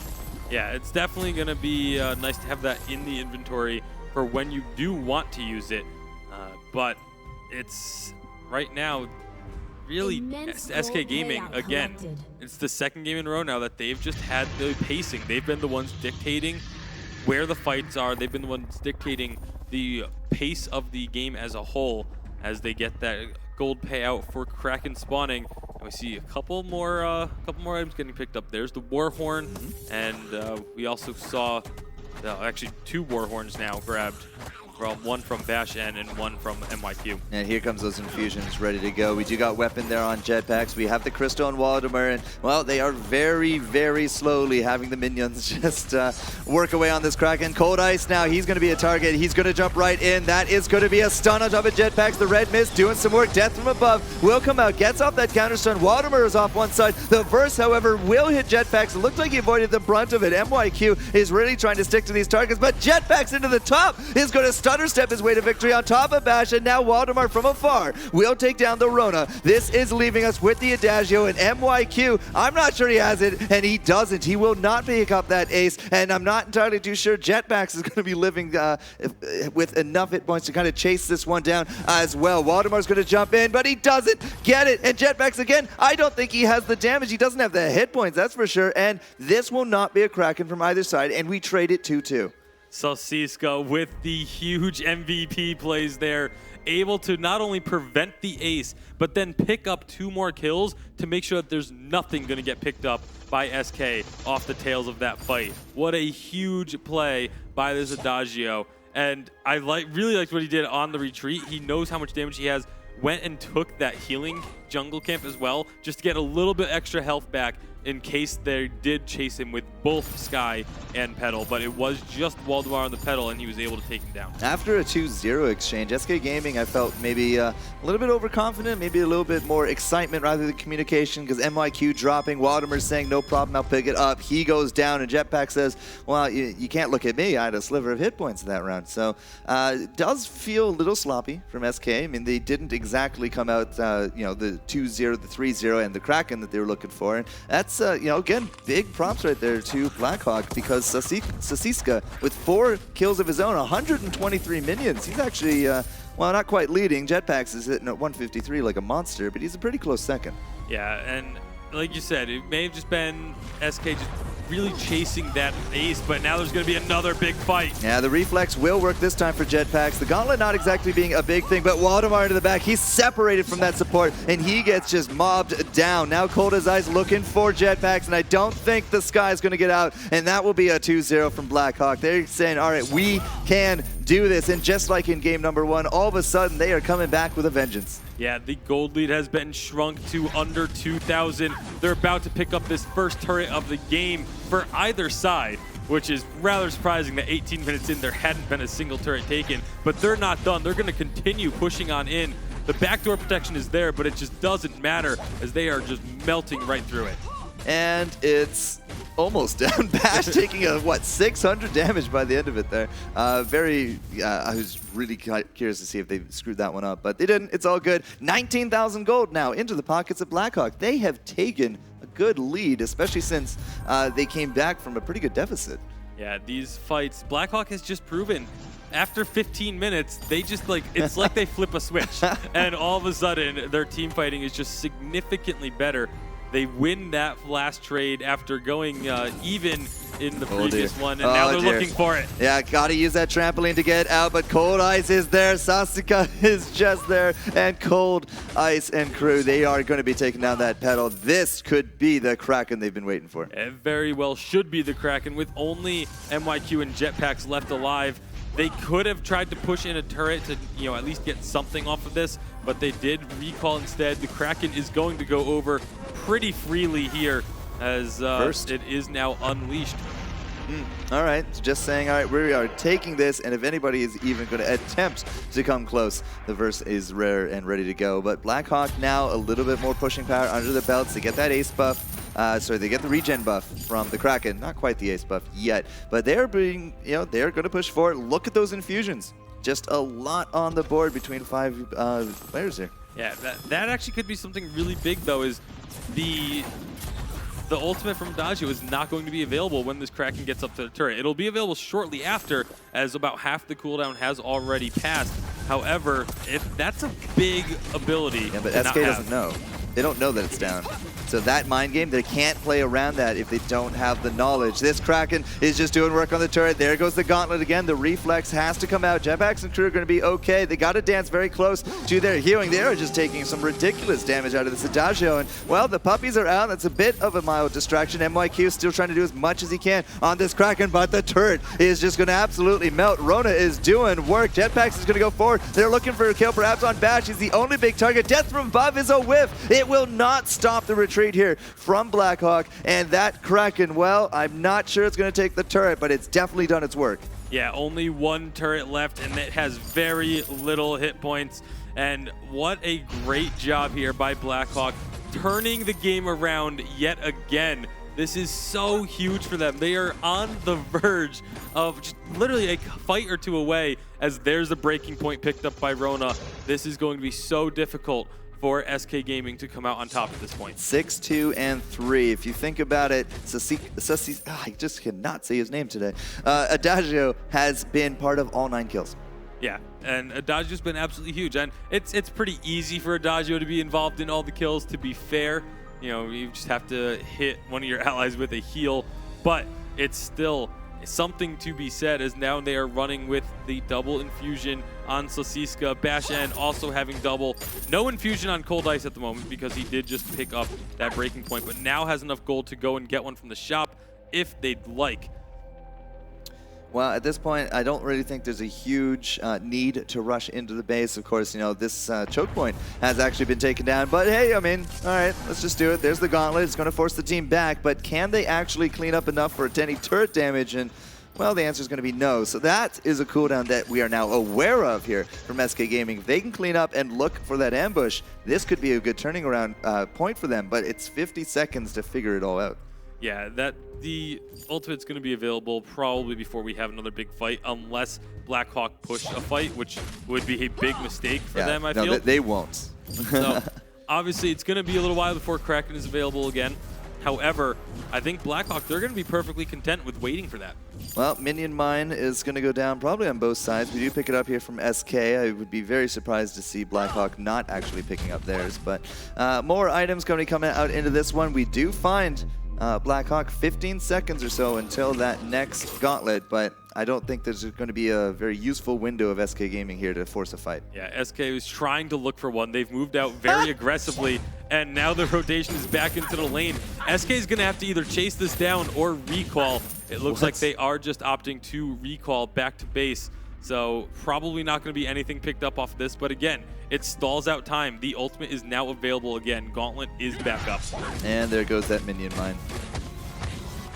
It was all planned. Blackhawk just saying, we're going to force you back. You cannot stay this far forward. Otherwise, we're going to take some damage into your base. And now, here's the big fight. Gauntlet's going to go out, but it's just going to keep everyone here. Jetpack's repositioning very nicely, but Petal just gets absolutely mobbed. Jetpack's not going to be on that run. The forward barrages are just not doing the work it needs to. It is, of course, weapon. And, well, sure, Jetpacks are going to get out of this, but MYQ is not. And if there's a Kraken on the board, hey, look at that. There is. It's a good opportunity for Blackhawk to pick it up. They don't need it. They don't need it. They can win this game. There's over 30 seconds before Waldemar is going to be back up.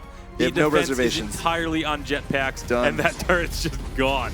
All right, the confidence factor coming into it, and Blackhawk, not the best of showing in the first 15 minutes of game 1, but they bring it back into a win. They go down in game 2, but a very strong performance here in game 3. They are your number 3 team here in Europe And for the VGL Finals. It's got to feel so good for Blackhawk to finally get that victory against their nemesis of SK Gaming. And you see there the sportsmanship, SK providing some extra applause for their opponents. Rona's just a spinning top right now. Yep. she herself is actually just celebrating there in game. It's a fantastic victory for Blackhawk. As you said, they've overcome that wall. They've grown as a team. Yeah, and you see them there celebrating on the stage. And to go over that match and the 3 games, we're going to go ahead and pass it back to the analyst desk, Zekent and Rome. And that was a fantastic game coming out from Blackhawk. Like, wow, finally taking down their rivals, SK Gaming. Blackhawk just did fantastically. Rome, you have an MVP here for us? Take it away.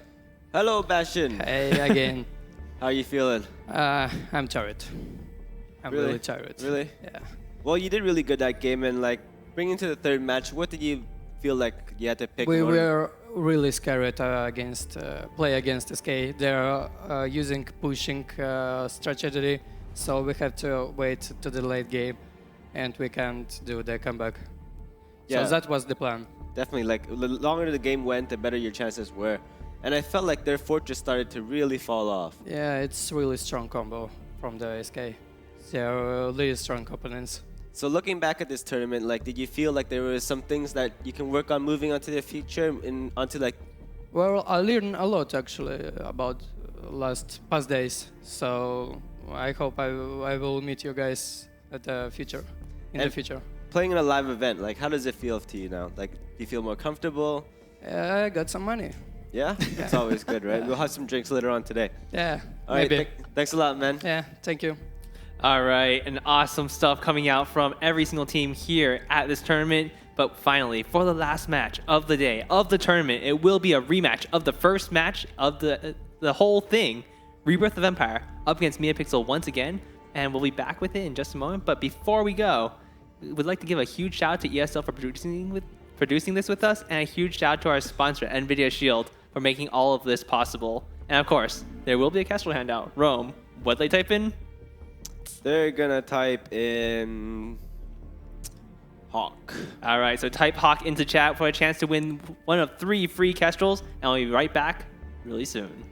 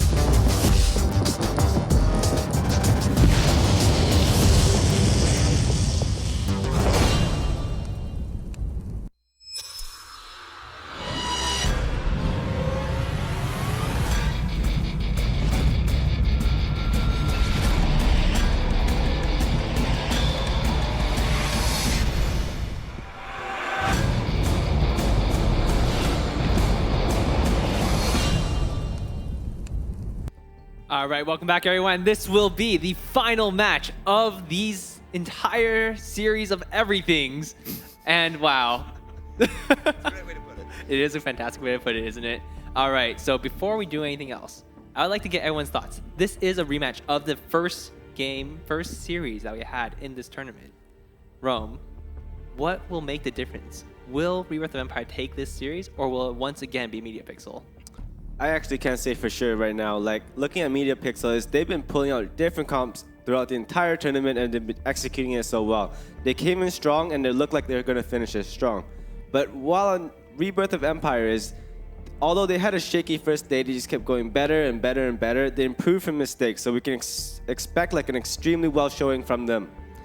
I would have to go with Rebirth of Empire. All right, so Rome predicting Rebirth of Empire, but with the teams on stage, we do have EvilFin once again. Go for it. Thank you so much, Zeke, and indeed, it is time for the last matchup of this entire weekend. What a crazy game it's been so far, and the best is yet to come. Let's get the teams on the stage. Come on, Rebirth of Empire. Let's give a big round of applause.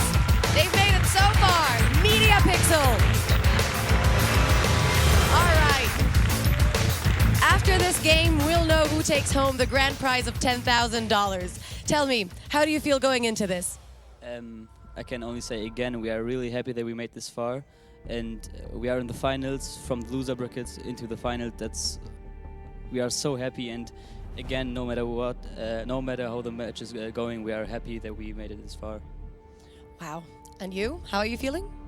Yeah, I agree with Grave Kali. It's amazing. We did it until the finals, where we were even not supposed to be here. So it's really a great thing. I wish them good luck, and we will do everything to win this. Wonderful. Sounds like it's going to be a good game. Take your seats. Awesome. And back to Seekent. All right, thank you, Evil Finn. Wow, these two teams, once again, I really want to see, can Rebirth of Empire take it this time around? I mean, we saw they had some serious difficulties coming to this third day. The day one, they got completely destroyed by Metapixel. Day two, they did fantastically. And day three, they are doing so well now. They have improved day after day, match after match. Rome, what changed? Pretty much just being that first time playing in front of a live audience might have been a big factor for them. And with the roster of Net Torlet, Great Kali, and Upfire, they got better as these games actually went on. But what I really like about them is, especially in this finals where it's going to be a best out of 5, these guys have actually had very great drafts and bans during the entire tournament, and I think that's what's going to be that little aspect of advantage for them here. Most certainly, but Metapixels are also no slouch in the draft phase themselves. They have a fantastic roster of Kavalifar, Palmatoro, and Mowgli, and they have been showing us some just, interesting compositions that have just worked out so well for them. Definitely, I'm trying to think of who would I ban against them? Would I ban Adagio? Would I ban Finn? It's really hard, and you're leaving out all these very strong picks in the jungle, all these flex picks in the jungle, leaving in the open just because you're so scared that they're going to be running certain comps where you've seen Finn do so well, you've seen their Adagio do so well, and I really do not want to run into that saw. Right, and Humanist, this is one match where the hero pools will be extremely important for every single player of the match, because Metapixels are willing to pick everything, because Rebirth Empire is willing to try whatever they need to succeed. Do you think there's any one standout hero that will make or break the draft? Finn.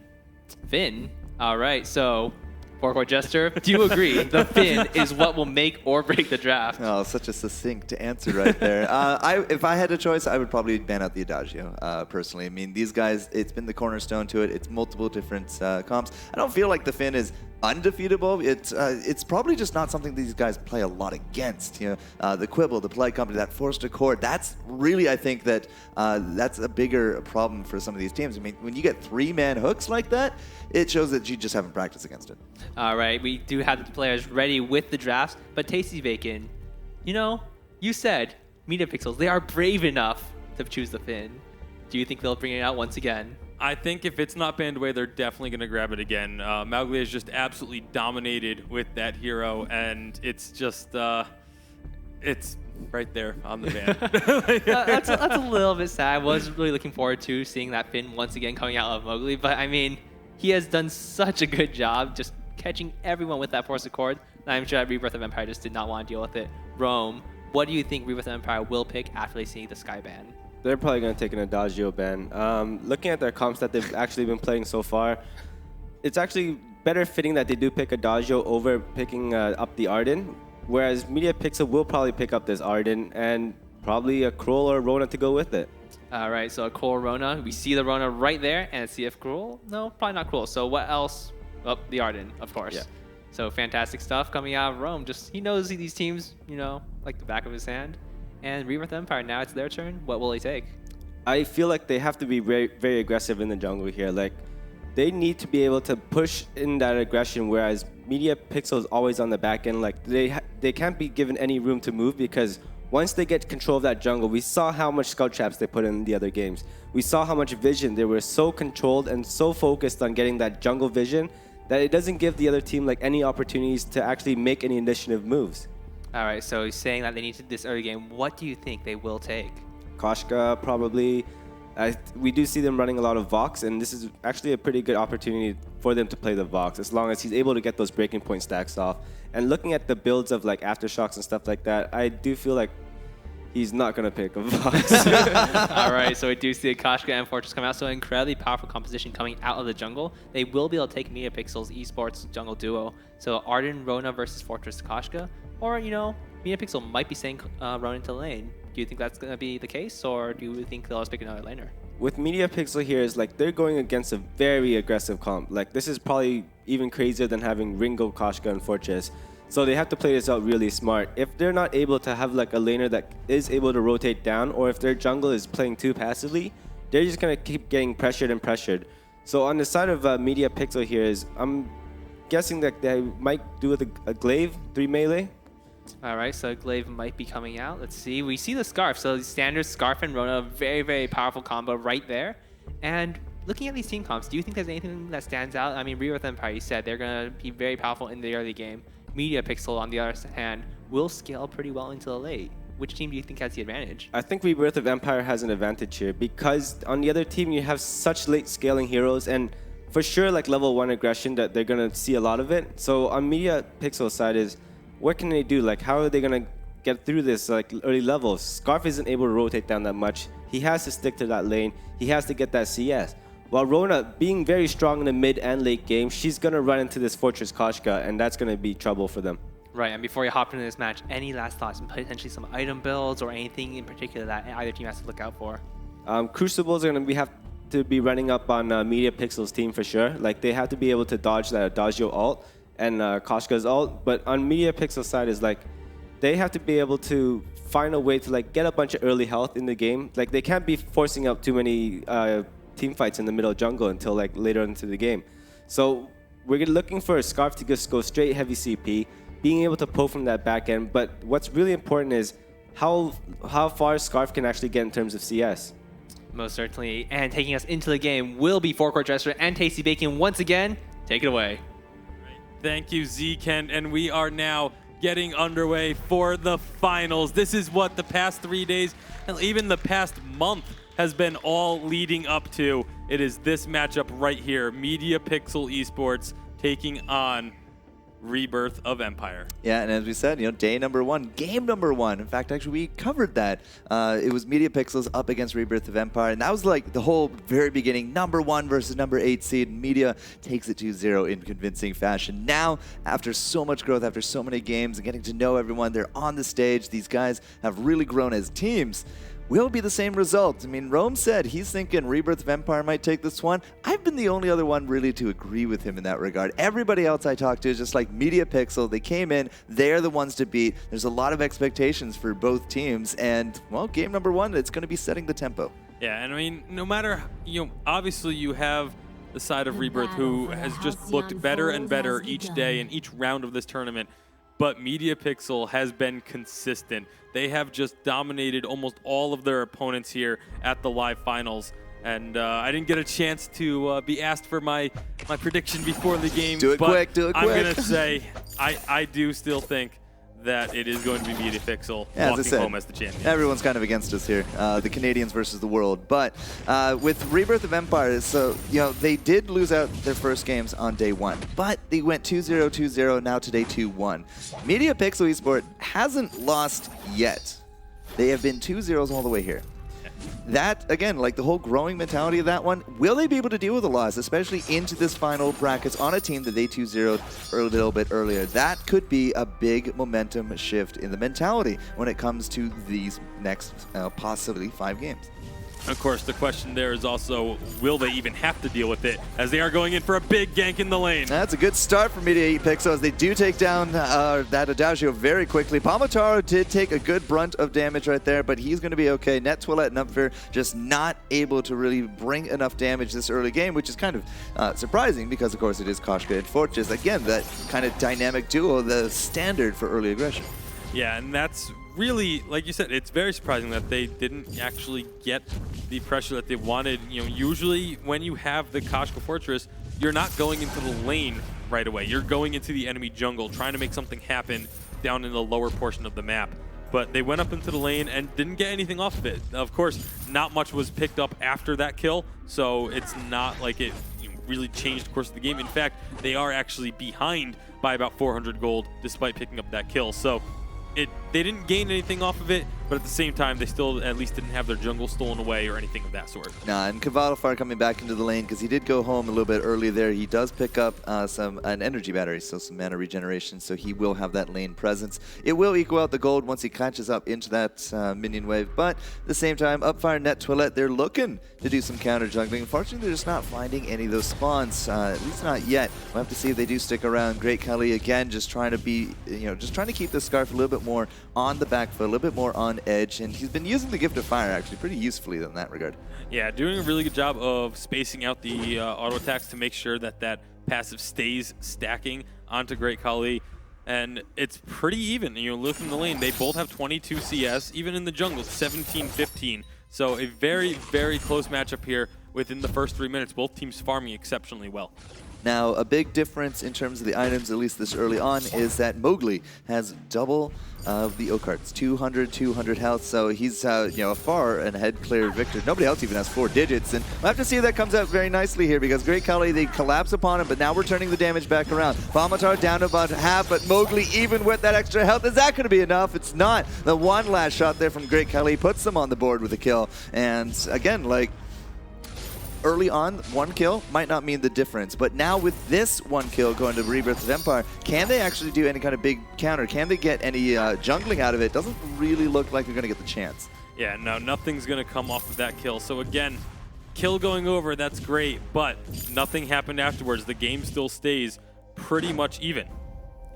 Gotta say though, if Mowgli didn't have that extra 400 hit points, he would have went down a lot faster. I'm not entirely too sure Palmatara would be out in the jungle if that was the case, since we would have been able to switch targets. But as they come back into it again, not a huge difference in terms of the gold, about 400 or so, still anybody's game, and the gold miners finally entered the fold.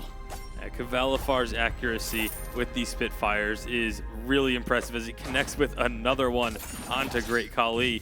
He is just peppering him with those. Kali's having to use a lot of his own energy just to keep himself healing up. And because he's not in the enemy minions at the time, he doesn't get that energy regen for dealing damage. Yeah, and that's definitely a good credit there to Kavalifar, especially since he does have an energy battery, and well, his opponent kind of doesn't right now. In fact, Great Kali came back to lane with a weapon blade. Yeah, it's definitely interesting. I hope it's early, not a full-on weapon power Adagio. Of course, it could be something, wouldn't it? That would be. It would. I don't think it would be something terribly effective. No. I have seen it before. You do still get you get to do a ton of damage because of the fact that the Agent of Wrath is a % damage increase. So you do actually end up doing a ton with your auto attacks, but it's just, in my opinion, it's nowhere near as effective as a Crystal Power Adagio. Now, if it is going to be a swap over to Crystal Power, that does put us into a double Crystal Power comp for Rebirth of Empire. Yeah, that's not that big of a deal, I think, against this team specifically. Great Kali is just saying, all right, I'll answer your question for you. He gets a lot more weapon power. Look at this combo, though. Kavalifar just going to be dropping low. This is a weapon power Adagio. Yeah, so bringing out something a little unconventional here in the finals, maybe hoping to catch Media Pixel a little bit off guard with it. Well, I mean, SK Gaming tried a roaming Kroll. That kind of, well, no, it didn't work at all. Yeah, well, Rebirth of Empire hoping to have some better luck here in these finals. And again, it's not the worst of ideas. Like, you do get a ton of damage. You're gonna be, I believe, what, 70% extra damage, if I'm not mistaken. That's a pretty good deal. Yeah, it is huge. So he is able to do a lot with those auto attacks, but the problem is you're taking away pretty much all of his utility.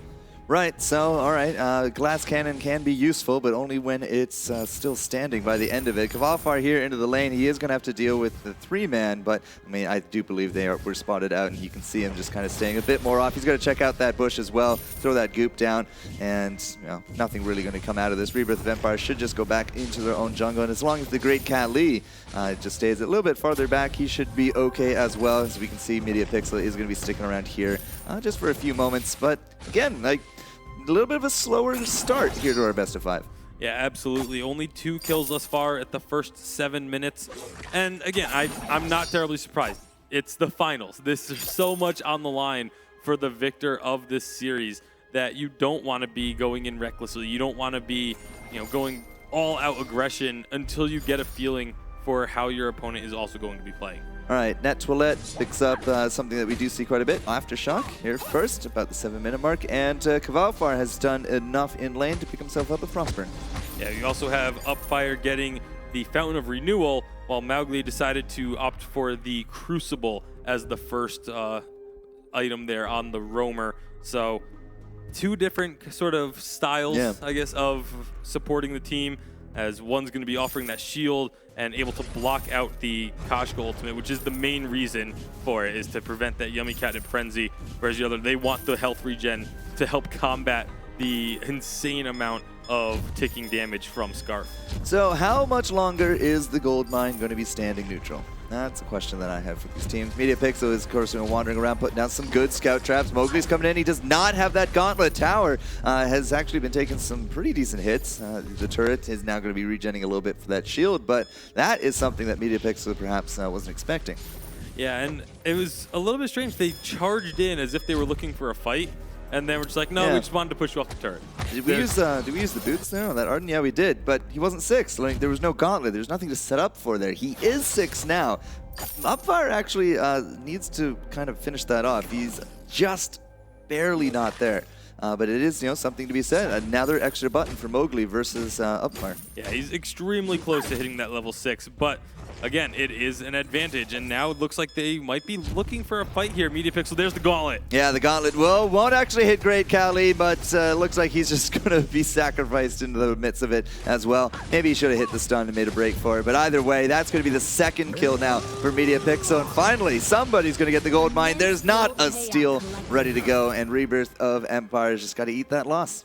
Yeah, and now the gold has finally swung over in favor of Media Pixel, as Rebirth had been holding on to a lead just from the farming, and now they're going to look to actually take it right back by picking up that turret. And a bit of a lapse of rotation knowledge there from the side of Media Pixel, just kind of letting that happen. Yeah, I mean, it was very evident on the map as well. I mean, they had to clear out several of those minions. You did see the Fortress actually guarding out the bush, just making sure if they were going to be trying to charge up here, Koshka would at least get away. But, gold mine and a kill for a turret. Believe it or not, that puts us back in the lead here for Rebirth of Empire, at least gold-wise. Yeah, and there's a lot of debate as to which one is better to get in that situation, if you want the gold miner or if you want the turret. And there's so many different ways to go about it. It is really personal preference at that point. Do you want the map control of having that turret gone, having one less spot for your opponent to be able to retreat to, or do you want the gold miner to get the stacking gold buff as long as you can defend it, the extra vision on the map? It's entirely personal preference as to what the teams want. And judging off of that, Media Pixel, they value that vision in the middle of the map a lot more than that map control in the lane. Well, something that has guided me through the years in MOBAs is, does it respawn? The gold mine, of course, does. It's a very contestable thing. The turret, however, does not. So taking an objective like that where you can't actually recover it, especially if you have no other real options, it's not a bad way to go. It almost never fails you in that regard. Yeah, and so again, now they have the ability to put more pressure onto this lane. And the side of Media Pixel, if they have to back away from a fight, they have to back to their tier 2 turret, very much farther, which gives the entire middle of the map over to the side of Rebirth. Oh, Media Pixels, they're going to find Net Toilette right there. No reflex block and a very dead kitten, as that is just not going to be going the way of Rebirth of Empire whatsoever. Yeah, they do pick up that 1 kill. Now trying to chase down for another onto Great Kali. No. But he is, again, doing quite a bit of damage with that Sorrow Blade completed. Did we actually have the puppies come out? Yeah, we did. It's not MIQ. Upfire up into the lane is actually going to get chased all the way back through. And he's very low on the hit points. Scarf and Mowgli really trying to make that a 2-for-0 exchange, as they're now going to be putting on some pressure here into the lane against their opponent's turret. But by the end of it all, again, the gold lead is flip-flopping pretty decently, but it's still a very small edge going either way. Yeah, it's not really like you can sit there and say, oh, they're doing so well, look at how much their gold lead is. It's back and forth. This game is so close right now that you can't just look at any one stat on the scoreboard and say that one of the teams has an advantage. However, they are going to be jumping in, trying to get onto Kvalifar, but with the help of Arden, is going to be able to back away. And they actually turn this back around, getting a ton of damage out onto Upfire. Well, if you look at Scarf, not only is it the Frostburn, but in Eve of Harvest to go with a Piercing Shard. Doesn't really seem to matter how much shield, not that there's a ton on top of Upfire, or Net Toilette to that factor, but all right, Adagio, all right. Breaking Point's going to be coming out to this weapon, Adagio, and he has a Sora Blade on the back of that as well. It seems like pretty much everyone is deciding, hey, if I'm gonna focus on attacking, I'm getting a breaking point.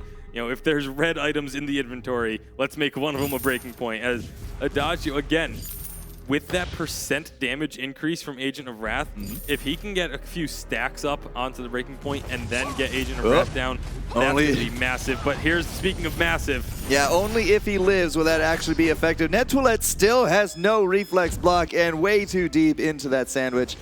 She is unfortunately just going to go down once more. We did actually use the Dragonfire, and again, Great Kali a little bit too far forward. Scarf is doing fantastic work, and an ace is going to go the way of Media Pixel. Scarf is just doing ridiculous amounts of damage with the Spitfires. You said it earlier, his accuracy is phenomenal, and he has a ton of crystal to back it up. Yeah, they get one turret. They still have ace buff minions. They are low, but they're going to start working on the second turret. Scarf deletes turrets from the game, as we're seeing right now. That's 2 turrets picked up off of the single ace, and the immense gold payout as well. That decision to take the gold miner and give up the turret now seems to be a very good one for Media Pixel. Well, of course, if you can't take it back, then yes, you will be in a very good standing stead. As Media Pixel 6-1 and now blowing up that gold lead to about 5,000 between the teams. As you said, Scarf deleting out those turrets. That's a heck of a lot of cash now to everyone. Yeah, the other really big thing about that fight, Kvalifar and Palmatoro each picked up an infusion. Yes, they did. Before it. They knew they wanted to fight right at that time. It was just when the gold mine was going to be getting close to paying out, they figured there was probably going to be a fight over the gold miner. Instead, they just take those infusions, go into the lane, and make the play happen themselves. And that is really big. They're not waiting for the play to come to them.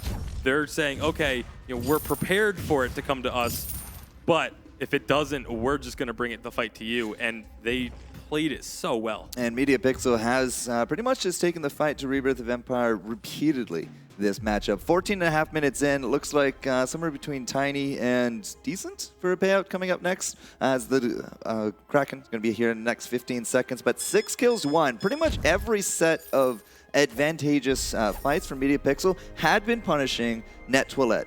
Because he didn't have that reflex block. Now we do, which means that that tool is just not quite going to be the same. But there goes the puppies. That's going to be Coop into the back. Great Kelly is going to be coming up. A Yummy Catnip Frenzy. Finally, it looks like a good fight for Rebirth of Empire, but now there's going to be a Dragon Breath into the back. Kvalifar will actually trade out kill for kill, but the Great Kelly just has no answer to the Palmataro, and now it's going to be up to Upfire to avoid this ace buff. Palmataro is saying no dice. He's going to catch right had the Vanguard. Red missed there as well. Upfire has nowhere to go, and that is going to be right through the turret and an ace. 9 kills to 2, and possibly another turret. Yeah, the minions are there, and of course Palmatoro, he actually takes way too many turret shots. They weren't quite able to actually break the turret aggro, so they are not going to get that turret after the ace, in fact. So a little bit of a misplay there to, you know, thought that they were out of the turret range and then went back in. What about Kraken? Scarf's not kind of definitely making it too over. risky. Yeah. Not with everyone else being up. However, that fight, Kvalifar with that Dragon Breath, absolutely huge. The Broken Myth was at full stacks, and then he was able to lifesteal off of it with that Eve of Harvest as well, and it was hitting 2 members the entire time. Really, really big ultimate to turn the fight around. Tons of damage, veritably, because he is now sitting at 4-1-4 and 165 minions to his name. Definitely the leader when it comes to the cash, and Kvalifar once again showing that you know, these guys are here to win. 8th seed or not, they're in the finals. They have gone undefeated, and at this current rate, it is definitely not showing any signs of stopping. Net Toilette is going to be caught, and well, not really able to turn a lot of that damage. The reflex block kept him alive for a little bit longer, but Scarf, another one in the bag. Yeah, Kvalifar is just playing like an absolute monster, picking up now 5 kills with 4 assists. And you look over on the other side, Great Khali, the weapon power Adagio just hasn't panned out. 1-4-1. That's a mild way to put it. Yeah, it's the polite way to put it. As the Kraken does get picked up. More infusions being picked up from both sides now. And they are just going to probably look to push in with this Kraken and see if they can't get the win. Double Shiver Steal as Adagio picks that up into his inventory. Okay. I'm not sure that's going to be an answer here to some of these engages, but then again, I'm not really too sure where Great Khali was going to go with this weapon power Adagio in the first place. Yeah, again, it hasn't worked out. It can work, but not in this situation, as now the turret is getting melted and the fight is going to happen. Yeah, it's done. Look for a gauntlet right there. There it is. Net Toilette. He will actually use the reflex to safety. Will live through it. Pamataro is going to keep these guys in that base, but the Kraken's going for this turret, and Kavalafar is helping it along its way. Upfires now is a big target. Red miss. It's going to be enough. We do get the Dragon Smith just before the Dragon himself drops with Media Pixels. Is going to take down Great Khali. The Kraken is still standing in healthy regard, and this is going to be game 1 to Media Pixel Esports. Yeah, and game 1 in a rather decisive fashion as well. 13-2. It took a while to get going, but once they did get going, they just never looked back. A great first game here to start things off here for Media Pixel. Well, the undefeated streak will continue, and they find themselves in advantage of this best of 5. 2 more in the bag, and they go home with $10,000 and the #1 spot in Europe for 2015. Yeah, and it's got to be so exciting to be up there just knowing you're 2 victories away. We are going to go ahead and throw it back over to the analyst desk to talk about that game and see what Rebirth has to do to turn that series around.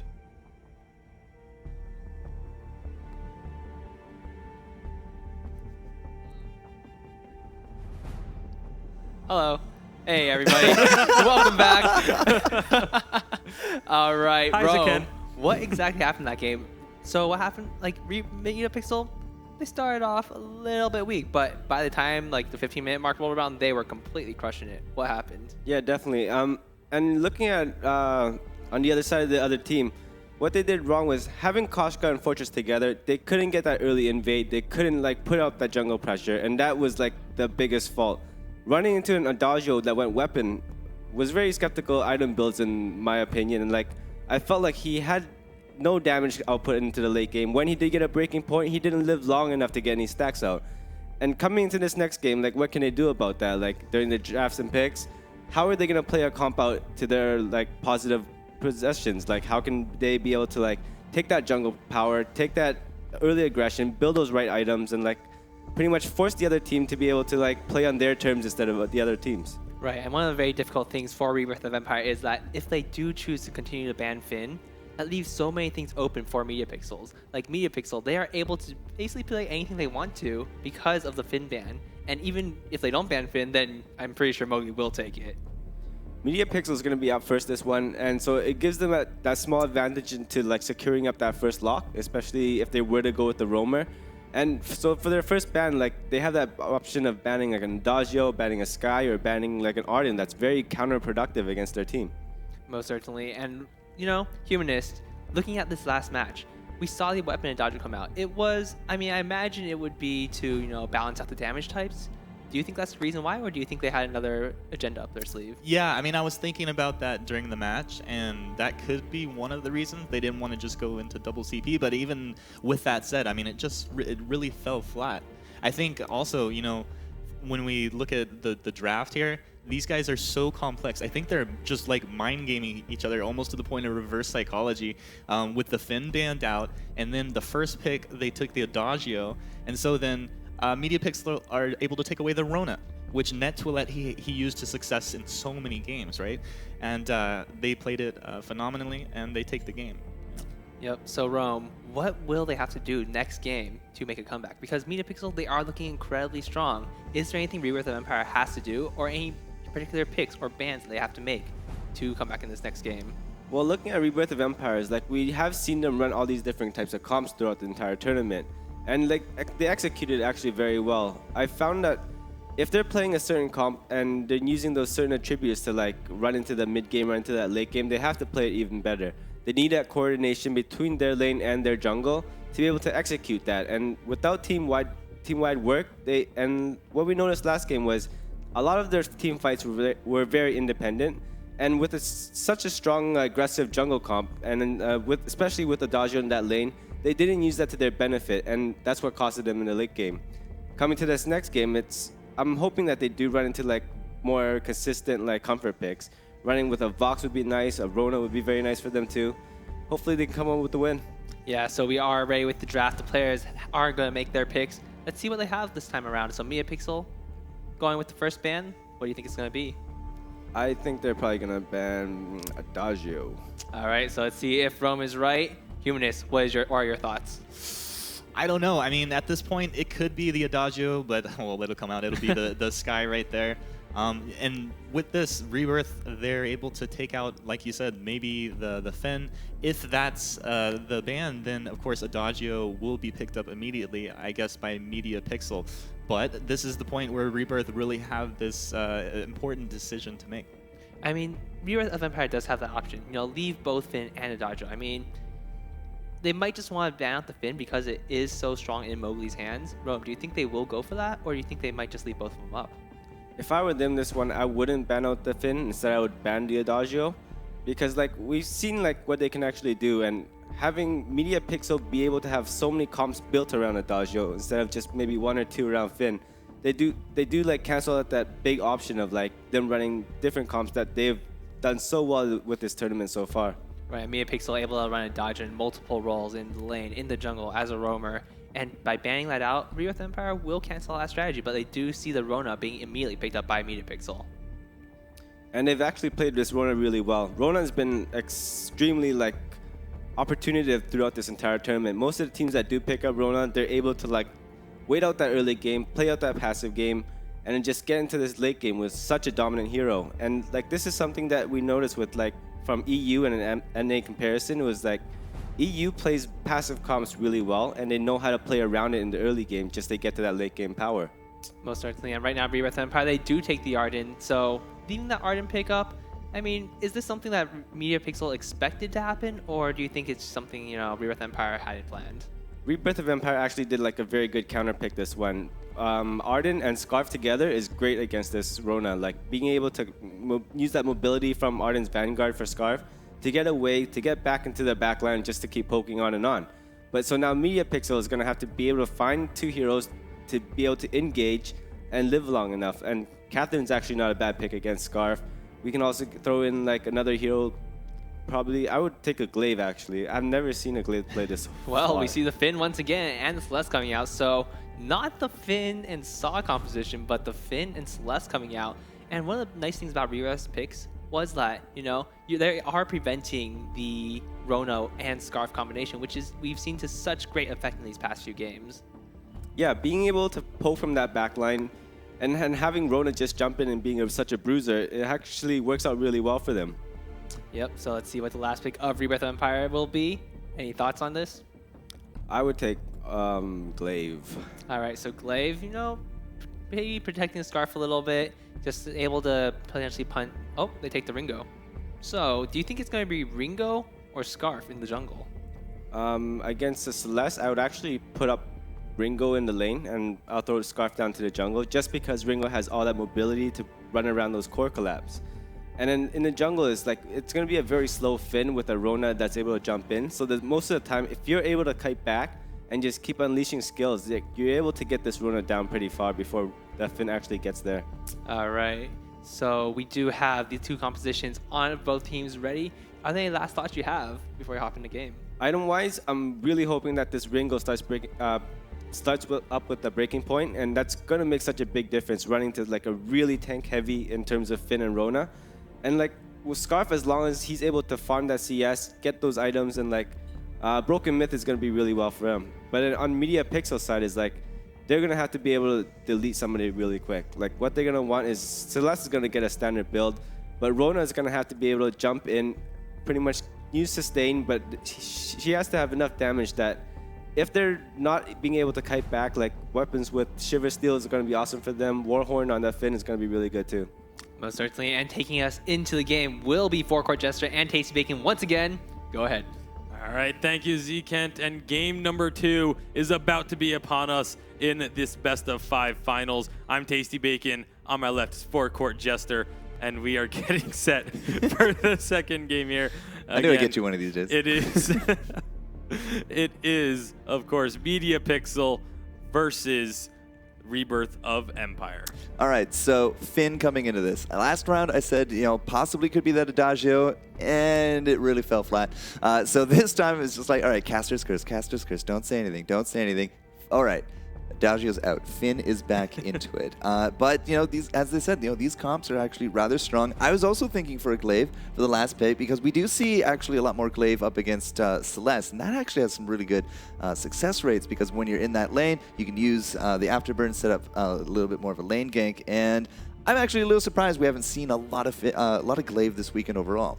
Yeah, it is still a little bit strange because Glaive is still extremely useful. And, Rome was saying he would have liked to have seen it here. I would have liked to have seen it here as well. Yeah. With that Finn especially, you use Glaive early on. I mean, yeah, obviously Finn is very difficult to kill, but you could either afterburn Finn into or away from a fight. It's going to take him so long to get back to it. Or you afterburn one of his allies away from Finn, and it's going to take him so long to get back involved. So... All right, well, these guys know best. That's why they're into these finals, and we're going to be jumping into the game here in just a moment, guys. But Ringo and Scarf doesn't exactly feel like it's going to be, something very useful, especially if Rona gets ahead because of the rushdown capability. She just jumps into the fray, red mist, and all of a sudden it's, a bad situation. Ringo's going to have to split one way. Scarf, neither of them have, big mobile options. Yeah, it's going to be a little bit interesting to see how they go about this, but it's we did hear from Media Pixel yesterday after they confirmed their spot in the semifinals that they still had more tricks up their sleeve. So maybe this was one of them. The Finn with the Celeste, we'll have to see. All right, so Media Pixel Esport here on the left-hand side, up 1-0, but Rebirth of Empire here off to the side on the right. Net Toilette, they're into the lane up against the Cavalifar, and I gotta say, Cavalifar last round just did exceptional work into that lane. So Palmataro and Mowgli. Mowgli is going to be somebody, again, that we're going to be keeping our eye on. When we saw this Finn a little bit earlier, he had some massive control in and around the area of this gold mine, and of course, those three-man anchor hooks. I said this a little bit earlier. You're not used to kind of grouping up or dispersing up against the pulling nature of that forced accord, you could be finding yourself in a terrible situation. And it was actually a Scarf and Finn combo a bit earlier that kind of just dominated those fights. Yeah, and now, I mean, it's still going to be able to be really effective. You obviously have Finn who can pull people in with the forced accord, and as long as they coordinate it properly, Cavalifar can drop a core collapse right underneath, right in front of the Finn. So they're going to get pulled in by that hook and then immediately get stunned. So it's so difficult to try and react to, and it can pay off in spades if they can connect with it here. That's going to be the thing I'm going to watch for, because it will just be such an awesome looking play to watch.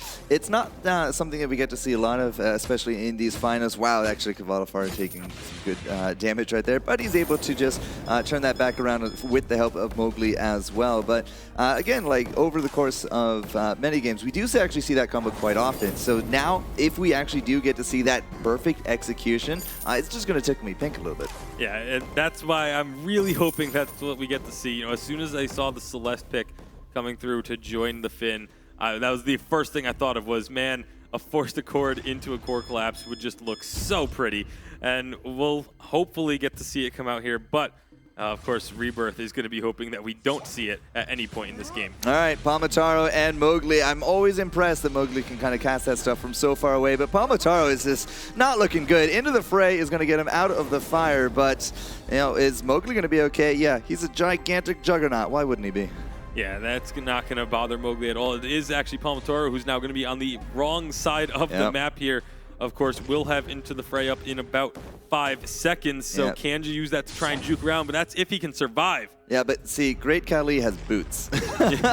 Oh, I was expecting Palmataro to go the other way over the wall, but Upfire, no! Upfire, don't let him go. There we go. First blood going through, passing ships in the night perhaps a little bit right there, but Upfire will actually pick up the first blood. At the same time, Net Toilette has a heck of a lot of hit points missing himself. Yeah, that was a huge juke there from Palmataro, almost paying off if it weren't for that pesky roamer doing his job and roaming around the map.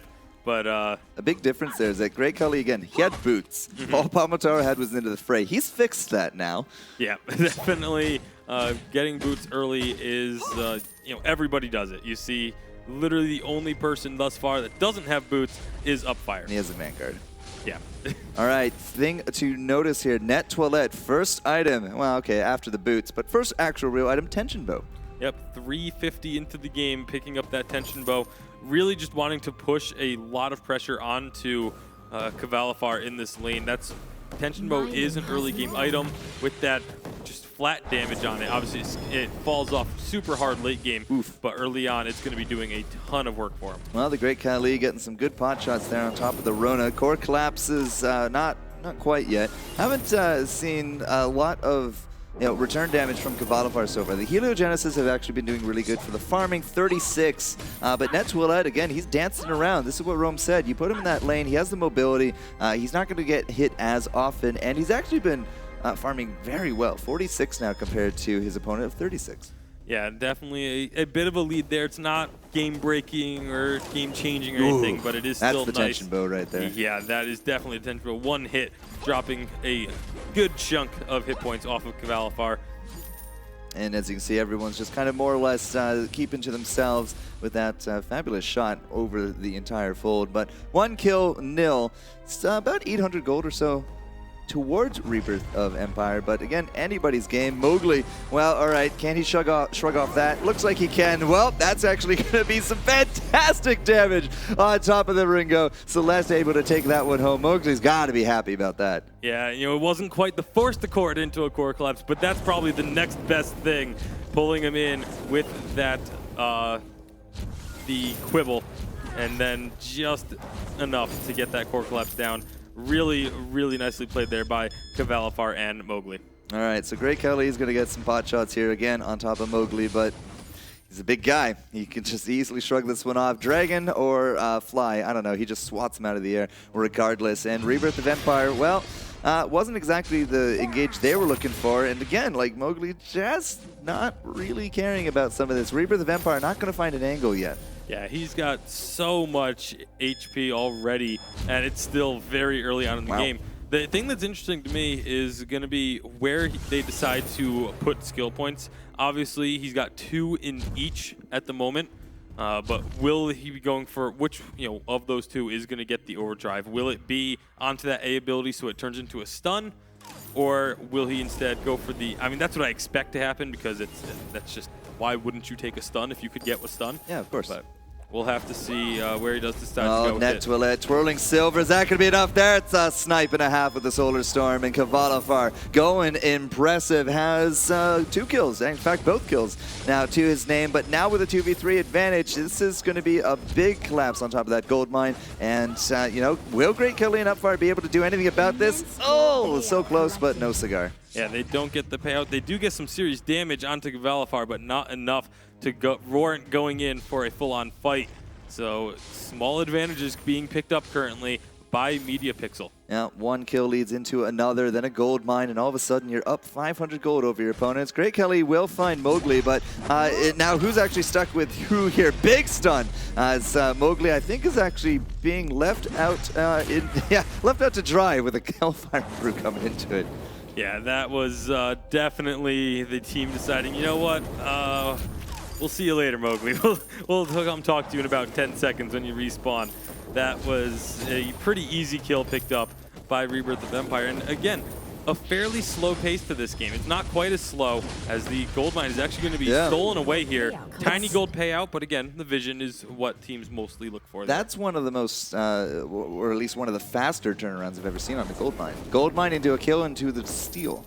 Yeah, it doesn't often happen because usually teams do want to wait, let the gold mine accrue a bit more gold before they go for the steal. But when you have the opportunity to take it, and especially if you're confident in your ability to defend it, you might as well just go ahead and grab it right away because, again, if you can hold it, you'll get that big, big payout at the end. So the Great Kelly picks himself up that Frostburn, but not to be outdone. We do got a Serpent's Mask and now a Fountain coming out here for our Mowgli. So if you thought he was hard to kill before, guess what? It's a little harder now. Fountain also there on Upfire as well, so both teams will have that big regeneration available to them.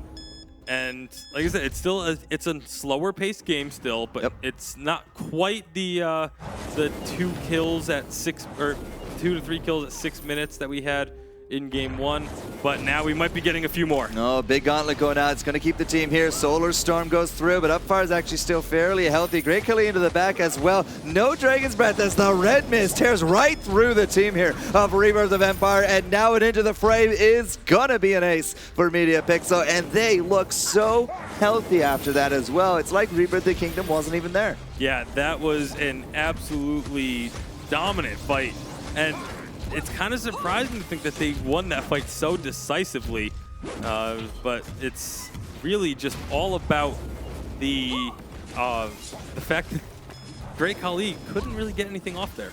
Yeah, so that is something of a little bit of a weakness of this comp, at least in my eyes. You gotta do the big windup of the ult there for Scarf and for Net Toilette. Yeah. That's a lot of time to be, if you're going to go in with that gauntlet, you need to already have, that Hellfire Brew kind of going with him. You can't take the time, especially with Arona. She's going to jump you. We're going to have that red mist. Core collapses, and Mowgli himself, yeah, I just don't think those ults are really going to hit that mark if they're going to be after the fact. Yeah, you have to basically coordinate with the roamer. Upfire needs to say, all right, guys, I'm going to be going in with the gauntlet. Both Great Khali and Net Toilette need to start queuing up their ultimates at that time so that the gauntlet can go down and both ultimates can get thrown out. But that's going to be Net Toilette actually getting away from that. Mowgli, yeah, he did not actually force any accord there. Yeah, he tried to. It was, but going on to a nice long cooldown now should give them a little bit of a respite. There goes the Hellfire Brew onto Kavalifar, but the Fountain of Renewal is just going to be popped, and he's going to be able to heal up through it. Yeah, but he's still going to be a little bit under half, which means that there's not going to be any more aggression out of this. Already now down that force accord, and having Kavalifar, one of their artillery cannons, so to speak, kind of out for the fight, it will now be getting a little bit more of a respite. But that's going to be that Eve of Harvest now coming to Kavalifar, and maybe that will be something of a difference in the next set of fights. And we see again Mowgli picking up multiple minion candies. That's one of the things we've noticed about them a lot is it's not just minion candies being used on the gold mine. They use it in the lane very frequently. And even if it's just a little bit of extra damage in a fight or a little bit of extra damage onto the turret, it's still extra damage for just a pretty small amount of gold that you invest into it. There's a good lesson to take away from Vainglory in terms of day number 1. SK Gaming in their sets were continually down kills, down several thousand gold, but they were the ones that actually took the objectives, and they were the ones that still won the games. That's how they got into that 3rd place match here on day 3. But, again, kills, it's a tool in order to get, to finish up, but it's not the biggest part of this. The farming, the kills, it's all about turrets. And you get those turrets down, you get to the crystal, you take that crystal, it doesn't matter what the kills, it doesn't matter what the gold difference is. So yeah, I mean, seeing those minion candies, it has actually been quite a few different teams using them as a tactic here. Yeah, Mowgli is probably the biggest user of it, though. We see more, I think, more minion candies out of him than anyone else. As a forced accord, once again, not quite going to connect. And Mowgli, maybe he is human after all in this Finn. Aw, nuts. Oh, he's only human? All right, off that pedestal he goes. But 5-2 for kills. The pressure is still definitely there. But here comes the gauntlet now. That's a core collapse and the snipe on top of Great Khali. But there comes the fire now as well. Palmataro, he might be able to just keep himself going through it. But Kavalifar is out. He was the big focus target, and a much better coordination of ults this round from Rebirth of Empire. Upfire is not looking so healthy. Mowgli, though, returns the damage. Palmataro jumps in, and now it's not going to be looking for good for Rebirth of Empire at all. The Great Khali likely not to get out of this one alive, especially with Mowgli right there. And of course, those red mist, the big anchor smash. And Mowgli helps out for the 2-0 return with Palmatara. But at the same time, Upfire did get away. It's not an ace, but still a heck of a engage. Yeah, and Media Pixel, they are just taking small advantages off this. They win each fight just a little bit at a time, and that's all you really need. They aren't going to get a whole lot off of that one in particular. However, it's, yeah, we always talk about how it matters more of what you do after a fight as opposed to the fight itself. But at the same time, there's still the mental aspect too. if you are constantly going into fights and just losing them, 2-1, 2-0, if you get aced, if it's happening over and over again, you just slowly start to think, man, we just can't fight against these guys. And it's a terrible spot to be in mentally because it just leads to fights going even more in the opponent's favor. Despite the heavy aggression coming up from MediaPixel and 7 kills, it's only about 2,000 gold between the teams. 1 turret advantage there as well. Kraken about another minute and a half off, but it's still pretty much anybody's game. Rebirth of Empire, they've been trying these engages, but as you said, if they get a little bit more shaky in that mentality, it could definitely not work out for them in the long run. That being said, another immense gold payout is going to go the way of MediaPixels, and they once more just more or less in control of the map. Yeah, they're controlling the pace of the game. They're determining when fights happen and where they happen. They have just their ability to move around the map as a unit.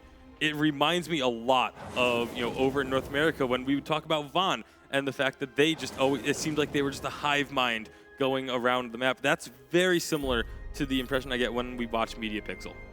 So Rebirth of Empire, they did put that Ringo in lane. His first item was that tension bow. He does have a Sora Blade to go with it, but 1-4-1, despite keeping up with the minion score, he hasn't really gotten a ton more done, has he? Yeah, here comes the Hellfire Brew as they're trying to push in that turret. Again, just being used to get them off it, but there's the Force to Core. Yeah, so very close with the core collapse, but the damage is absolutely real. Net Toilette still actually hanging on. 500 crit says no. And Great Kali with that Dragon's Breath, unfortunately just not getting the damage they needed to this round. Finally, we hit that anchor. It wasn't quite the supreme combo of the core collapse. He did actually miss it out, but it doesn't matter in the long run. That's probably just going to be another turret. Yeah, Mowgli can just tank up this turret for days as looking going in, and that turret is down. Kraken that too, is now 2 turrets taken, and yeah, Kraken is available. I don't know if they want to go for it right now because everyone is alive. However, there is no ultimate for Upfire or Great Kali or Net Toilette. So no ultimates against them at all. Yep. At the same time, the Force Accord is coming back to this. Of course, Palmatar and the Red Mist. Not exactly a heck of a cooldown there. And 20 seconds for Kavalfar. It's going to be actually looking real good for Media if they do want to try to force this in the next minute or so. Yeah, and they are now starting to get the infusions as well. So that's going to be something to keep an eye on. When teams start buying infusions, it's either that they're max level and have nothing else to spend their gold on, typically, or they're looking for a fight. Also typically. Yeah, 8-3 though for score, and what, 5,500? Palmataro, he popped those boots. No, he didn't. I lied. Either way, it looked like he wanted to rush in. Unfortunately, there was just no real team to do it all. And you don't actually need to chase down your opponents. That's what you got Mowgli here for. And here comes the anchor, but it's expertly dodged. And I think Rebirth of Empire is just going to try to bring it back to their turret here. Yeah, and it really does look like Rebirth was ready for this Finn pick to come out here in Game 2. They did ban it away in Game 1, but they've been able to actually dodge out quite a few of these forced accords, but it's still just not enough thus far as they are still behind. There's the Hellfire Brew going out again just to try and force them off this turret, but those Heliogenesis coming over the wall. And the snipe. Solar Storm, a little... Sort of a snipe. Little ambitious, I think, on that Solar Storm. Off the wall. Yeah, it still actually hit Upfire, but unfortunately it just wasn't the bigger damage that they're looking for. Kavalfar, however, he's been a consistent target of the Hellfire Brew. He has been using those reflex blocks very nicely. He has only burned, I think, once out of 3. But at that, that being said, we haven't really seen this big cohesive, engage from Rebirth of Empire. Yeah, they're getting down the gauntlets, and they are doing actually really good with the Hellfires, but past that, they haven't really been able to kind of seal the deal on anyone. Yeah, it's just been a rough go of it, and now the Kraken is going to be started here by Rebirth, but here comes, or by MediaPixel, here comes Rebirth. All right, Gauntlet and Dragonfire, Great Kali going forward, but again, the damage looks shaky. Net Toilette into the back, he was a big target. Palmatar does chase him down, another Red Mist, and the core is going to be enough. Kavalfar, and the snipe does massive damage. The ring goes out. Upfire is the only survivor for his team, and that is again going to be a big engage for MediaPixels. 10-3 for score, and a Kraken coming down on these last 3 turrets. Yeah, they will at the very least be able to get one of these turrets. They'll be able to get past that choke point, pretty much guaranteed. And we'll have to see if they can go even further than that. So Mowgli immediately, I mean, people start buying infusions. You can see it here on Palmataro. He actually has his own. He buys candy, and there it is. The buffed minions and candy. This turret had no chance. Yeah, so they actually get that first turret before the Kraken's even there. A huge force the core. Yeah, absolutely, but there's no core collapse to go with it. Does not matter. We got the spin in top of the Beyblade Master of Palmataro, and 2 more kills going his way. Net Toilette is the only defense, but the Frostburn means he is in range of a lot of these Heliogenesis. And oh yeah, that's right, there was a Kraken. This is going to look like game number 2 is going into the Media Pixel Esport pocket. And they won it pretty much the exact same way as they won game number 1. A little bit slow and steady at the beginning of the game. It looked very even. And by the end of it, though, it's like they hit a switch and just completely take the map over and never look back. 13-3, and also finishing with about an 8,000 gold lead. Media Pixel, they do not look like a number 8 seed, as they are just tearing through this tournament. That has sort of been the commentary, and I was saying this, I think, at lunch stage. It felt like the number 8 seed was a bit of a betrayal in numbers up against these guys. They have not lost a single game this tournament, and they're 1 game away from becoming number 1 here in Europe. Yeah, just 1 more win, and they will get that $10,000 prize. You see them there looking pretty calm and collected. But to go over that last game and see if they're going to just roll over this one 3-0 or not, we're going to pass it over to the analyst desk, Zekent and Rome, as well as Humanist. Hello, everybody. All right, so we see the Finn once again. We see exactly why it is so fair, exactly why Rebirth of Empire did ban it the first time around. And Mowgli, once again, just making the plays, making so many things happen for his team. Even though they didn't get the exact comp they wanted, I believe they wanted the Scarf instead of Celeste, they still made it work. What went right, and what can Rebirth of Empire even do against this squad? The question is, like, with Media Pixels, they haven't done anything wrong. So everything they've been doing has been right. Their synergy, coordination during team fights has been excellent. And I'm pretty sure, like, going to this 3rd game, like, they have it in the bag. Yeah, it's going to be really tough for Rebirth of Empire to make a comeback right here. But you never know. They have, well, thinking back, they have lost 4 games to Media Pixel. It's got to be weighing on them a little bit. But Humanists, what do they have to do? They have to change their mentality, they have to change their picks, they have to change their bans. Like, what can they do to make a comeback here? Oh, there we go. Okay. At this point, I think they really need to just have some fun. You know, I feel like they've taken a very methodical and almost scientific approach to the way they've been playing the game. Media Pixel feel like artists, and these guys, if they can come in, they got to get their comfort picks, number 1, and don't just try to play to the meta. But it's so hard because in every draft, I feel like Media Pixel has somehow come out with an advantage. Do you ban Adagio? Well, then Finn's in the pool. Ban Finn? Well, Adagio's in the pool. And then they pair up Adagio with the Rona, or they pair up Adagio with something else. And it's just, they're so flexible. So. Right, and that's one of the most important things about this Media Pixel lineup. They are so flexible. They are willing to play almost anything in the pool. And with the comps they do bust out, the Saw, the Finn, there's so many things that are at their disposal. Rome, what do you think they will bust on next? Do you think they'll continue with what's working, or do you think they'll try something new? For this 3rd match, is like they're probably going to come into the draft phase very smart. They're going to pretty much counter pick the other team. Like, looking at last game, what Rebirth of Empire did wrong. Like, what I noticed was they put this Scarf in the jungle with Arden, and they built Scarf very tanky. So what they did wrong there was they didn't really utilize the synergy between the 2 heroes. Having Arden there and building a very tanky Scarf, they lacked that damage. And with Ringo in lane, building Tension Bow first was actually a pretty good idea, but rushing that Sword Blade afterwards instead of a breaking point, that was very costly. Like, by that time when he got a breaking point, the other team, they were very tanky. They were able to sustain himself, and pretty much he had no chance during the team fights. Right, and Attention Bow, pretty effective early on, doing a lot of damage to that Celeste of Kavalifar, but it just was not enough to bring it, give them much of a lead in the early game. In fact, it does feel like Media Pixel, they do have that early game unlock. Their rotations are flawless. They bust out the minion candy when necessary to push the lane, and it's very tough to catch them off guard. Is what can change to let Rebirth of Empire even do anything against them? Well, we've been seeing Media Pixel play all these like later scaling comps, and they've been winning against early aggression comps. So that's where the problem is. Like, if you're gonna pick a comp that's very strong in the early game, you're gonna have to benefit from that. You're gonna have to make the most out of it, and you're pretty much gonna have to try and dominate. But that's what's the lacking. Like, that's the one factor that hasn't been working out for them. So they have to make a plan around this. They have to figure out a way where if they have an aggressive comp, or if they have like a comp strength, they have to play with it well. They can't just make it go by, or they can't just like relax and watch the other team just run them over.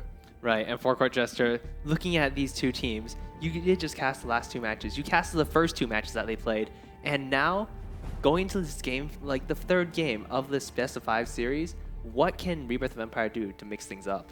Well, it's a little bit like what Human has said. They need to have a little bit of fun. They need to be very comfortable with it, because so far what they've done is just not working, and it's very confusing because day 1, 0-2, they're into the lower bracket, but then they just come out super strong, and now they're back into here in the finals, and it's not working again. Like, what is it about the taboo of these teams? And again, it's the mentality, the communication. They need to kind of pull this together. I don't really think it's the mechanics, but like we saw last time, I mean, we saw some gauntlets and no ultimates coming out. The comp, we didn't think it was going to be a Ringo, and well, it didn't work. You know, perhaps mixing a melee into that. Having those double channeling ults, I don't think did them any favors, so they just got to get their head into the game, I think, at this point. Most certainly, and it does look like we do have the draft ready, and so let's hop into it and see what these players have picked. I'm pretty interested in seeing if Rebirth of Empire does swap things up, or if they're going to go with tried and true. So they started off with the Dagio again, and that, in my opinion, like, that's a very smart move on their part. However, they still have to run into this, secure a very strong first pick, like probably like a Rona, and make sure that they're able to have that transition to the mid game. They're having a lot of problems like playing their comp well, and that's what's costing them these games. Most certainly, and we do see a Sky ban coming out from Media Pixel Esport. So Rebirth of Empire right now, you know what would be very interesting if they busted out a Saw of their own, because you can have Finn, like if Media Pixel does decide to pick up the Finn, you take a Saw to counter it, and you pull in Saw, and he just explodes your team. Yeah, definitely. But it also depends on like playing their comfort picks and playing it well. But like Humanist said, like there also has to be a fun factor about this. They should like, you know, enjoy themselves, have some fun, try out some new things if like the last two things weren't working. The Sky ban on Media Pixel is actually very smart, because all the comps that Media Pixels have been running is like, it's very oriented where a Sky would come in and pretty much dominate their team because of her mobility. Yeah, and Sky doing extremely good work in this entire, like every single series in this tournament. So taking that out, Media Pixel extremely intelligent. And do you think we'll see a Finn again, or do you think they'll, you know, try something else for fun? I'd like to see him play a Krull this one. Krull's been actually doing really well against Rona, and we have seen them bust out a Krull already. But with Arden and Scarf, they're doing that counter pick again, and they played it really well before. Rona doesn't have much of a chance unless she gets really strong into that late game. She has to try and snowball it early, but who knows what's going to happen next. Right, and this does prevent the Arden Rona Scarf comp that we did see so often. And taking the Scarf away, I mean, this has been a very effective pick for Cavalifar. We saw him in the previous set. They had the Finn, they had the Rona, they had the Scarf, and every single time Mowgli landed that Force Accord, everyone dropped. Do you think there's going to be another sort of combo on the side of Media Pixel?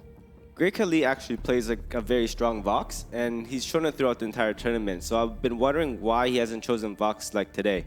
So hopefully we'll get to see that. Oh. So they try and secure this. Oh boy. Oh. Okay, so they just lost to this composition. Why not try it? Yeah, pretty much eliminate anything that could come out to them. So they're like, okay, you know what? We're going to play this Finn now. We're going to show them what's up. All right, so Media Pixel, what do they do in this situation? They just played this composition with, you know, basically against the same few picks. Incoming Ringo? Incoming Ringo. Let's see it. Media Pixel, we're counting on you. That's not Ringo. All right. Well, there is the Krull for you, Rome. Tell us about it. Yeah, so Krull's like a very great counter pick against them, and they've actually run Krull like probably the first day. Playing this out well, it's going to be Krull against Rona, and having Arden and Finn as their backup, it's going to be whoever gets those items early on makes a difference. You have two mages in the back line that's always poking at each other. It's actually a very balanced comp between the both teams. Yeah, so looking at these two comps, are there any big item spikes for anyone? Or is it just going to depend on whether they win the early game or the late game? It's going to be depending on whoever gets the most breaking point stacks and broken mist stacks. So Whoever engages first, getting off those auto attacks to pretty much build up their item and get out the maximum potential damage. All right, any final thoughts before we move into the game? Media Pixel has been playing excellent, especially with these late game comps. Like, they've been making it run well, and they've been winning the early game. So Rebirth of Empire is going to have to come in here with like probably an innovative strategy, look at it from a new point of view, and just try and execute it. All right, so I'm excited for this match, and taking us into the game will be Forecourt Jester and Tasty Bacon once again. Thank you, Z Kent, and potentially for the last time, I am Tasty Bacon, joined by Forecourt Jester. Media Pixel, 1 game away from the championship, 1 game away from being the best team in Europe. They have to be just so excited right now. I wonder if it was like kind of a bit of a shock tactic. All right, oh, Finn. We haven't played against a Finn. We've been playing a lot of it, but all right. I mean, clearly these guys know how to play it. By default, they should know how to play against it, but this is definitely something of a shock. Humanist said they got to have fun with it. We got to switch things up a little bit, Commander Rome, and I think we actually did switch it up at least a little bit here for Rebirth of Kingdom. Well, the big thing is, can they actually like make it stick? Yeah, I mean, obviously we just saw how well Media Pixel ran this composition, so will Rebirth be able to do the same thing, or will Media Pixel have the answers for their own composition here in game number 3? We are on to the Halcyon Fold. It is Rebirth of Kingdom on the blue side, and Media Pixel Esports 1 game away from grand victory on the red side. Grand victory could definitely be the best victory, especially if it's going to go 3-0 for Media Pixel Esport, our number 8 seed. What a storyline for them to come into this one. But again, I think that really just was a bit of a betrayal of the numbers. And already into that lane, if you do look up at that Scarf, he has done some fantastic early harassment on top of Great Kali as our junglers are just off, doing their own thing. So Media Pixel Esport, they're feeling good, they're looking good, but Rebirth of Empire, if they have not done any practice with this comp, I fear for this game. Yeah, and I mean, I would assume that they have practiced it at least a little bit, because you're facing your potentially final game here. If you lose this one, you are taking 2nd place. So the fact that they would pull this composition out here with everything on the line, I feel like they have to have at least played it a little bit. It's mind games, man. It's the shock factor. It's trying to get into the minds of your opponents, which so far have just been basically just gigantic fortresses that are have not been penetrated whatsoever. Media Pixel Esports have looked so good this weekend. Now we'll have to see if facing up against that Finn, is it just them? Is it Finn? I mean, we've seen a few SAW comps now end of this weekend from a few different teams, and well, arguably it worked out really well, every team that it was on. So now the big question is, can Finn make this work on a team that is down on their luck in 2-0 in a best of 5? Yeah, we'll have to see. I mean, I heard you mention in the pregame that Rebirth, they got beat 2-0 in the first day and then just came back looking so strong, and you questioned what happened to them. Media Pixel happened to them. That just seems to be the story. Like, Media Pixel still have not lost a single game. It's here the taboo, at the man. finals. All right, Upfire. He went actually a little bit deep here with Net Toilette. And remember, he's a big hulking monster. It's very hard for him to get from one side of the lake to the other. And, well, we just chase him down. That's going to be first blood. And as soon as he hit that tri-bush right there to the right, I mean, Media Pixel's just like, wait, you don't have boots. Yeah, it's a Finn. We know this guy. He's very slow. So just immediately jumping on him, picking up that kill, and it goes, of course, over to Kavalifar with exactly both where they want to put teammates it. also getting an assist. Yeah, no, putting that cash on top of Kavalifar is going to go a long way. Double crystal bits, another energy regen coming into that as well. And the Great Kali just saying, well, I'd like to have some laning time. Kavalifar saying, no, my lane, his crystal, and 23 creeps to the 25. Great Kali only has an energy battery. Yeah, Great Kali's actually doing a pretty good job here in the lane. Obviously, didn't really rotate down too much when Kavalifar did move down to pick up that first kill. So they are still even on CS numbers. Meanwhile, looking at Palmatoro, still even with Net Toilette as well. So really great job by Media Pixel in this early stage of the game.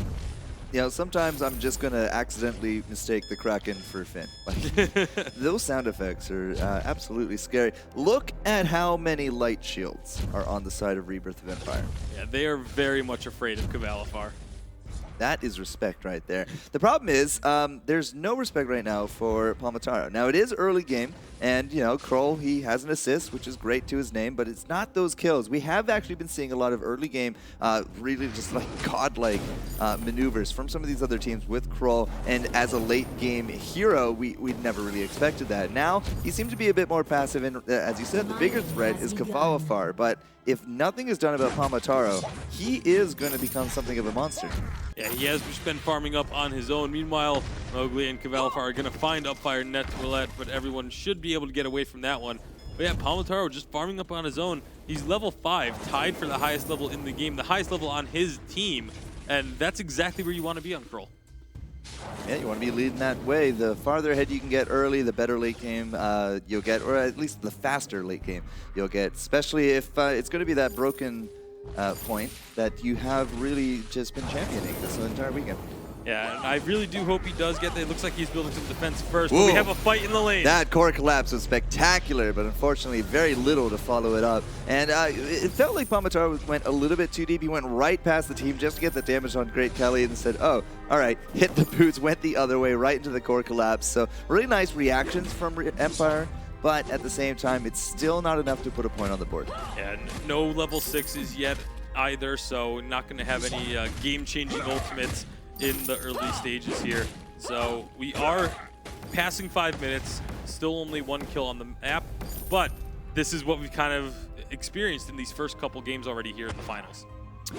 So other than the story of defensive items coming out here for Rebirth of Empire, nothing else really kind of stands out at this point. Kvalfar picks himself up that heavy prism, and so he's going to be on his way for some of that crystal. Our Iron Guard contracts are still actually contracts, and Palmataro, nothing else to go as of yet because he still only has that Blazing Salvo. But, you know, that could change here at any moment. We do got the level 6s now, Palmataro and Kvalfar. At the same time, Net Toilette and Great Kali ready to go. Mowgli's slightly ahead of his counterpart on Finn.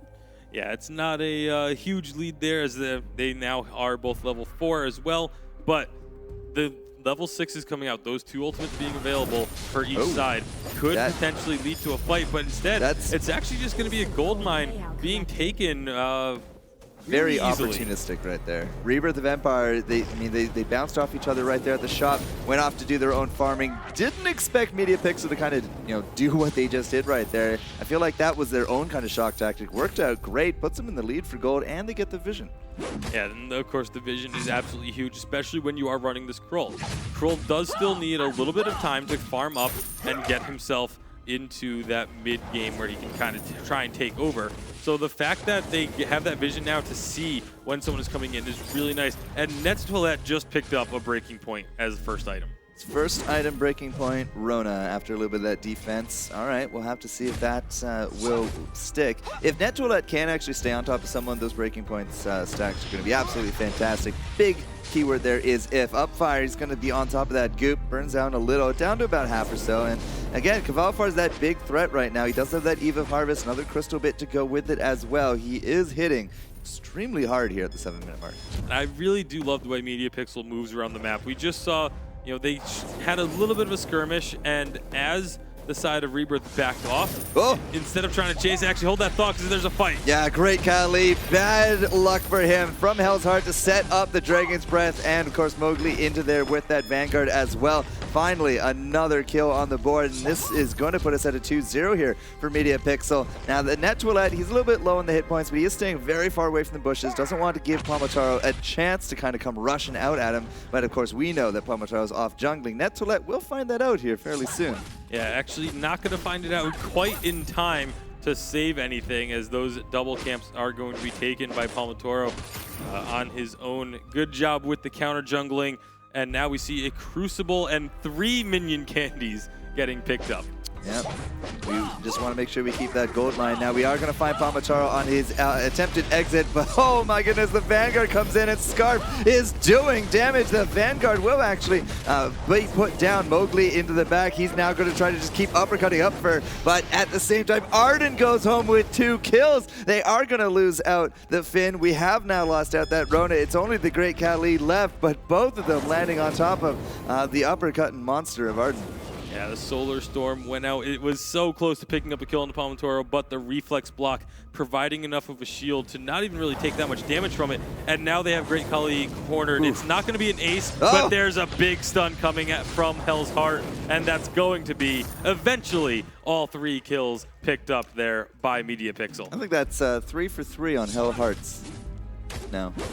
At least it's 2 for 2. I don't know if there's actually a third, but I gotta say, MediaPixel, again, making these big plays, especially early on. That's gonna put him about a K.5 up, and Mowgli took home 2 of those kills. That's gonna catapult that gold, and 3 kills actually total. In fact, it's Palmataro sitting at 0-0-4. Yeah, I mean, but he's gonna be perfectly fine with that. The breaking point is now complete as the first full item. Not quite as quickly as Net's Toilette, because he did, of course, get the reflex block first, but the breaking point is done early. Kroll is going to start being an absolute menace, as we're seeing right now. Yeah, Net Toilette up against the Palmataro. Looks like, believe it or not, it's not going to be a Kroll this round. That's a huge stun into the red mist, and that will actually be an ace going the way of Rebirth of Empire. Finally, something goes their way. Yeah, signs of life coming out here from Rebirth. They take now the gold mine as well for a decent gold payout, and just like that, they have immense gold payout. My apologies to the announcer, but it's also going to give them the gold lead, especially as they try and take down this turret. Nope.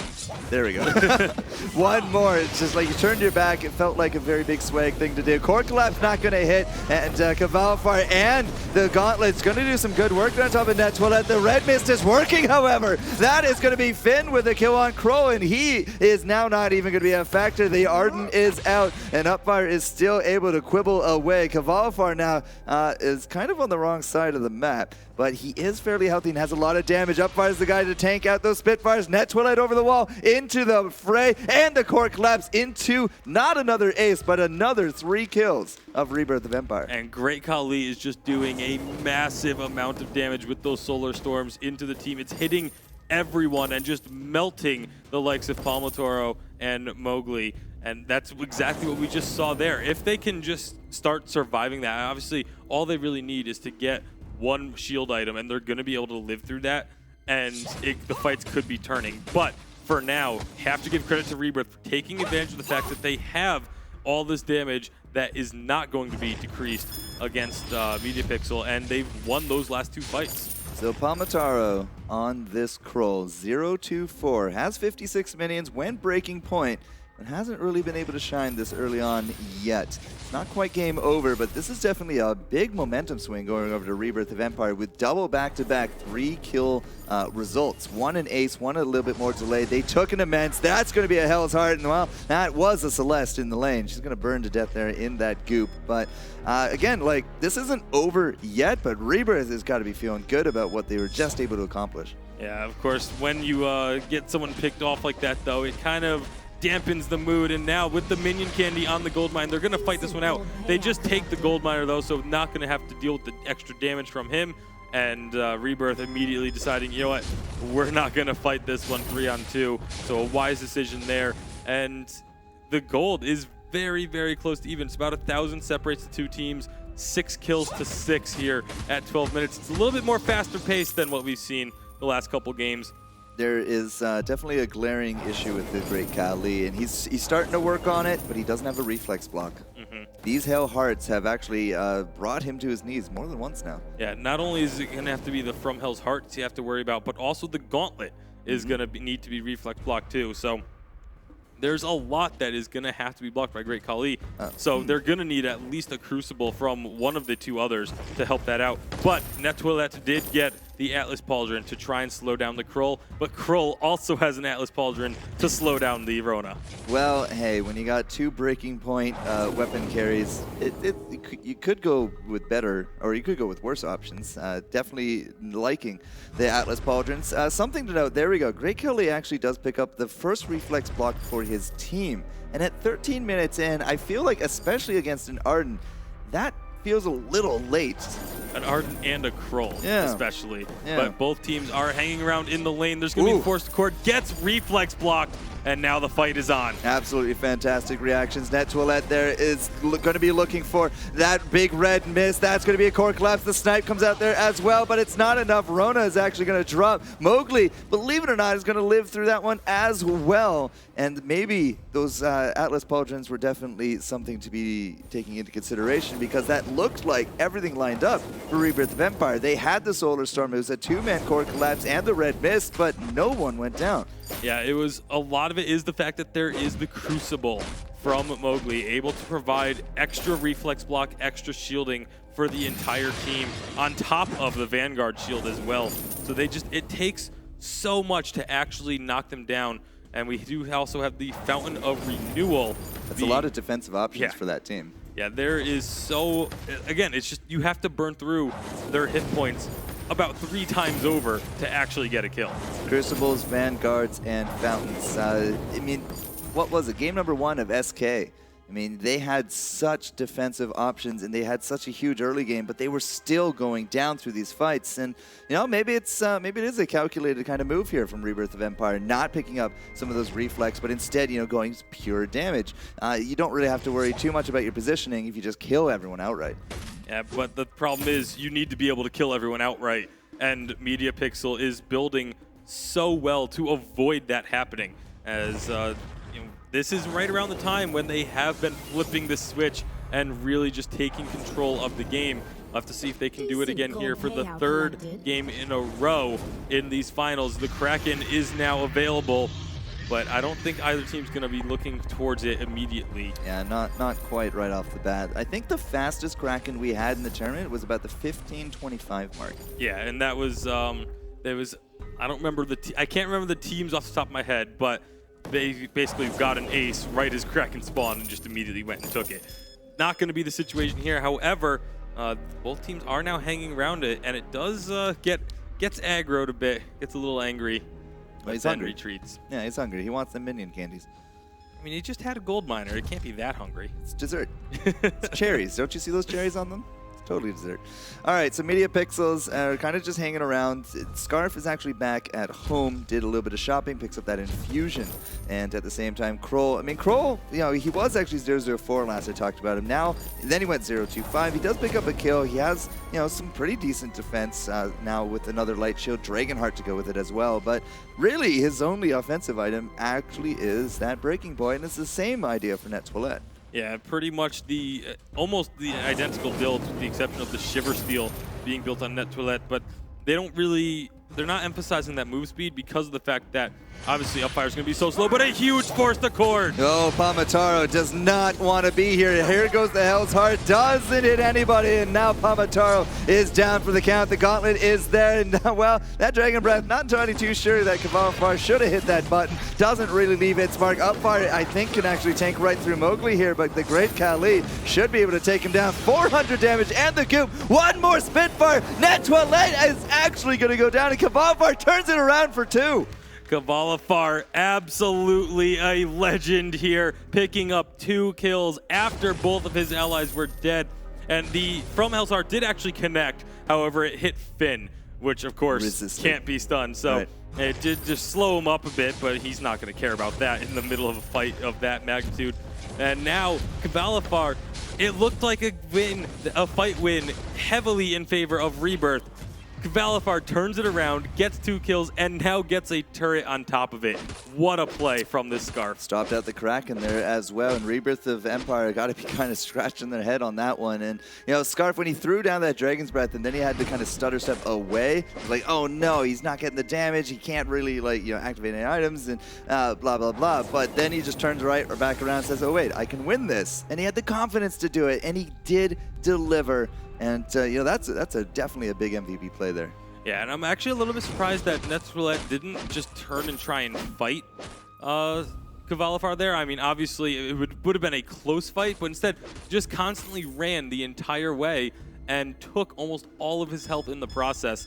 So, again, there's nothing saying he would have been able to win that fight outright, but we do now see minion miners being completed, and that's going to be a big engage. It's like, here comes the cavalry, and it's just Kavalfar. Upfire is just going nowhere. this actually could be a fantastic opportunity to pick up that Kraken. That may have been the quickest I've ever seen a Finn get killed. It was definitely, like the little dragon dart coming in and then Finn going down. It was rather, just cool to watch. Media Pixel. I don't think this is going to get stolen. A great Kali trying to snipe it, not quite going to get it as the Kraken is unleashed. And now Media Pixel picking up infusions. This is what they do. They just take over the game once they hit a certain point. And now with the gold advantage, with the kill advantage, with the Kraken pushing in, they could look to get some serious work onto these turrets. All right, Subfire is back from the dead. We do not have that Solar Storm for another 25 seconds. We do have one turret here before the choke, and, well, it is slowly starting to burn down on that goop. Here comes that Kraken, and, well, the Scarf, we've said this time and again, he shreds right through this. Upfire is here for the defense, and again, 10 seconds more until we can get that Solar Storm going. And until then, it's just you got to beat on this Kraken. However, the Kraken will get at least one more turret. This is where we need to start getting those fights going. Net Toilette did do a little bit of the red mist, got some damage off, and the Hell's Heart will connect at the very last moment on Net Toilette. She cannot go anywhere. There's the Solar Storm, but Net Toilette needs to get that health going. She will use the reflex blocks in the red mist, and it looks like she will live through it, but the hit points here from Media Pixels is actually good enough that they're going to be able to go out and clear out some of that jungle. Yeah, and that was, they almost got the first turret there on the Crystal with that Kraken. So it is going to be very, very gimped down to under half health. But Media Pixel, 2 turrets off that Kraken push. They have to be feeling so confident. And throughout that entire fight, Palmatoro was pretty much full health the entire way. Yeah, he's really come into it here at the end. Did actually pick up that Shiver Steel before the fight and a lot of infusions, as he said, just before that. He himself picks up Aegis. So now if you think about it, we have Crucible, Aegis, and on top of a Fountain and the Vanguards coming up from Media Pixel. Oh, they're looking for a fight from Hell's Heart Connects. Yeah, another big stun on top of Net Toilette. Here comes the Dragonfire. Big damage all around. The Gauntlet is just keeping these guys here. Net Toilette is not getting anything done. Finally gets in there with that red mist, but it is going to be the Celeste now down and out, and that is a very quick Finn to follow. Net Toilette will complete the ace, and Media Pixel Esports starts a beeline to that Crystal because I think we have ourselves the champions of Europe. 30-second death timers. There is no way they're back in time. They don't even need the minions, but they're coming in now. Media Pixel Esports from 8th to 1st complete the Cinderella story, and they are going to be the champions of the European Live Finals. Going completely undefeated. Day 1, day 2 into finals in a best of 5. They go home flawless. Here as Media Pixel now pick up $10,000 and the #1 bragging rights to Europe.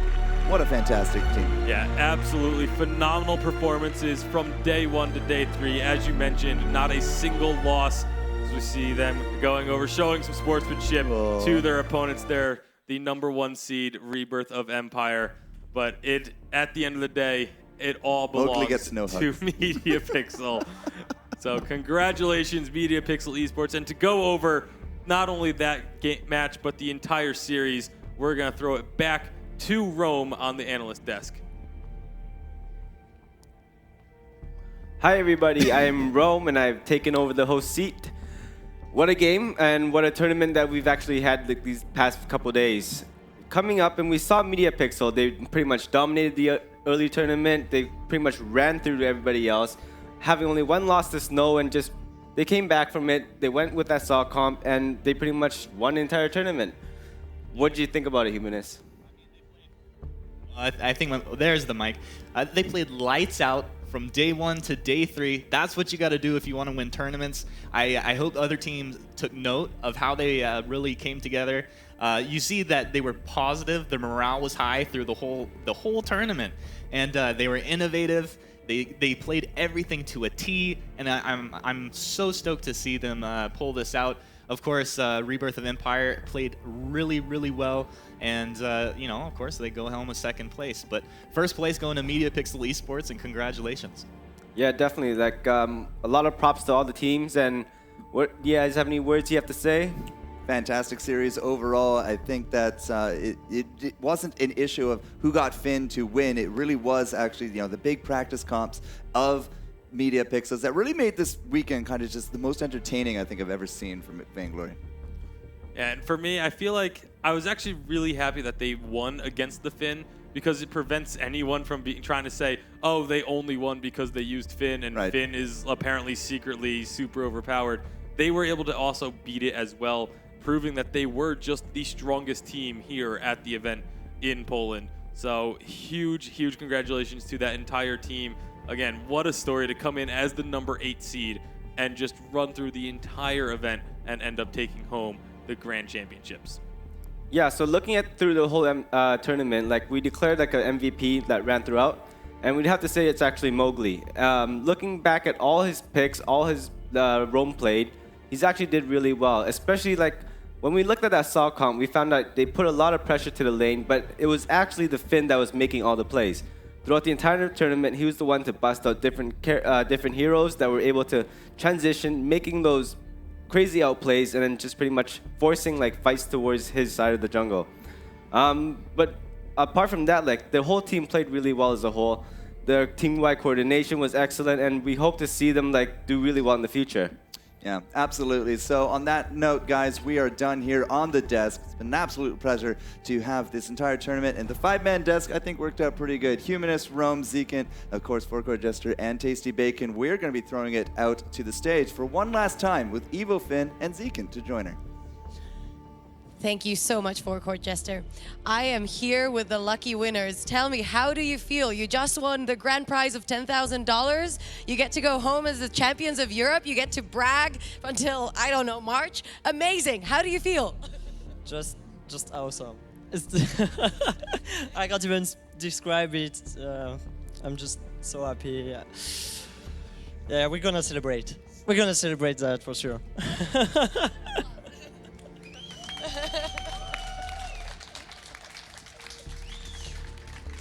All right, seriously, this was basically a Cinderella story for you guys. You guys came in as the 8th seed. You didn't even know if you were going to make it to this tournament, and here you guys are, staying as the champions. How does it feel? Actually, in the first place, we want to thank to the SK for allowing us to come, because without them, we couldn't have won. It was a mistake, though. But yeah, we're really happy, and like we couldn't have a better result than this. And I think from the future will bring us good things, and we're gonna continue play like this and do what you do best, win. You know what? Are you ready for the check? Are you ready? Let's give a big round of applause. Let's give them the check of $10,000. First place, champions of Europe.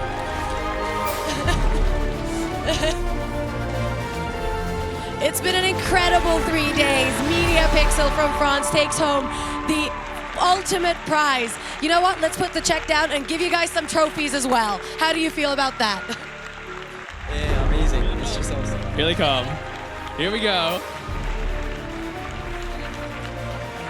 Congratulations, guys. Seriously, this has been such an amazing event.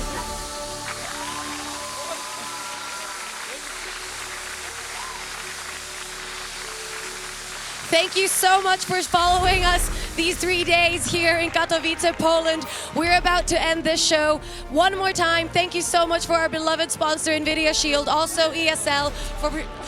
I have confetti in my mouth, for producing this event together with us. It's been amazing to be here, and huge thank you to the community that you've come out here to hang out with us. And you know what? Let's get all the teams on the stage. Give it up. Where are all the teams? Make your way to the stage. Come here right now. Let's end this with a big blast. We're getting ganked by confetti here. This is fantastic. Thank you all for coming. It's all been the such teams. an amazing and come event. on, shoutcasters. I think that's about a wrap. What do you think, Zeekent?